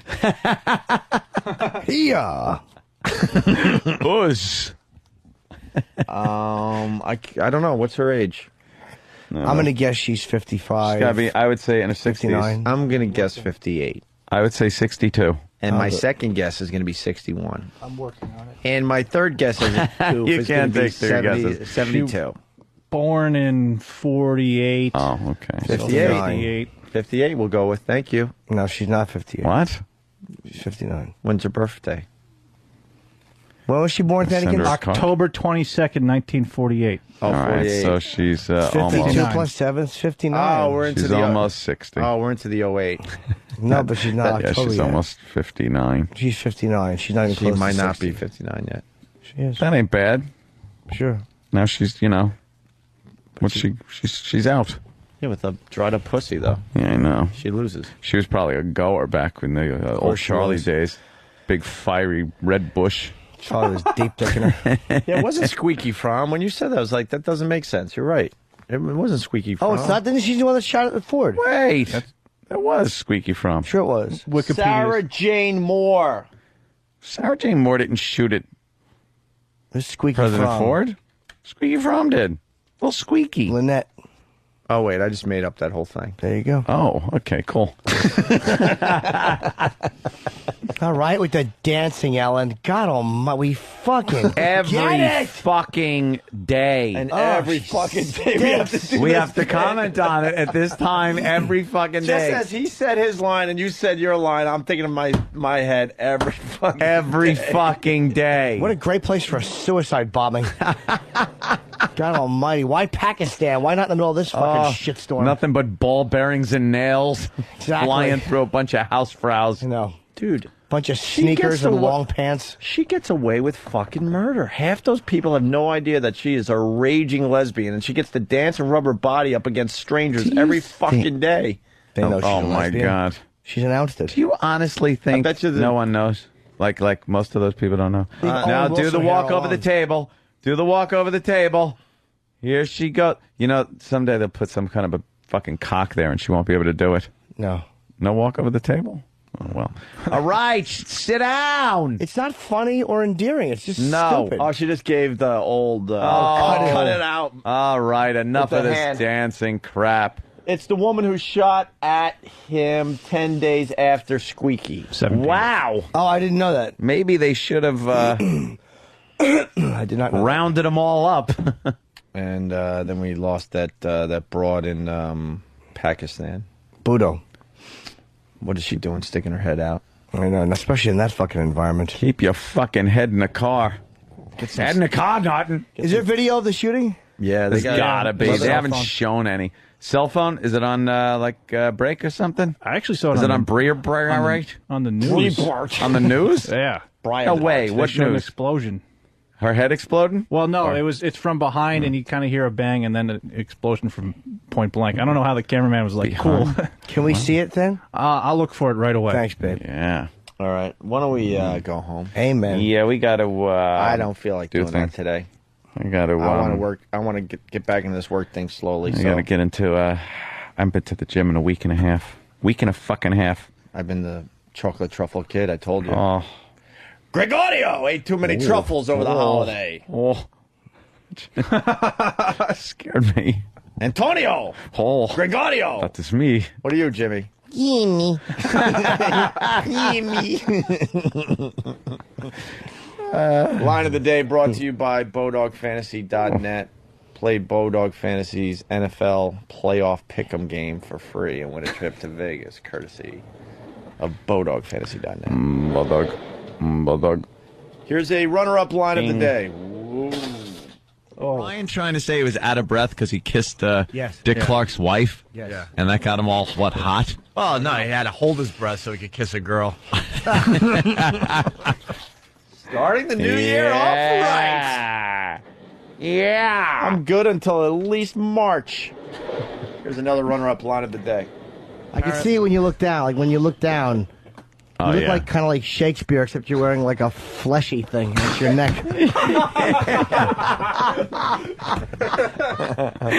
That's a good one, Jim. Thank you. Jimmy. Thank you. And Jimmy, now because of you, I can't even look at John Edwards anymore. You're right. He has a massive fucking it's skull. fucking horrendous, that head. Huge, He's got a giant massive head. skull. Jimmy's new shit is great. Jimmy's going Thank on. you.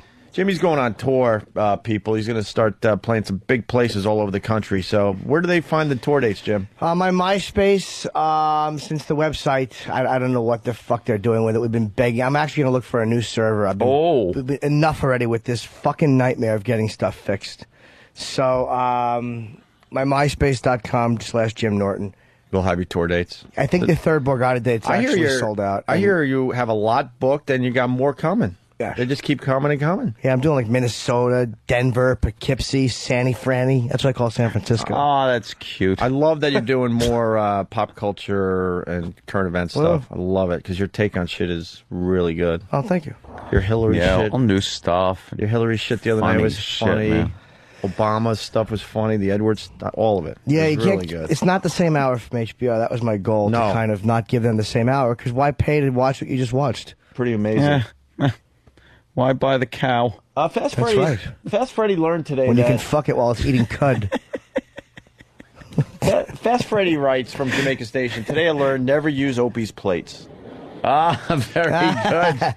Yeah. And Greg Brady's leftovers from Wisconsin. I wonder if he's a cheesehead. Oh, cheesehead. He writes Gregorio, Antonio, and Yini. Fuck, you always have to trump us, you asshole. I didn't. I took it totally off guard. I had a nice bit with my Gregorio, and then I added a little Antonio, and then you have to like. But you have what could I have done? You had another great show. I'm so fucking happy to have you guys back. Well, thank you, Greg Brady's leftovers. Jimbo. See, there's nothing I could have done that would have had emphasis. I know. Jimbo. Jimmy. Now, Antonio I did it to works. myself because I knew you would come up with something good. I should have just shut my trap. Here's another runner-up line of the day. Love of God. Holy Jules' beverages, Batman. Oh, Jesus. Inside of his head looks like a lava lamp.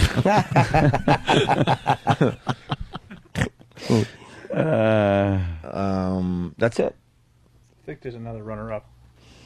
Well, that's all I want to do. Oh, okay. Let's run to it.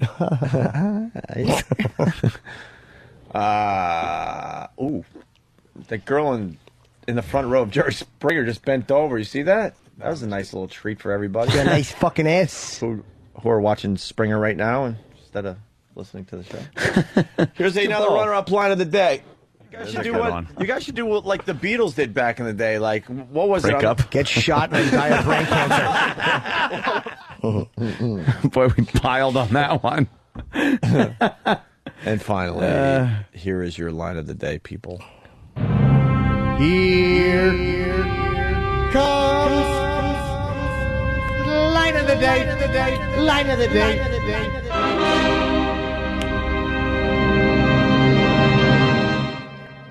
Impression.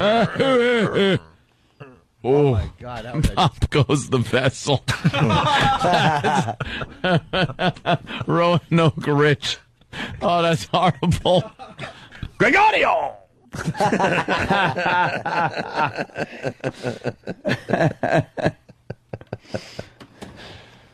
No, you're saying it wrong. All right, let's go around the room. Huh?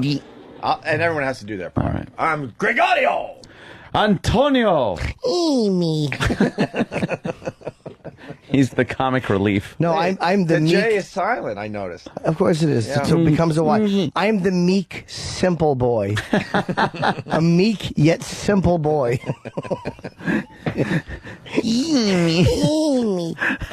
and my arms like connect, like the back of my wrists connect.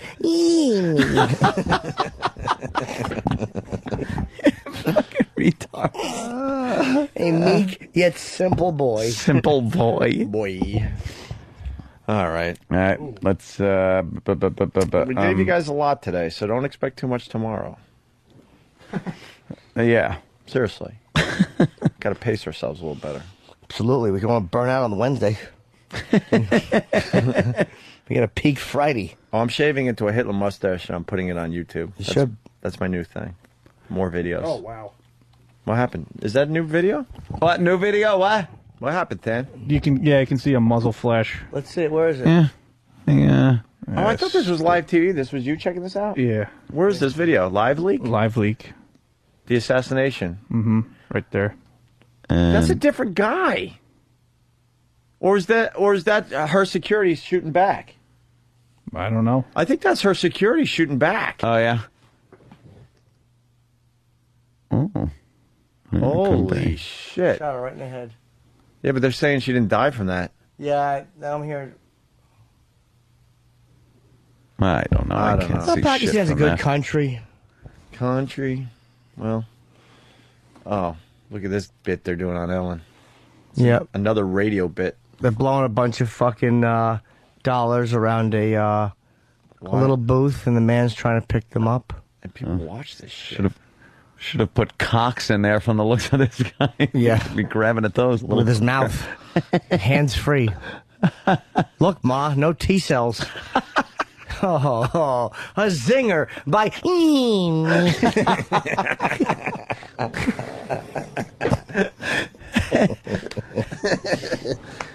All right, I got to go do some screen therapy. Who will fall apart first on the Opie and Anthony show? Oh, that means another poll. Why did I say that?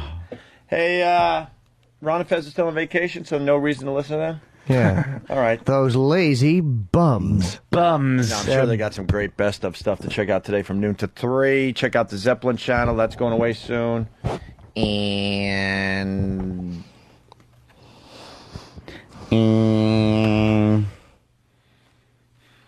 We always have a problem at this point in the show. We don't know how to end it. Because we want to end on a big bang. We need a consultant. And we realize that our nickname should be the Fizzle Kids.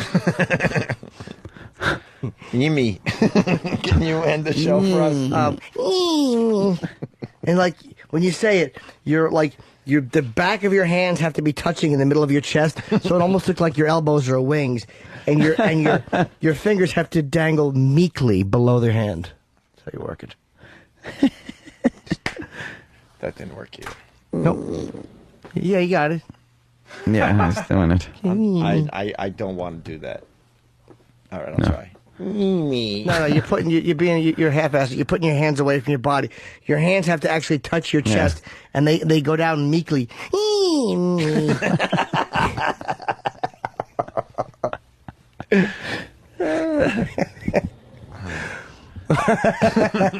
It's just idiocy. The whole show is just idiocy. Nonsense. Are they going to wake up and just kick us off the air already so we can retire? What are you waiting for? It's so obvious. All right.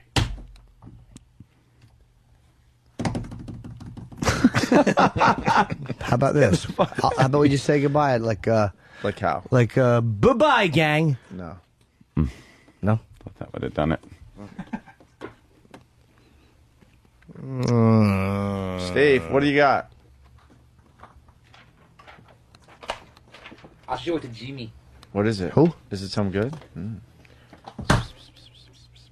Oh, fuck, yeah. Yeah? What? Oh, that's up to those guys. All right, let me see. One of the best actors on television. I fucking love him. Absolutely not. No. Let me see. One of the stars of The Wire. That fucker is good.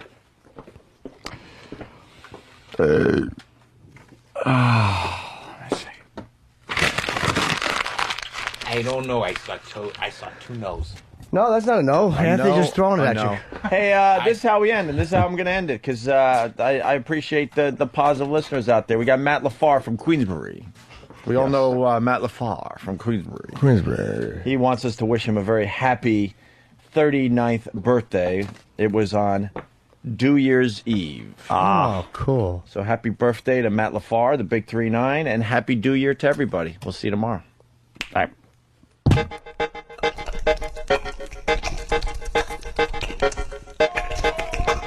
Asshole. My son! You're not ending with the... Don't play this. No! You can't! La la la la la la. La la la la la la. La la la la la la. La la la la la la. La la la la la. La, you can't hear the words because I'm yelling. La la la la la la la. La la la la la la la. La la la la la la la. La la la la la. La la la la la la la. La la la la la la. La la la la la. One hand on the wheel and the other on my knee. I can't get out the car cause I'm sticking to the seat. Hey, masturbator.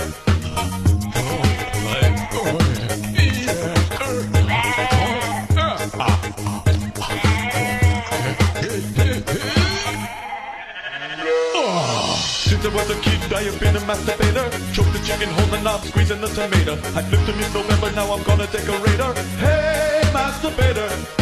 Buffing the banana, little lizard, shaking bacon. Pounding on the flounder and it's mayonnaise I'm making. Spank the frank, wax the carrot, got my hand is aching. Hey, masturbator. Hey, masturbator. Hey, masturbator. Hey, masturbator. Whip 'em out Wednesday. Each man has a different preference as to size, shape, and color of women's breasts. Breast shapes such as the bud-shaped breast, the bowl, the apple, firm, round, sagging, pear, drooping, and the voluptuous. Sexy breast shape.